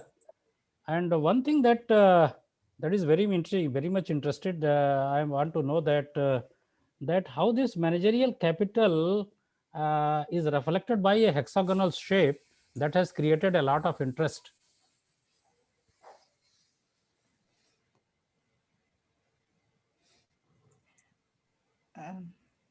hexagonal shape you have reflected because a lot of equations you Okay, thank you you, introduced a thank lot you. Yeah, of thank you. I don't answer you. Sorry, and thanks a lot. I could see answer of my first question, and I have three answer, and it was very interesting that. Three person choose one of my proposition on the explain what is managerial intelligence, and I am very glad and am very honored to be on this conference and listen your reflection. And right now, I think that managerial intelligence is very progressive. Scientific, not only scientific way, not only scientific sphere, but this is a very important practice sphere. And I think that if we will compare our our scientific compass on the managerial weight, it will be very nice results. Thanks a lot. Definitely, Professor, you have contributed a very nice information concerned with the intelligence phenomena, and especially this management intelligence is basically, I think that the various factors that you have exposed, whether it is driven by the political intelligence or executive intelligence or through your own personal capabilities, each and every individual personal approach. And nowadays the system is playing a major role, as you shared in your slides, that this corona crisis has provided us a platform to recognize our weakness and strength, and it has improved each and everyone. It has motivated each and everyone to realize and to recognize your strength area and focus on that, and such that you may be one of the front leader in that respective field, whatever it is, whether it is a management analytics or business analytics or business intelligence or various other issues concerned with it. I am very grateful to you that you shared your valuable time with us and shared your valuable knowledge for all the participants. Thanks a lot, Professor. Thanks. Thanks a lot. Thanks a lot, Jan. Thanks a lot. Yeah, respected chair, please. Thanks to Dr. Alexandra and Professor Pankaj Srivastava for this nice and wonderful session. Thank you, sir, and thank you, ma'am. Now I invite Professor Lillis Divakar, Vice President, FATER Association of India, and Professor and Chairperson, School of Mathematics, Madurai Kamaraj University, Madurai, to chair the session. Over to Divakar, sir. Thank you, Dr. Wilson. Good evening to all. Once again, I welcome you all in the 6th technical session. It is my pleasure to introduce eminent scholar, Reverend Father Vincent Segar. Is a Jesuit from India. He holds master's degree in Sanskrit and contextual theology and rare priest scholar in Jain philosophy and religion with MPhil and PhD degrees. He undertook postdoctoral researches in Woodstock Theological Center, Georgetown University, Washington, D.C., and JST Santa Clara University, California, and Dot in Fordham University, New York.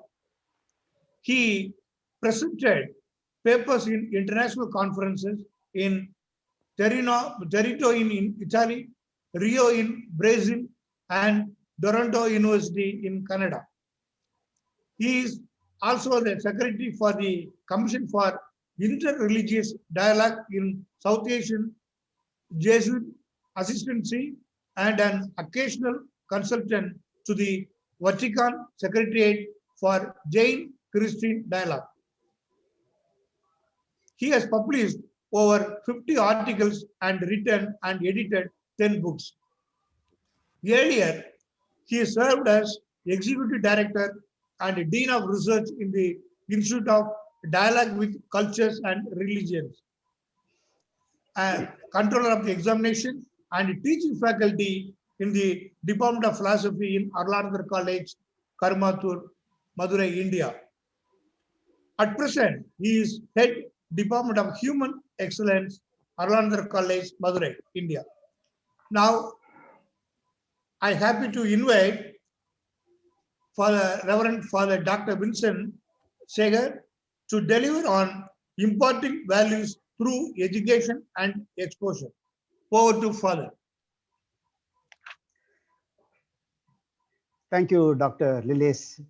I'm very happy to see you, though virtually.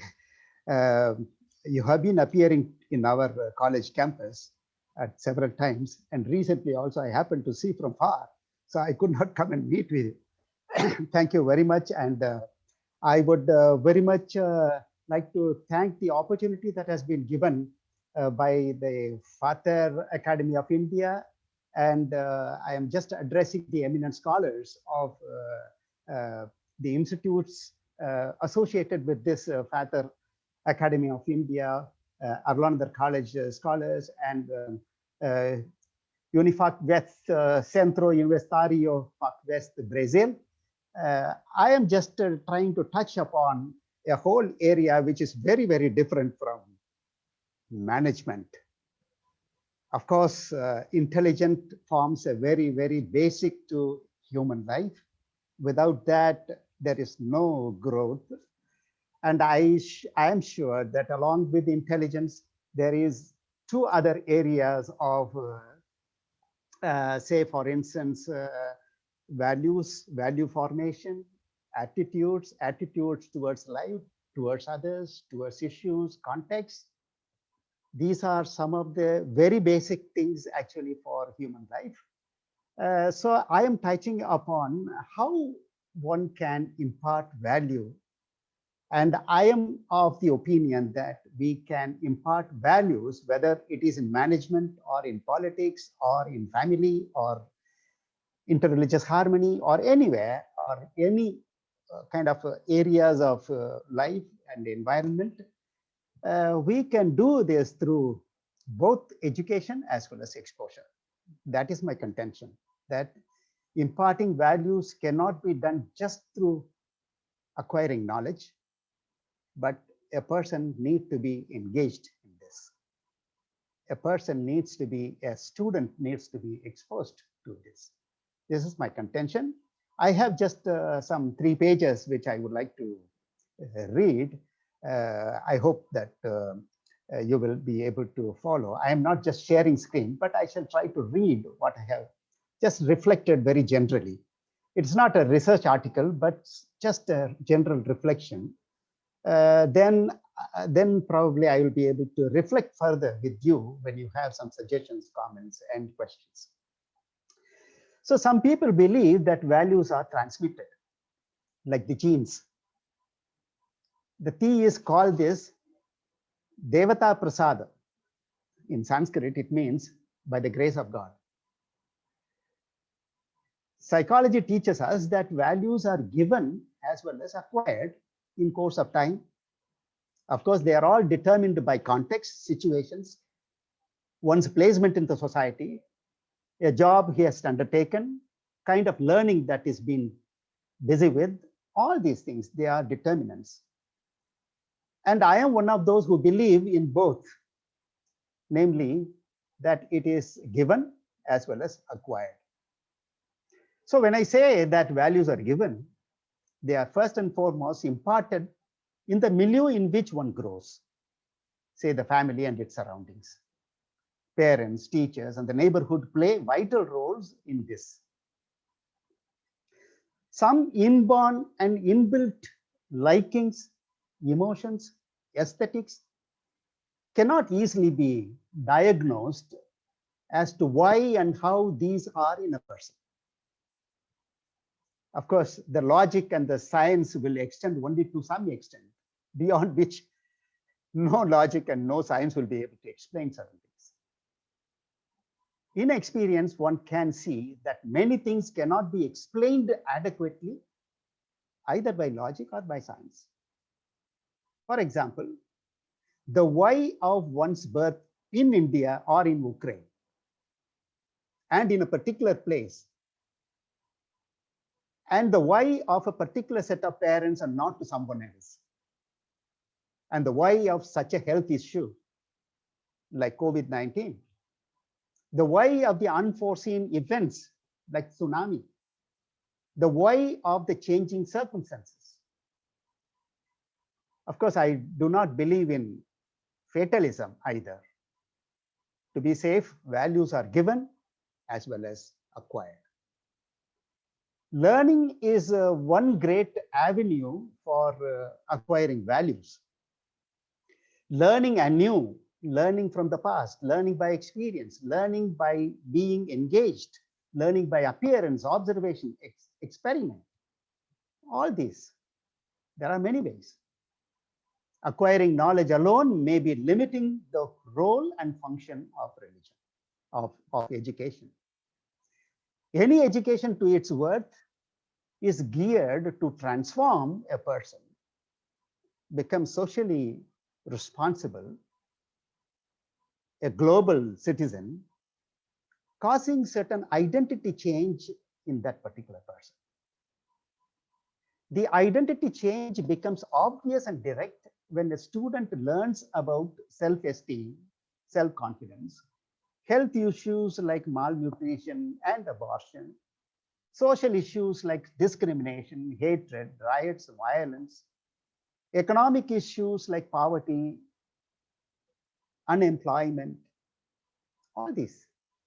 In such areas, students get involved and affected personally as well as a group, especially when knowledge is persuasive and convincing with the supportive statistical data on number and events. The experience is not the same when one learns about the third law of thermodynamics or Einstein's quantum theory. Knowledge can be for knowledge's sake, may or may not affect a person as issues and problems. Perhaps basically, the values are at stake in the discussion of the former. When students are involved in debate and discussion on any of the above problems and issues, they are engaged in discerning and choosing among the many ideas and interpretations the world and the environment could offer. What Swami Vivekananda and Sri Aurobindo in India, they are known as kind of Hindu monks, sannyasis, mystics. And they say about education as man molding. And it is really correct. Education is holistic formation of a person. As Jesuits predominantly engaged in education, we affirmed our Ignatian pedagogy and characteristics of school college education, namely the full growth of a person, which is person-centered and person-oriented. Once again, it is formation of the whole person, which includes religion, ethics, and spirituality. In other words, religious and spiritual formation is integral to any education, particularly Jesuit education. And we, Jesuits, cherish more the quality of life in education than communicating mere knowledge or stressing on academic performance. Every area of knowledge has values to offer, including management. But knowing about these values alone is insufficient unless it is combined with the introspection and the temper of questioning. Knowledge offers a variety of options, but the choice is left to the individual. And it is here that one's values become operational and come to the aid of that particular person. As one could read any number of general quotes on values, as you would see it actually in the Google, in the images, values are the deeply held beliefs which drive and direct one's choices and behavior. It is values that become guiding principles in determining what is right and wrong. It is values that reflect what is important to the way one needs to live and to work. Anything that changes one's values also changes her or his perception and behavior. That may be the reason why our great guru in India, Mahatma Gandhi, many of you will know. And he said, keep your thoughts positive because your thoughts becomes your words. Keep your words positive because your words become your behavior. Keep your behavior positive because your behavior becomes your habits. Keep your habits positive because your habits become your values. And keep your values positive because your values become your destiny. This is Mahatma Gandhi.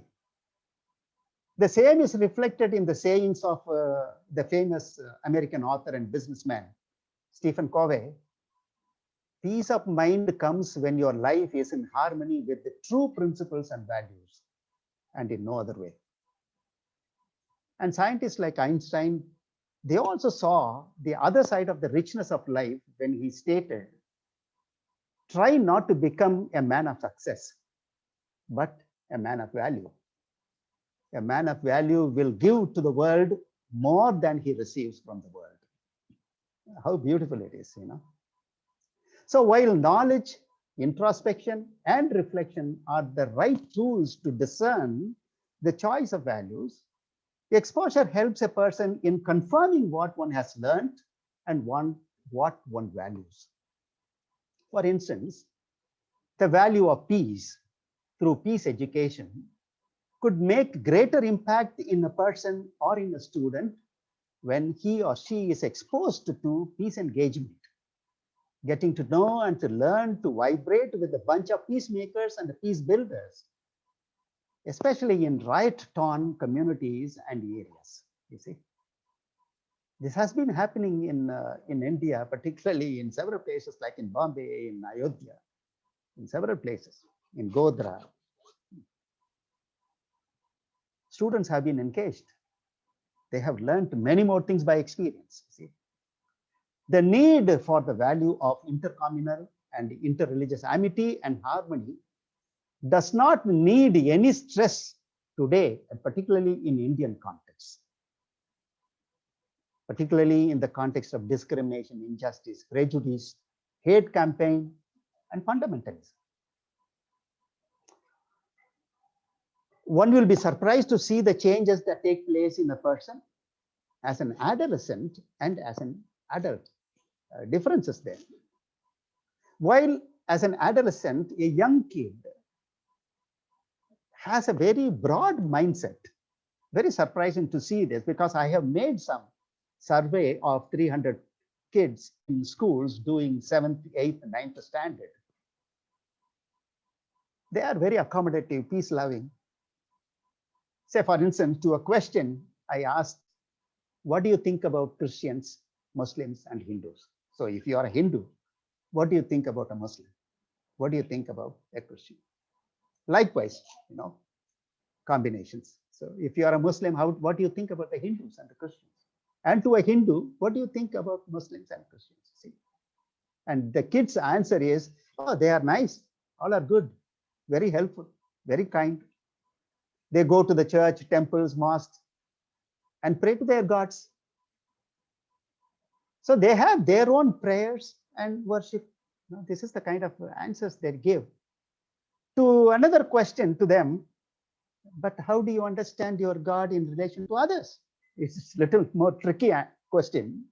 And they reply, well, my God is for me and for them, their God.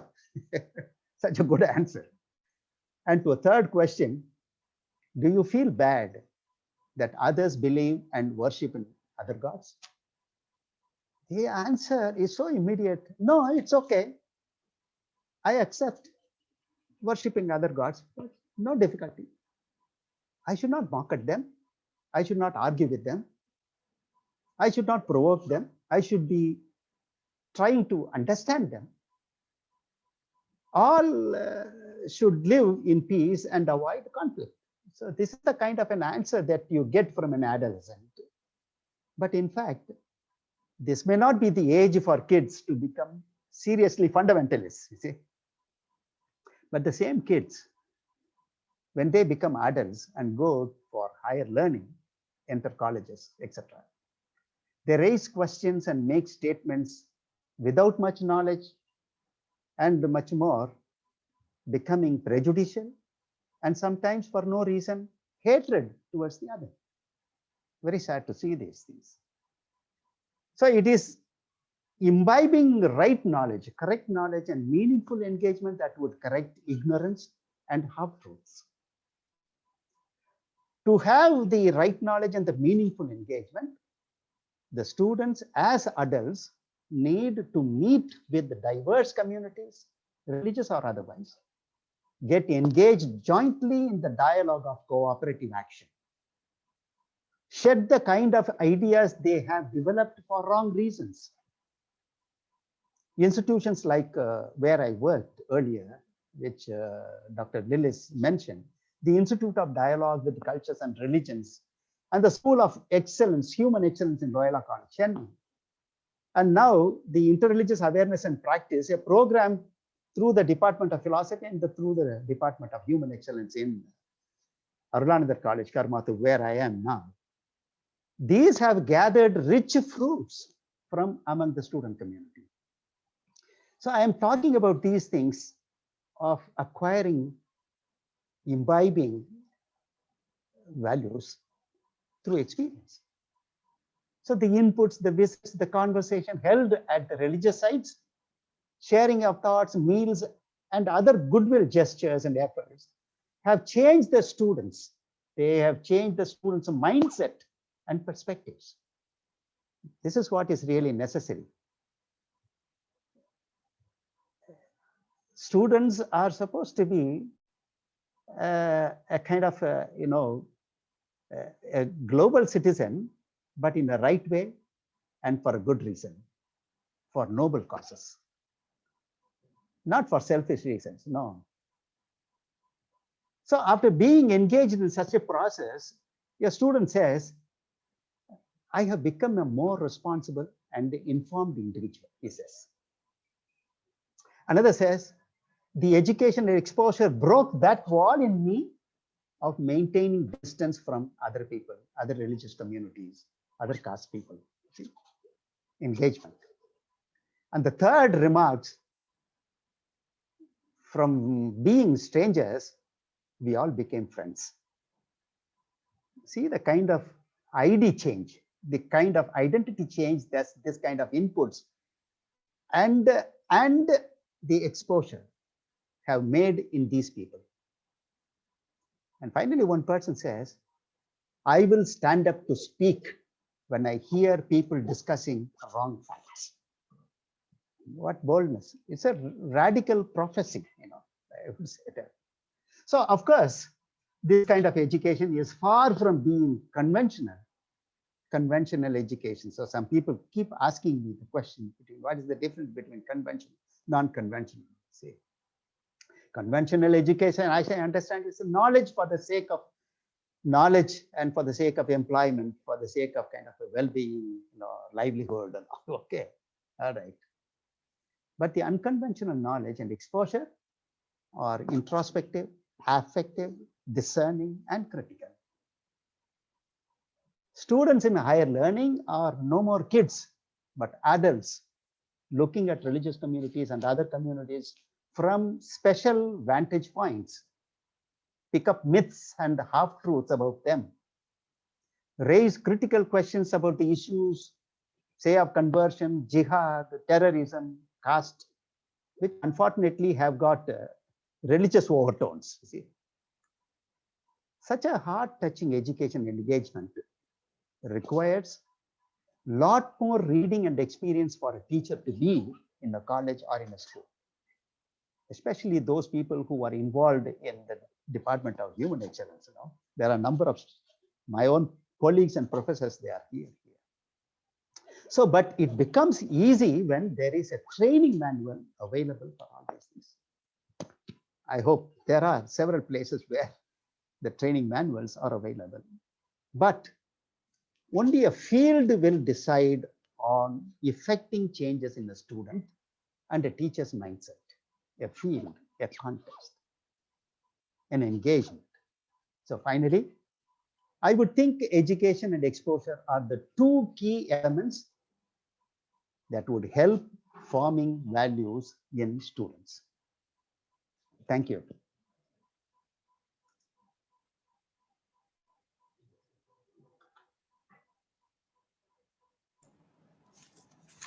Thank you, Father. Really, we have enjoyed your valuable, need-based, informative talk in the current scenario. Any clarification from the participants?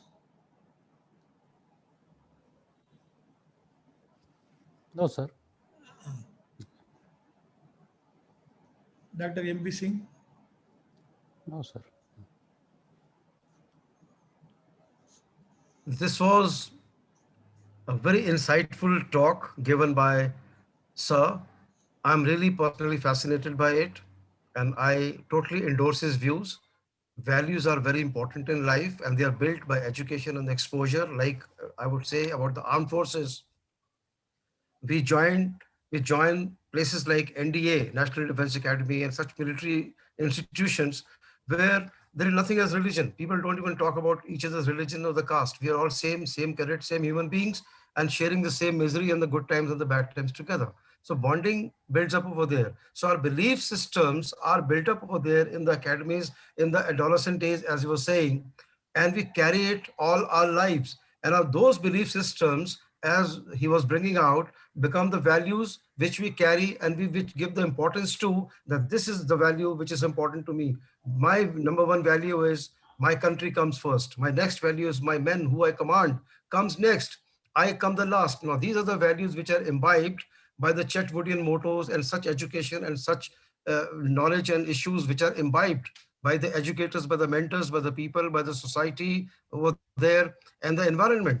So it is the environment and the exposure and the education and the mentors who change your belief systems. We unlearn and learn there. And from those belief systems, we create our values, which are in unison with the national requirement. So I agree fully with him. It was so beautifully brought out that there is nothing as a Hindu or a Muslim or a Christian. I mean, it is we who create on half beliefs and half truths. So I fully endorse with you, sir. Grateful to you. It was a wonderful talk. And I would like to learn more from you, sir. Thank you. Thank you, Singh, sir. Thank you, Father, Yeah. for your valuable talk. Thank you very much. Okay. All right. Thanks for the opportunity. Thank you, Professor Lelis Divakar and Reverend Dr. Vincent Sekhar for such a wonderful session. Thank you, Father, and thank you. Thank you. Thank you so much. Now I call upon Dr. Podra Ola, Associate Professor, Department of Foreign Trade and Customs, Lviv Polytechnic, National University, Ukraine, to chair the session. Over to Podra Ola. Thank you, dear colleague. Dear colleagues, with great pleasure, let me introduce our Ukrainian colleagues and their report. So, Dr. Kushkalda Irina, Professor, Head of the Department of Land Administration and Cadastre, Dokuchayev, Kharkiv National Agrarian University, Kharkiv, Ukraine. Dr. Prokopyshin Oksana, PhD of Economic Sciences, Associate Professor, Lviv National Agrarian University, Lviv, Ukraine, and Dr. Restranska Olena, PhD of Economic Science, Senior Teacher of the Department of Business, Trade and Exchange Activity, Petrova Selenko, Kharkiv National Technical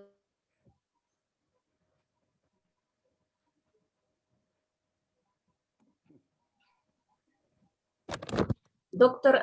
Resnyanska Olena, PhD of Economic Sciences, Senior Teacher of the Department of Business, Trade and Exchange Activity, Petro Vasilenko, Kharkiv National Technical University of Agriculture, Kharkiv, Ukraine. And the title of this topic is Spirituality as a Component of Land Relation Management. You are welcome, dear colleagues. Thank you. Good afternoon. Are you hearing me? Here. Yes. Thank you.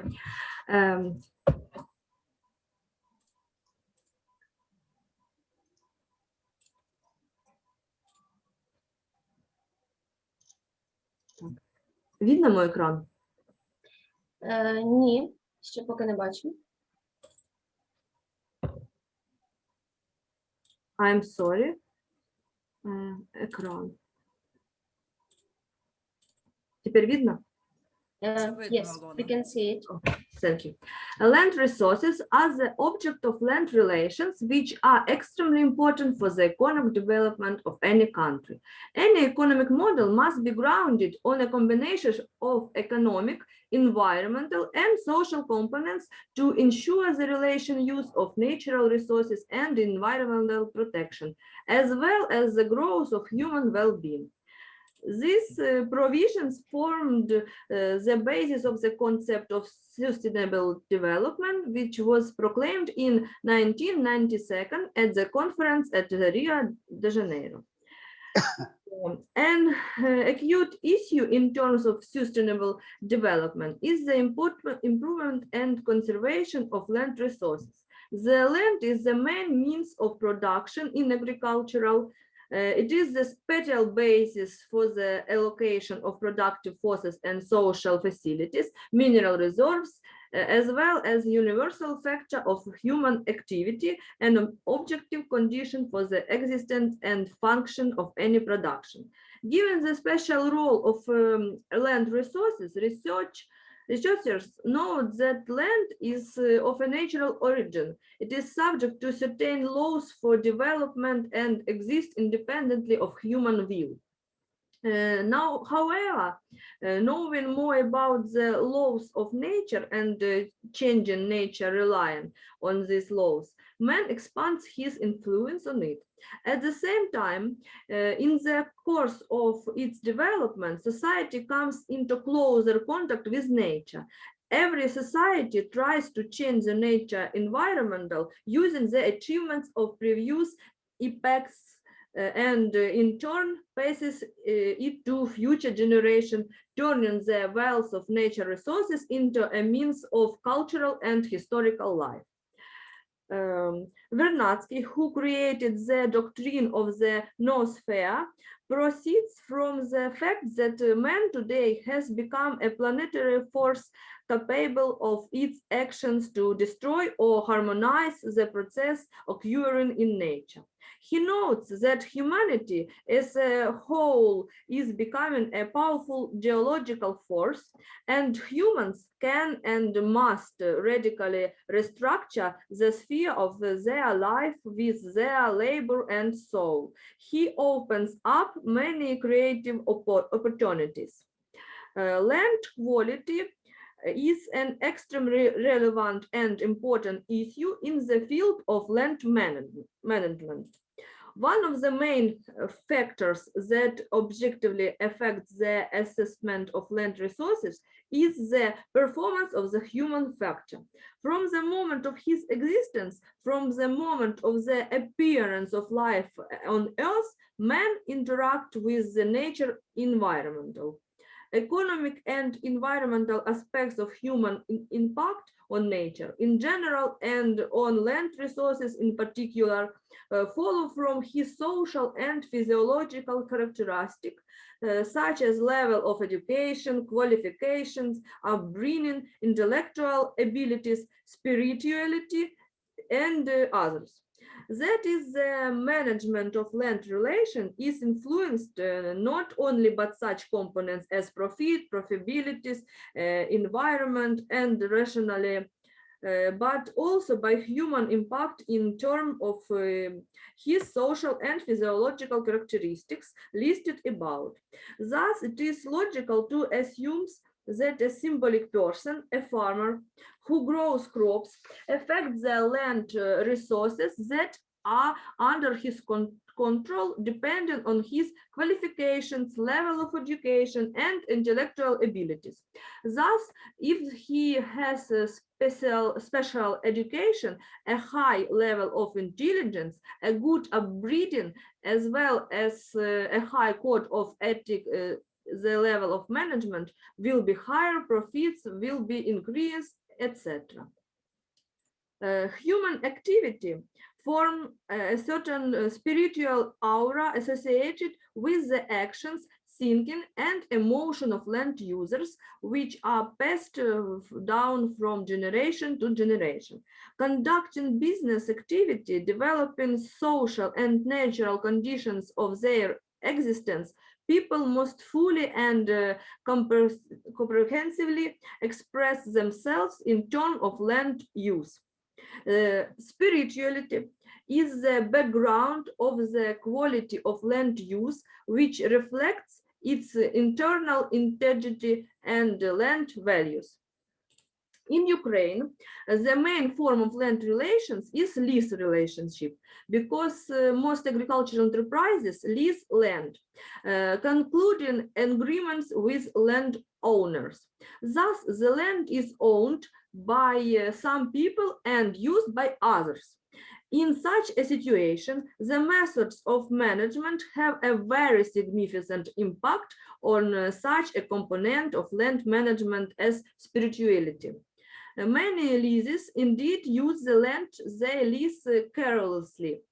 They do not care about the quality of the land, do not adhere to crop rotation, oversure mineral fertilizers depleting the land with their activities.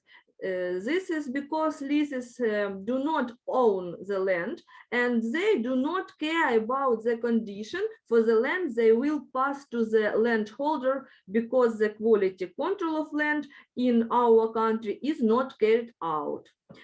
If the landholder were engaged in economic activity, he would unlikely conduct his activity in such a way, realizing it was his property and worrying about the prospect of using his land and making profits in the future.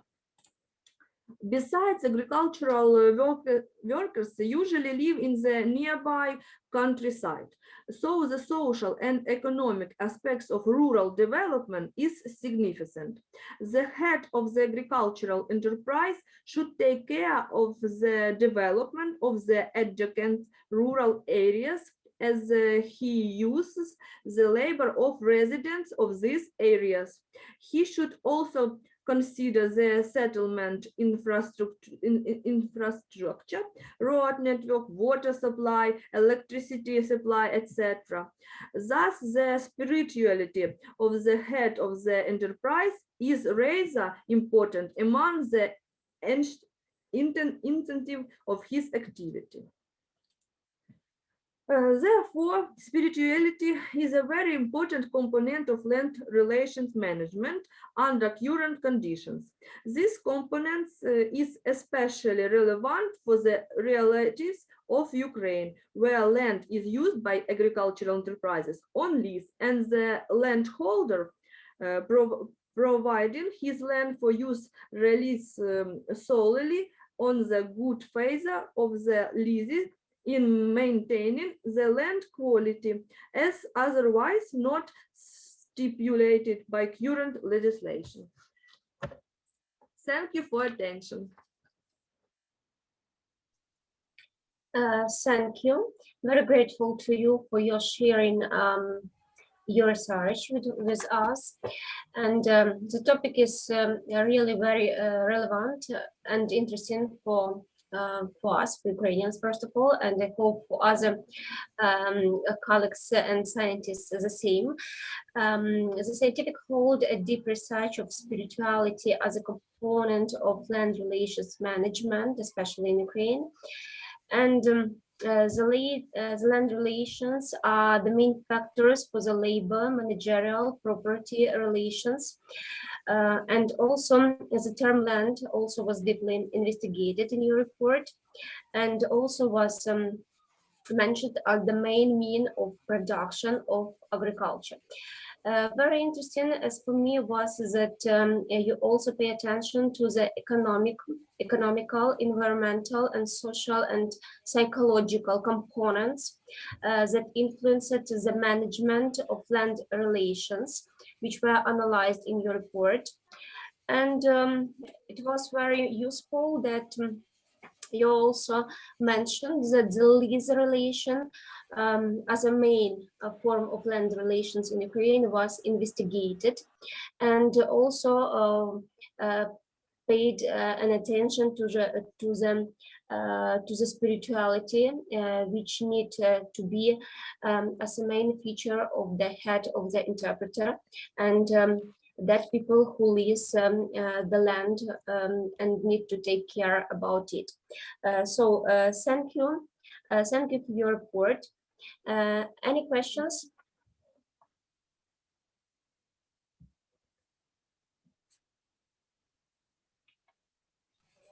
No question, Professor Rodra. Ola, please conclude the session because we have a few number of speakers are waiting for us. Okay. Okay, thank you. Thank you, Alena Resnyanska. Thank you. But I would like to appreciate. Sir, later answer, sir, please, because only 1 hour we have left. Okay. Later answer. No, okay. There is there is no question on that. There is no question, but I just want to appreciate that this is the first time I am hearing that there is a spirituality imbibed in land relations. Later answer, you share your message because we have only 1 hour is left. Otherwise, the connection will disappear. Okay, thank you. Thank sir. you, Professor. Next time, sir. Okay. So please, the chairperson, the organizing secretary, please invite the next speakers from Brazil so that we may conclude at timely.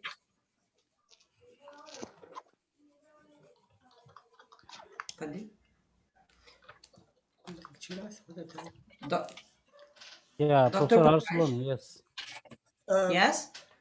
Can I start? Yeah, Professor V3, take the charge. Okay. And invite. Yes. Can you take out the screen, Dr. Alona, please? Yeah, please, Alona, please remove your screen. Dr. Podra, Ola, please ask the fellow colleague to remove this screen. Окей. Реснянська Олена, вимкніть, будь ласка, презентацію. I think while she is taking out, I'm going to present the next speaker, Okay. right, Dr. Pankaj? Yes, you can present and you can share your screen, please. All right.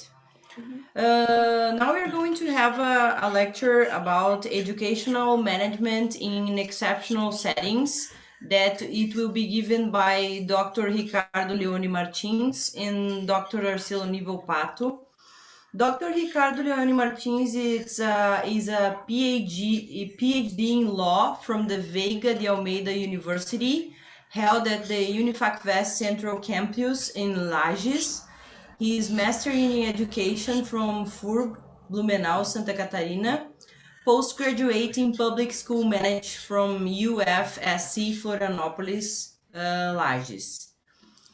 And joining with him, we have Dr. Arcelo Volpato, who is PhD in Linguistics from UFSC, Federal University of Santa Catarina, and a scholarship at the University of Lisbon. She is a Master in Linguistics by UFSC, graduated in Letters, Portuguese and English languages and respective literatures. So I will give the floor to Dr. Arcelo Volpato and her partner in this lecture, that is Dr. Ricardo Leone Martins. Thank you very much. Good evening, everybody.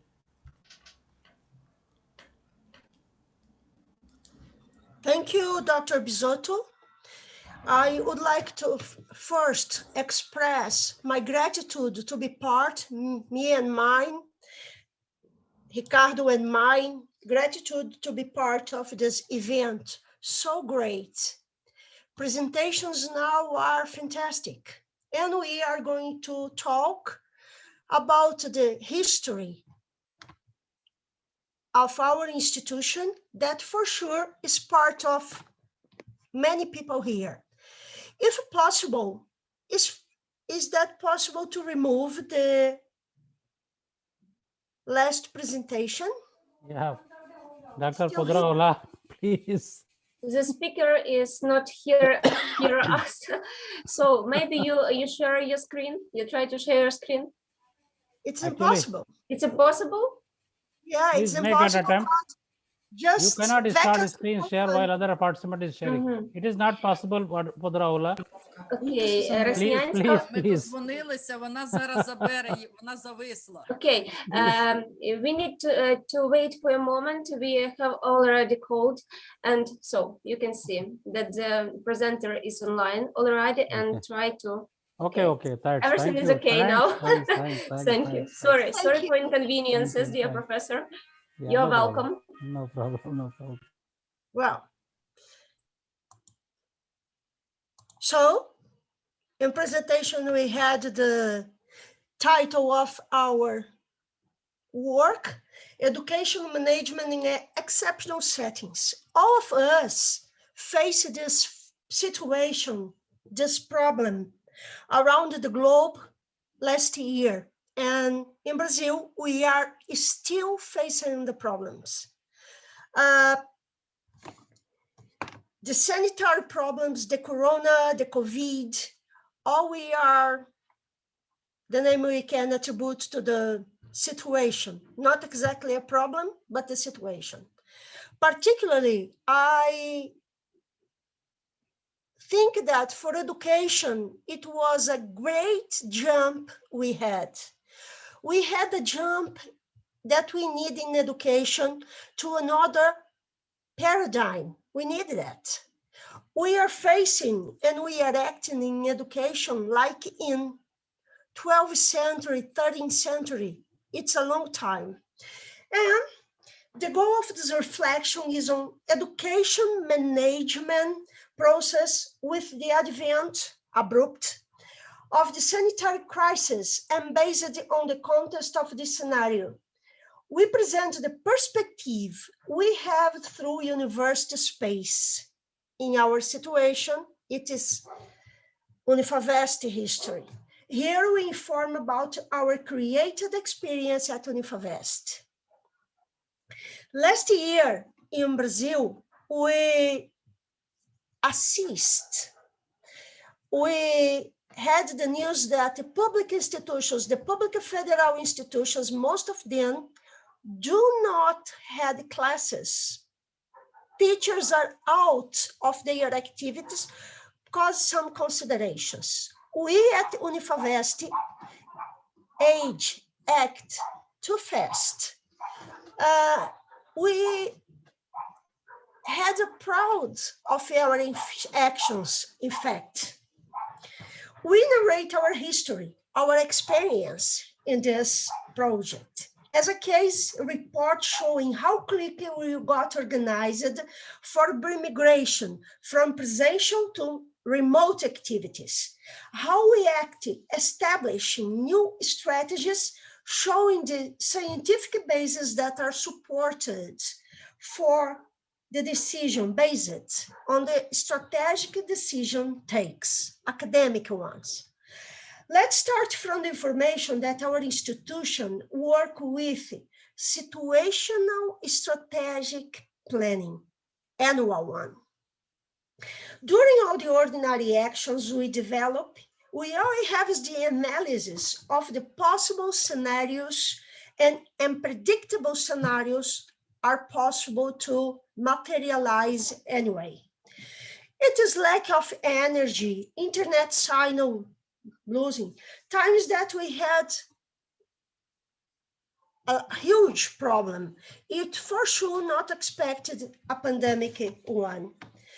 Based on these unpredictable scenarios that we outline in our annual planning, we always establish this annual and contingency plan.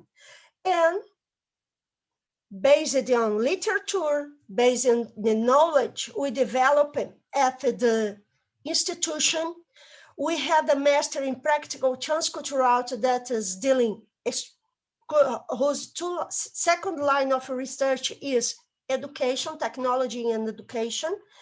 And we have some experts at the institutions that work at the multidisciplinary team.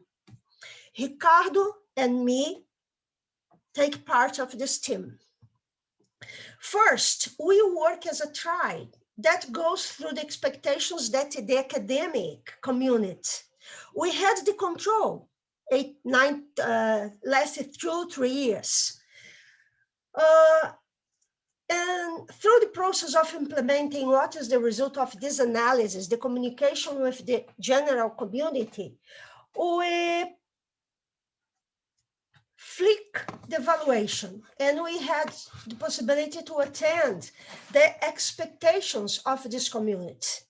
Even in the pandemic situation, we control the answers that the community give us to our actions. And based on these evaluations, we are acting during the whole year. Then we start from the ex-post evaluation, from the end-post evaluation, through the actions that have been implemented. We evaluate, continue, and check what is the possible correction can happen. Given the scenario, how do you understand management of the institution, of the actions at the institutions? Management needs to be efficient and effective, having a direct communication channel with its target audience, staff, superior staff, professor, students, collaborators. In the case of our university, this is the target audience. The community that expects the return of the training of these academics, and it's also its staff, whether they are directors, teachers, and other people in general. This compound this community. From this scenario, we diagnostic, from this conversation with the public, we have adopted a strategy very strong before the pandemic of being present in our digital communication network through our communication agency called Press. This omnipresence means that we have a quick diagnosis of the community brings to the students of the satisfactions and dissatisfactions, and also of the operational capacity that the Academy Unifacvest has the diagnoses that are made by the evaluation committee called Equipe multidisciplinary team. So this whole idea that expectation is disdain from the conversation with the community. We have in this feedback from digital networks, which are both internal community and external community, that is the develop at the university and the develop of our actions, the decisions we take. Is also full-time in this identification of what are the trends that are emerging from the satisfactions of the dissatisfactions of the academics. And we can quickly respond, quickly answer to that. As we already had a whole technology from the distance education programs, it is easier to compare, to accompany, following what I'm telling you with this diagram, ideogram in fact. As we already had the whole technology from in a structure, a strong structure within distance education programs that we developed, we made an adaptation maintaining that was possible and implement what we understand was fundamental to be offered and meet these demands that the teachers and the students would have in home class. And we also have the distance education structure, the G Suite from Google, and the knowledge, the production we had our scholars. From these scenarios, we are responding quickly and getting back feedback easily. At the same time that the ordinances that we launched by our rector and a multidisciplinary team spoke the biosafety process of the measures we would adopt with respect to the forms of the classes. In other periods, when they were taught, the evaluation process, the process of recording attendance through recording, offering practical activities and internships that other times in those cases where students were at risk or unable to transport because the borders were closed. We were able to have elements for all these situations, including no signal, no internet signal to be considered, or the structure, the equipment professors and students had. This is the scenario we are developing at this moment. We allow teachers to also create and collaborative network to interact and present new technologies, new strategies, new dynamics, and new didactic thoughts. Freedom for teachers to act in their class, and freedom for the students using active methodologies to act and interact and build the class. It also made the university may develop a collaborative process with students through the creation of challenges. Each discipline at different times in 2020 and now in 2021 is a challenge. Each day, each class, each discipline. Students are required to gather their teachers as a team, professors and students, and collaboratives, and the managers, educational managers, to develop a product based on the reflections they made at home in each one of the disciplines. This challenge, showed that we can develop the collaborative process inherent in all research and learning activities. We are able to translate this material and materialize it online in repositories.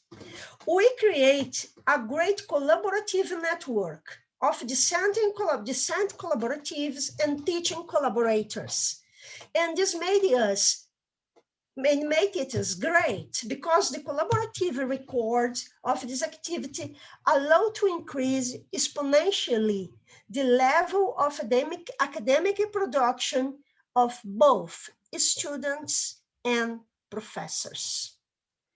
Today, in addition to this written material, we also have the video material that will be transcribed and will be registered as academic production by both students and teachers. This strategy that works with the implementation based on expectations forces that will develop continuing training, long life learning in service. That is the exact moment that you are developing your work. You are training yourself because the training is not episodic, it is continuous. But it happens pari passus with the academic production within the university. So we have the possibility to have learning teaching process, extension process, and research process together, join. First, a law of this load to us bring us some perspectives to Unifacvest.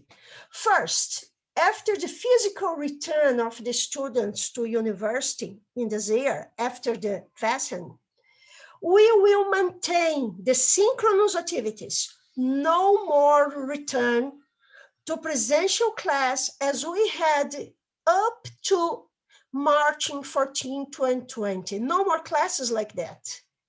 We maintain the synchronous, the remote activities to theoretical activities. So the challenge was faced and implemented our institution. Technology-mediated education is the great perspective that we have in the world for continuing education and continuing formation, labor formation. First, this will be for this, we were able to develop a great contribution process to written production, because if during physical class, presential class at the academy, you develop the debates much more orally, now these debates needed to be recorded digitally and on paper, and to be transcribed to written papers.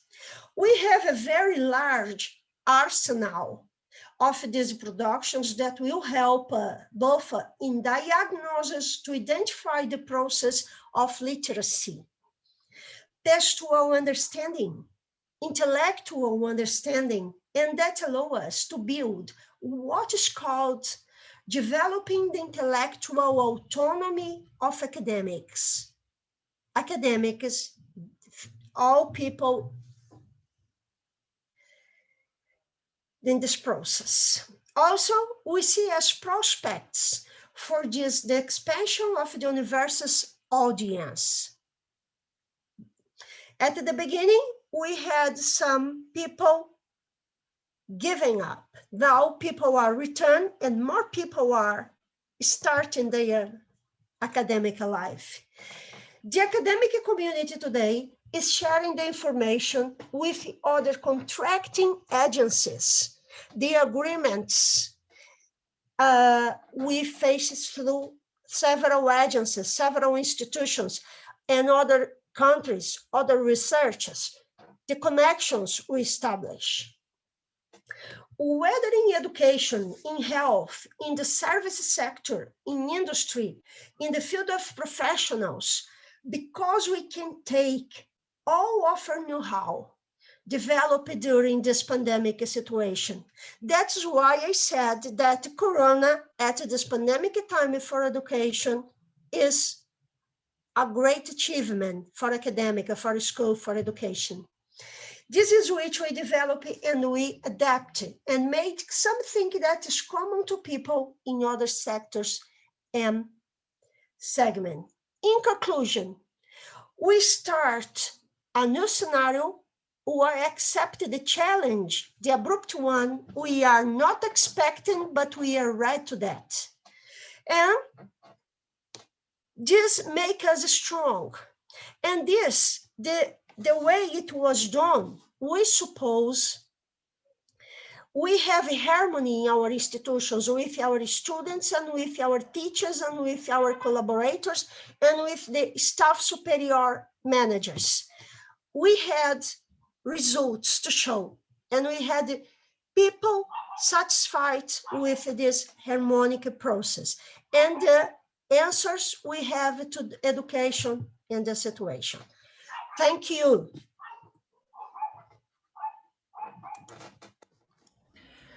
Thank you very much, Dr. Arceloni, for your fantastic lecture. Managing a classroom effectively is crucial. Skilled teachers need to maximize academic achievement, enhance student social competence, and promote positive classroom climate. I would give the floor for you, Dr. Arceloni, to present the next speaker, please. Thank you. Next session is more to Brazilian, and it is called Spirituality in Tourism, with two colleagues of us. Sure, Professor. Please invite your fellow colleagues to take the charge. Oh, okay. Wonderful presentation you have made. Complete details of the pandemic domain you have discussed. But Professor Beatrice as a chairperson didn't remark anything. Professor Beatrice, share the comments on the Professor Arceloni's lecture.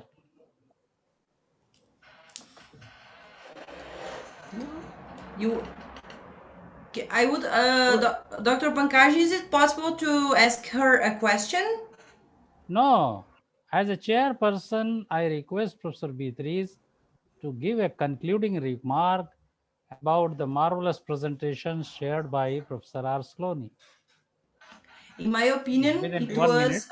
Yeah, a great presentation talking about the classroom management in this time of pandemic and everything that has been done in the university in order to make our students to be happy, to feel motivated in this time. Classroom management practices are defined as the actions that teachers take to create an environment that supports and facilitates both academic and social emotional learning. And that's what the university is trying to do now, to keep the students motivated, studying, trying to finish their university. I would like to thank Dr. Arceloni for her fantastic, amazing explanation about everything that has been done for the university at this time. Thank you a lot. Okay. Thanks, Professor Arceloni. Your wonderful contribution was made. Questions? No questions, because the two you have given such elaborated details, so nothing is left to ask. So I think Thank please, you, yeah. So please invite the fellow colleague, because another interesting topic is awaiting for all of us: the spirituality and tourism. Please. Next work. Yeah. They gave me the word. I follow up. It's great. Well, now we have two fellow colleagues that will present about spirituality and tourism. Yes. Dr. Fátima Regina da Silva Pereira and Leonardo Brerin Groff. Well, Dr. Fátima is a PhD in production engineering at our Federal University of Santa Catarina, UFSC. She worked as a geographer in the Environmental License Board of the Florianópolis Environmentalist Foundation, that's called FLORAN.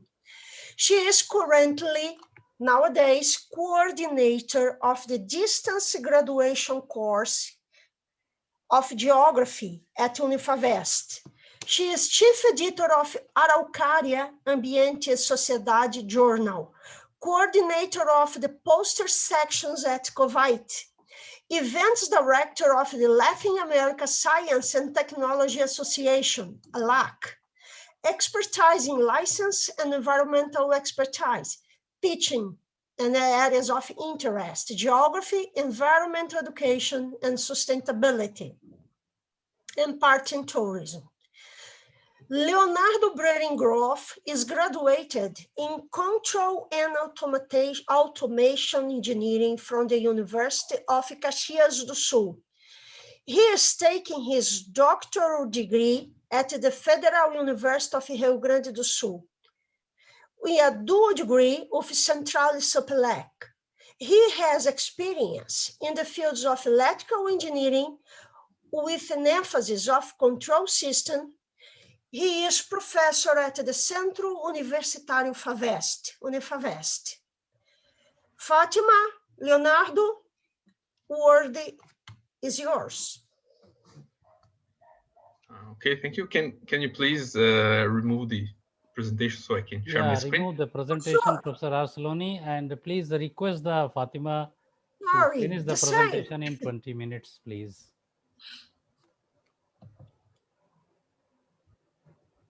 Mute your mic, unmute your mic. Okay, sorry. Good afternoon. I'm an honor to be here with you at 2030 FAI. I appreciate the opportunity and wish you an excellent event. Thanks. Okay, so I'm Leonardo Groff. I'll be doing the presentation of spirituality and tourism. So in the interest of time, I will be try to shortening a little bit the presentation. So this is a work that was done by me and Dr. Fátima Regina. So a quick outline of the work. I'll first introduce what is spiritual tourism, Then we will give motivations for spiritual tourism, present the varieties of it, and then make an overview of spiritual tourism in Brazil, and then take a special look in the Santa Catarina island, which is part of the capital city of our state. So first of all, what is spiritual tourism? Then there are different definitions in the literature. We chose this one based on a few authors. First of all, it's focused on well-being, self-discovery, and inner path, meaning and identity, that is given by Norman 2012. Complementing that, Singh 2009 says that it's a mental and physical behavior that leads to lasting happiness and euphoria. And also it is a way of the self seeking to restructure and reassure one's value system. That's a definition given by Nadu 2010.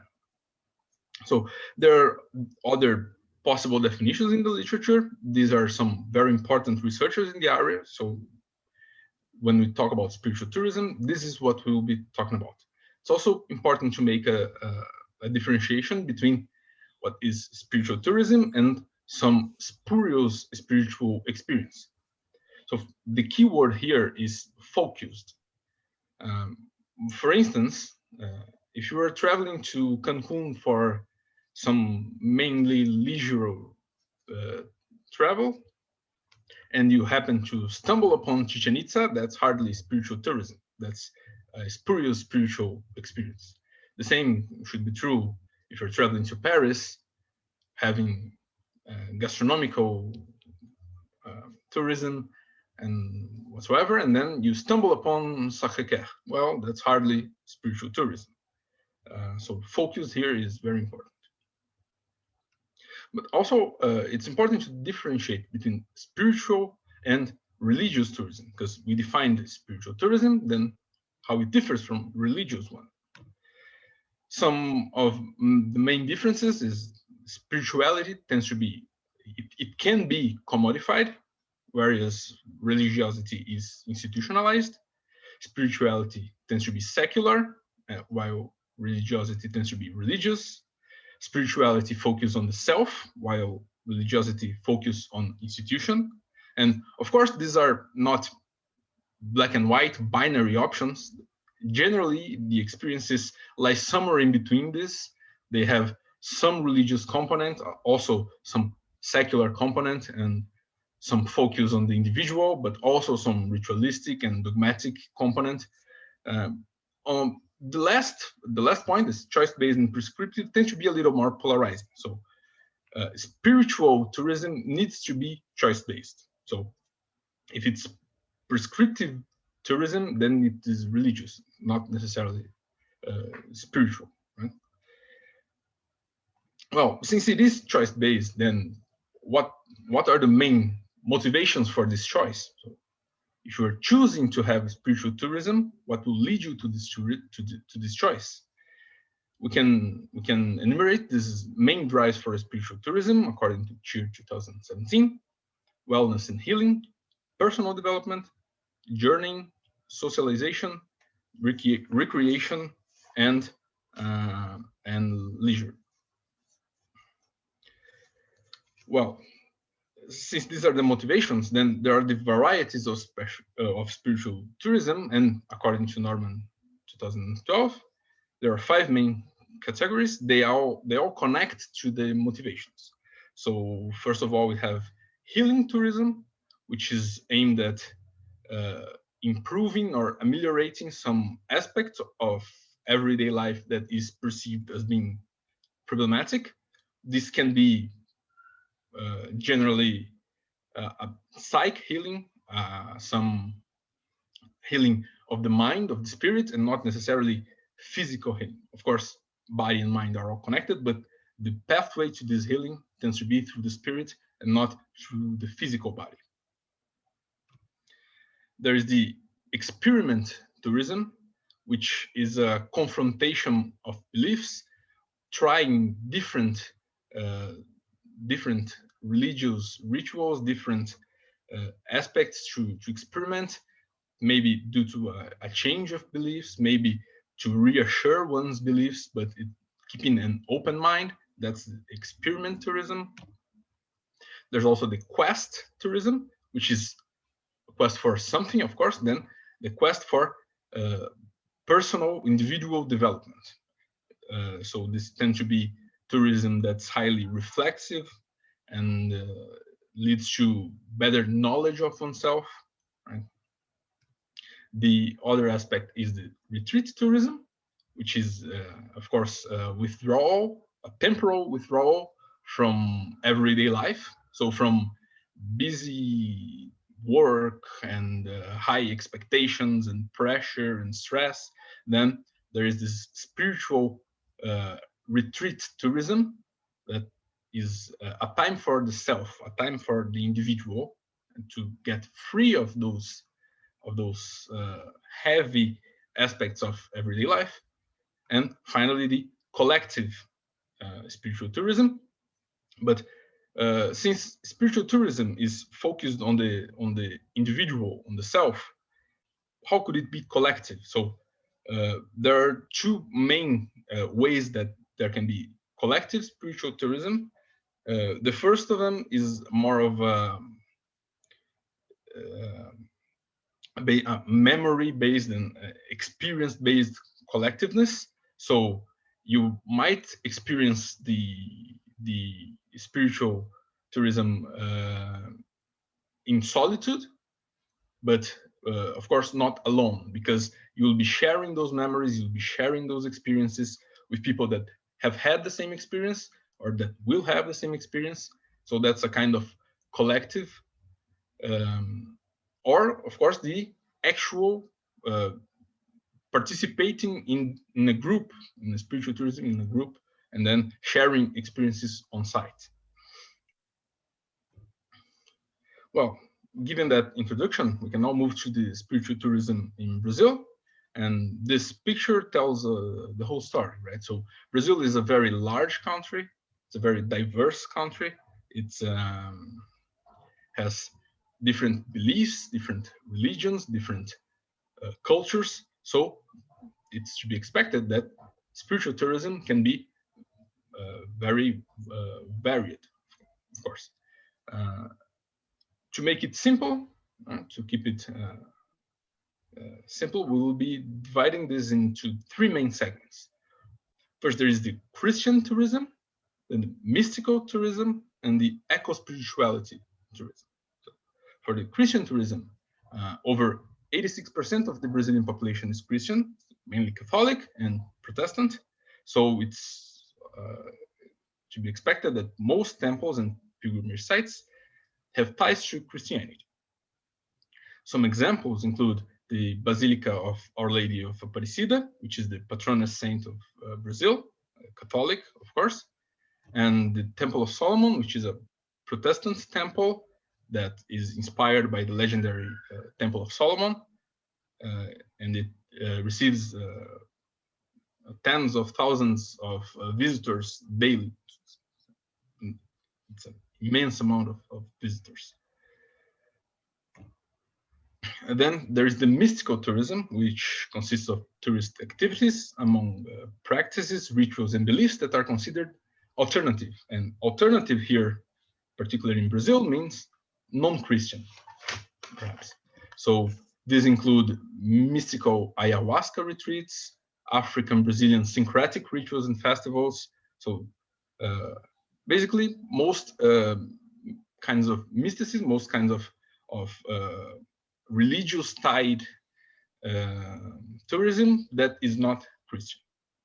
Some examples: there is the Festival of Bonfim, which is this African Brazilian syncretic ritual because it has its roots on candomblé, but it also has these aspects of Christian saints, so it's a very syncretic festival. The Spirit Vine Ayahuasca retreat, which is a retreat where one can meditate and have ayahuasca brew, which is a trance-inducing substance, and have that kind of spiritual experience. And finally, the eco-spirituality, which represented by tourist activities that embrace connection of the self with the nature and the planet. So in this sense, it is tied to a sense of protection and preservation of nature, because if you're deeply connected with nature, then you tend to this sense that in the same way that we protect our houses and preserve our houses, we preserve our inner houses, our bodies, we protect them. Well, if we're connected to nature, if we're connected to the planet, we can expand this to our outer house, to planets, to nature. So some examples of places where this happens in Brazil is the Chapada dos Veadeiros and the Iguaçu Falls. So these are places where preservation is very important. There are conservation units, so there's the fauna and flora. It's all very conserved, and there is this deep sense of being with the nature. And then we focus on this Santa Catarina Island, which is located in the homonym state Santa Catarina, in south of Brazil, and the island is part of the capital city, Florianópolis.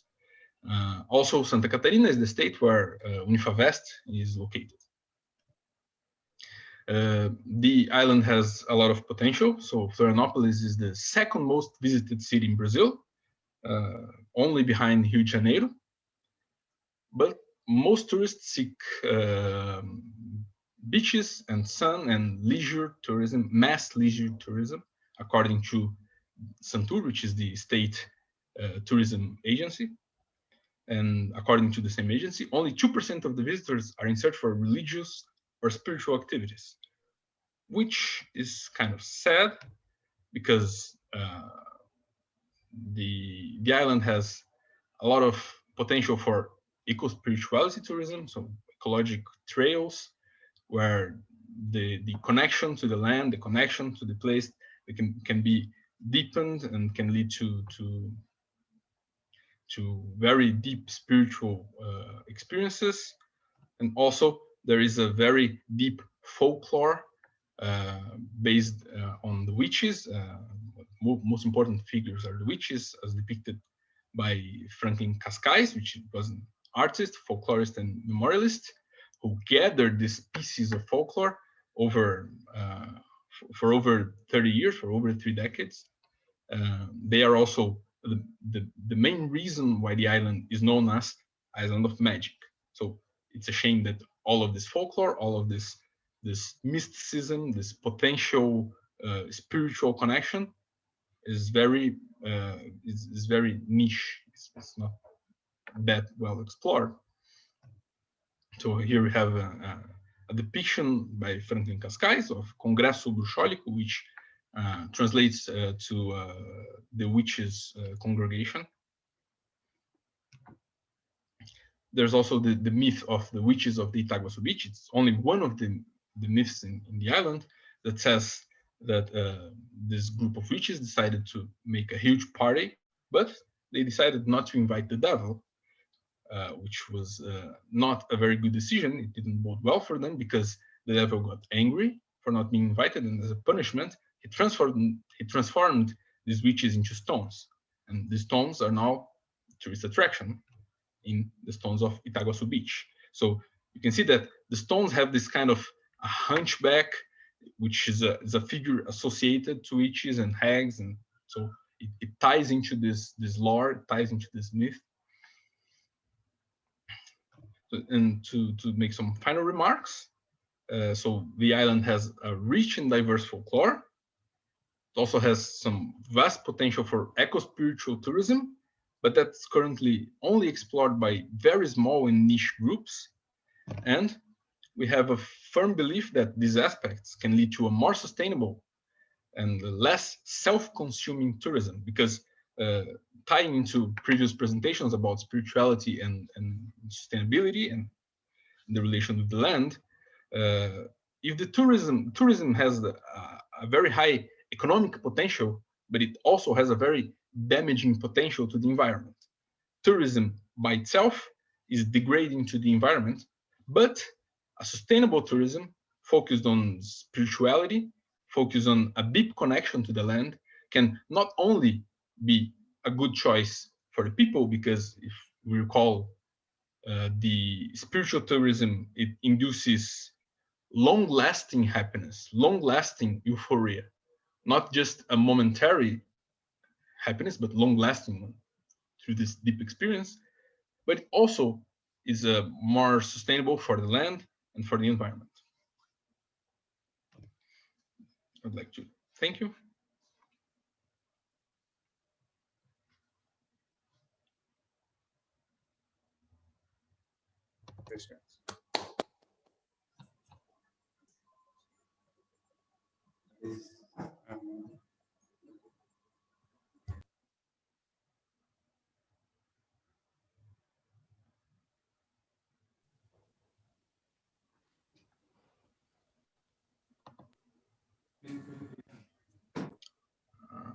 Hello, Professor Arcelini. Sorry. I am the chair. Sorry. Well, you fellows did really a nice review of the touristic points of our global and our Brazilian situation and our state situation. And talk about Florianopolis, listen about Florianopolis is always a pleasure. I take the opportunity to invite everybody here to come to Florianopolis, to our state, to our institution. We'll be open arms waiting for you. Thank you, Professor Leonardo, Professor Fatima. I suppose no questions because of the time. Thank you for the opportunity once more, FAI, the college, and bar. Thank you. Thank you, speakers, and thank you, person. Thank you for both of you to give you a nice presentation. Such a wonderful session. Thank you very much. So now please invite Dr. Zindia Zivako. Professor Zenaida, please take the chair. And the well-known person in the online academic world, I would like to introduce. Okay, Professor Zenaida, please.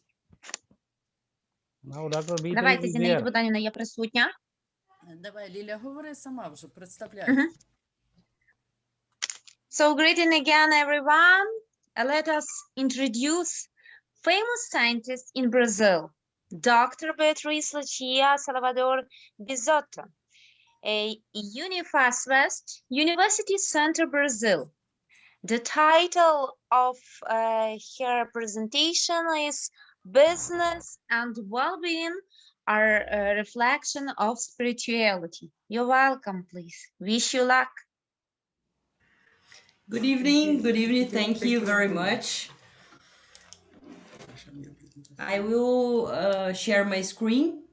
At first, I would like to say good evening, everybody. And thanks for Dr. Pankaj for the invitation. It's always a pleasure for me. My lecture will be about business and well-being are reflections of spirituality.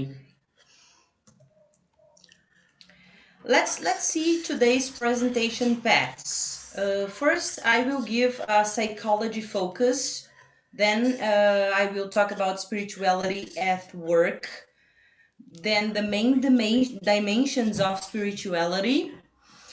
Spirituality at work and well-being. Later, I will talk about the environment where people spend most of their time. The result of a search that is very important here, and the presentation considerations.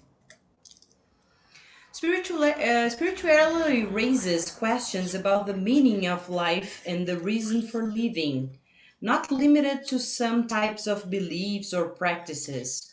Religiosity is the extent to which an individual believes, follows, and practices a religion. Now let's talk about the impact of spirituality at work about welfare. Throughout the 20th century, psychology has focused its studies primarily on the negative aspects of life. At the end of the 90s, however, a new field of research in psychological science emerged called positive psychology. Thus, in the wake of the movement called the approach of positive organizational behavior in 2007. What should not be forgotten? Spirituality at work aims to understand organizational values, as says Regu and Cunha and Souto in 2007. Let's go to the main point now. Spirituality at work. Spirituality at work is associated with awareness among people. Spirituality at work aims to understand the organizational values evidenced in the organizational culture, which can promote an experience of transcendence of employees through work processes, facilitating their sense of connection with the other subjects in the organization in a way that provides them with feelings of fullness and joy of the employee as a being inserted in the organization. Although it is an empirical field of study in the organizational area, its conception and application in the world of work is not something new, and even it presents itself as being a content different from that related to the theme and in organizational development. These perspectives encourage the search for meaning and purpose, in addition to the harmonious coexistence in the dynamic society-nature organization. The study of human behavior in organizations emerged from the need to understand the set of actions, attitudes, and expectations, human activities that occurred in the work environment. Specifically, understand the psychological, social, and organizational issues that influence individuals in organizations on the last three levels: the individual level, the group, and the institutional. Characteristics of spiritual organizations. The first one is a strong sense of purpose. Spiritual organizations build their culture around meaningful purpose. Then we have the focus on development individual.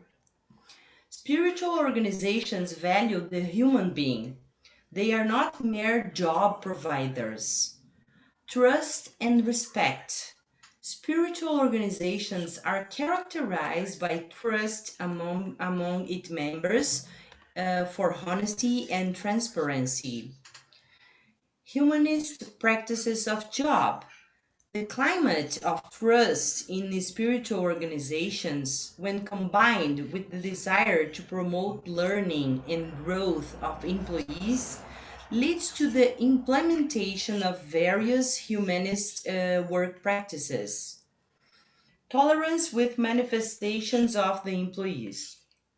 Spiritual organization does not prevent the expression of emotions of your employees. They allow people to authentic and express their mood and feelings without guilt or fear of a reprimand. Now a very important thing here, that negative thoughts and feelings can cause the body to become ill. To the perception of how the worker's inner life is made possible by the work context. It also influences it, providing work that is meaningful to the individual and his co-workers. Spirituality is not linked to a religious system, nor to organized rituals when experienced at work. That is, It does not involve religious doctrines or beliefs. It is a new perspective of humanization of work. Main dimensions of spirituality. Work as a meaning. The work as a meaning represents the degree to which individuals experience a deep sense of meaning and purpose in carrying out your work. Then we have the sense of community, that it means the degree to which organizational members experience a form, connection, or relationship with other people. The alignment with values, organizational, represents the extent to which individuals feel that there is a congruence between their personal values and the organization's mission or purpose. Spirituality at work and well-being at work. Several studies have been dedicated to the analysis of the relationships between spirituality at work and well-being at work. Given the dimension of well-being associated with job satisfaction, empirical evidence indicates that the feeling of community in the team. Investing in health at work is a fundamental measure for companies to be successful. The well-being of employees will reflect on motivation and commitment to their functions, improving productivity and the organizational climate.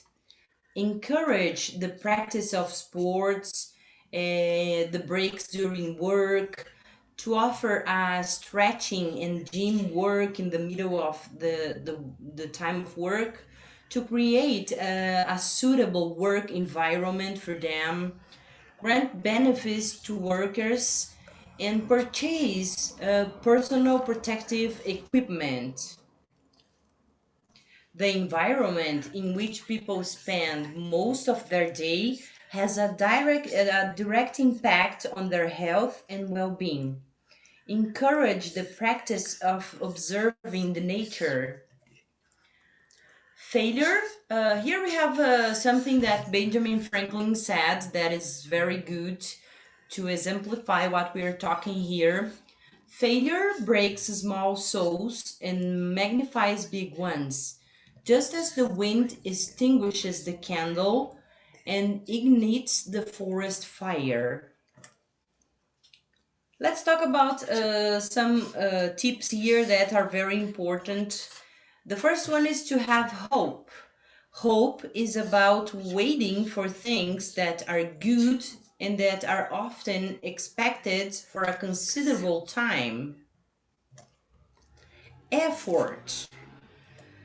The natural tendency of human species is to live in groups, working collaboratively to obtain better results as a result of the joint effort. Persistence.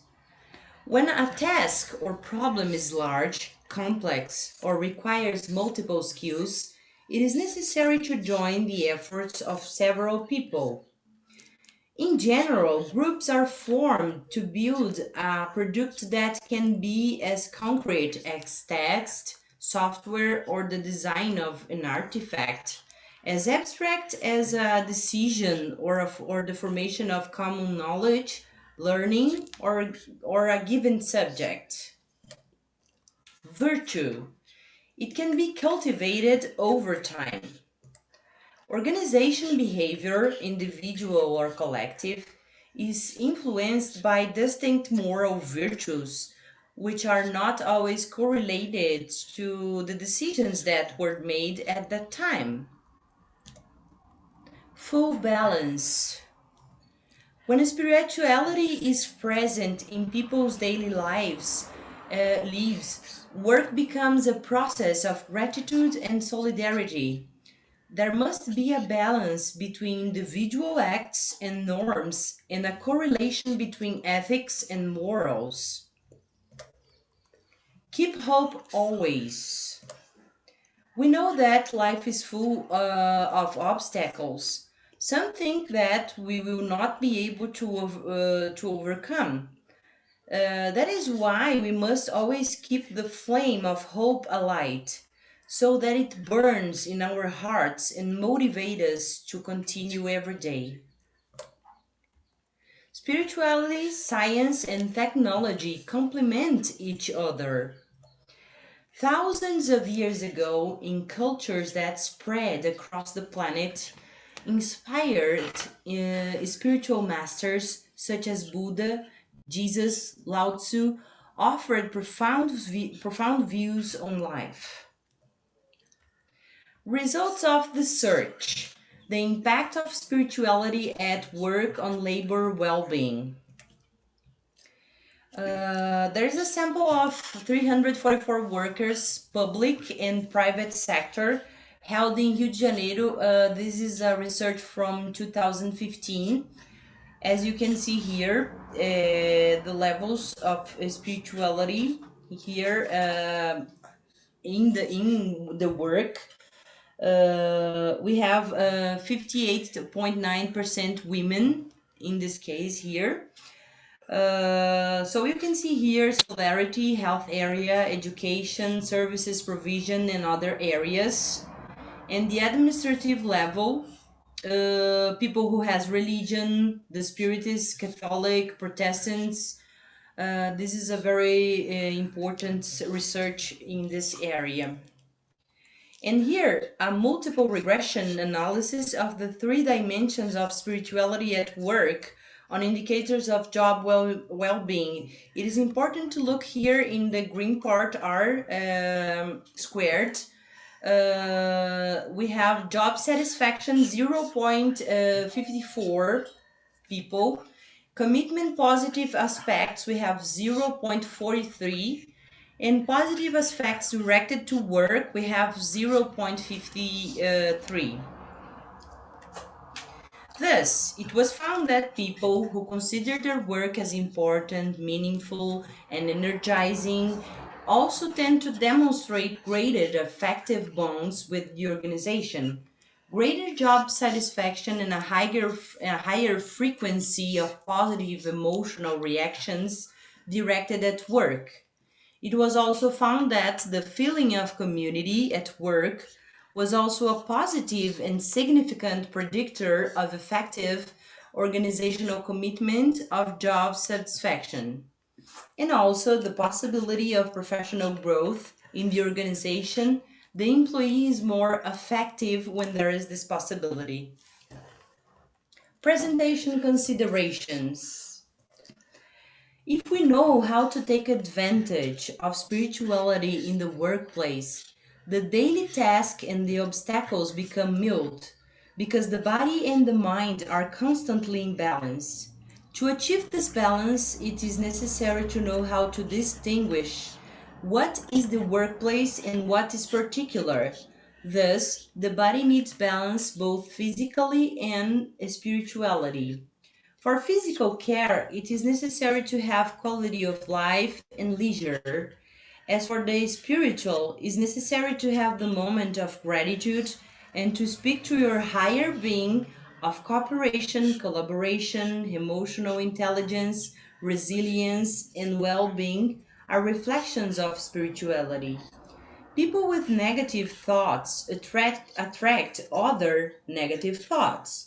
In organizations and universities, it is important to reserve a place or even a few minutes for reflection and spirituality, regardless of your belief or religion, because spirituality is only achieved when there is a set of harmonies between people and organizations. In the 21st century, there is a shortage of professionals who have soft skills. When the professional has these skills, the work is productive and people and organizations are satisfied. The probability of people working depressed and dissatisfied is practically none. Emphasize that effective, professional, and cognitive well-being are also related to well-being at work and the absence of exhaustion and free from emotional overloading. I would like to thank everybody very much for listening to my lecture. I would like to thank Dr. Pankaj for the invitation. Good evening, everybody. It was a very pleasure to be here today. Thank you. Thanks a lot, Dr. Beatrice. So really, that was very incredible because that's very needful topic for nowadays in such a technology world. And I think that firstly, it doesn't matter of your religion, it doesn't matter of your complexion. We ought to believe, hope, and love. Because as a Latin idiom said, human mind, human spirit. So that was really very needful and necessary for us. If everyone gonna think a little bit about pure minds, about pure spirit, spirituality at the work is really one of the key of the successful team. So thanks a lot. I wish you best regards, best wishes. Thanks a lot. I'm as a newcomer, I'm studying in EU. That's great for me. That's huge opportunity to be in such great team, and I'm really happy to be a part of such smart, such intelligent persons. Thanks a lot. Thank you. Thank you. Maybe Professor. someone has some questions. Anyone But have I guess some questions? there isn't any question. Yeah, that was perfect. Thanks a lot. Professor, Dr. MP Singh, you want to ask some question? Because Lilia is ready to reply on behalf of Dr. Beatrice. You have any questions, sir? It was a very well delivered talk. Yeah. Great insights, learned a lot. We'll be implementing certain things, what we have seen over here now. It was a great talk, ultimately. Thank you. Yes. Thanks, Dr. Beatrice. And one word I would like to quote, seeing the observation made by the Dr. Lilia, the next Janida is ready to take the chair. Senior Janida is there. Senior Yes, Professor she's Janida is there. Junior Janida is ready to take the senior's position. The way she elaborated, the way she compiled, the way she elaborated the talk delivered by Professor Beatrice, excellent. Thanks, Dr. Lilia. I'm very happy to see your remark that you shared. I'm very, very happy. So, dear Thanks, fellow Dr. colleagues, so this is the end of the lecture invited talk session.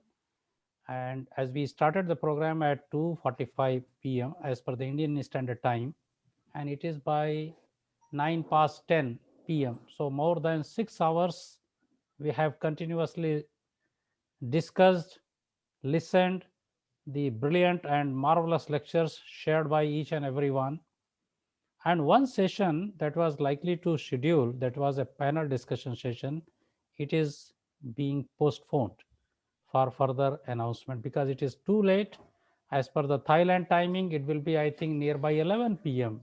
because Professor C.C. Tan is sitting with all of us. So it is by 11 p.m. Here in India, it is 10. I think in Dr.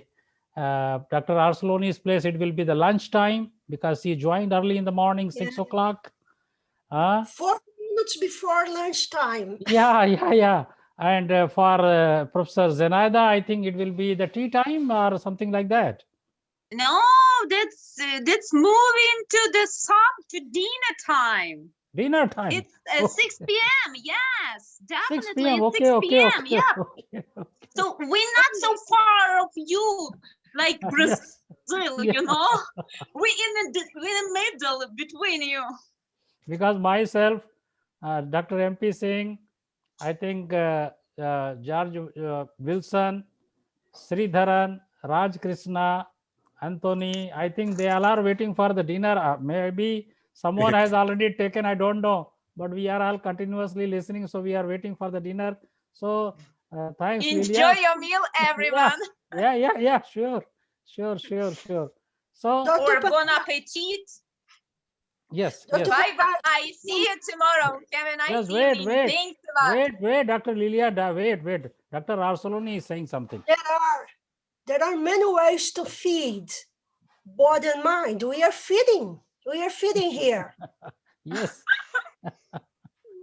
That's why Great Dr. Professor presentations Akhtam today. Bizlova has Congratulations to shared everybody. that we learn by breathing as well. So here brain has been already influenced by this extraordinary disease that has been shared by our various speakers, initiated by Professor Dr. MP Singh, followed by Professor CC Tan, and then many more speakers like Professor Arsaloni, B3s, and other colleagues as well, Podra Vela. So many people, there number of speakers are here, they delivered. So if all of you share the full length paper at the easy chair link, so definitely we will process it for the publication with the Springer, because we are working in that directions. We are working already on the 3 volumes of the Springer proceedings, likely to come soon. This particular session, actually I discussed with the Springer fellow. So they thought, okay, it is concerned with the spirituality, but we have noticed that the maximum lectures are delivered through the management oriented issues. So if you prepare a full length article, not less than 10 pages, minimum number of pages be 10. If you prepare it and submit through the easy chair link, definitely we would like to process. So thanks once again on behalf of FAI Executive Council. My Vice President is already present here with his permission. I would like to thank each and everyone, and meeting tomorrow as per the scheduled time, 3:30 p.m. The link is already shared with Professor Zenaida for all the Brazilian fellows. A link is already shared for tomorrow's meeting ID and passcode with Professor Arsaloni to share. Roberto was not visible, Dr. Arsaloni. Please. Roberto was not visible. Dr. Roberto. Pardon? Dr. Roberto was not visible. The organizing secretary. Yeah, visible. Visible. Where she is? Not visible. Fatima Beatriz is here. No more. No more. Just Fatima. Yeah, Maria Emilia is here. Yes. Okay. Everyone contributed a lot. Each and everyone, the entire effort, the entire team made the first day program a successful one. As per my observation, what is all of your observation? Please share your ideas, share your views to make the second day program a successful one with various talks based on the business analytics and other issues related with the management and other things. So I would like to say, sir, MP Singh, sir, so you would like to say a few words, then we would like to conclude. Thank you so much, everyone. Would not like to say much now because you all want to move back to your places. It was a great learning today. Learn from each one of you. Everybody had put in so much of effort and everything came filtered to us for our implementation. Thank you so much. Kind of you indeed, everyone. Sridhar, you want to say something? Yeah, let me say that. Dr. Sridhar, are you here? Okay, Dr. Tan. Please conclude, sir, this session. It's my precious to listen to everyone's and really get a lot of experiences today, like diversified of topics today, work spirituality, which we realize that spirituality from the last presenters, we understand the spirituality has the horizontal and vertical dimension.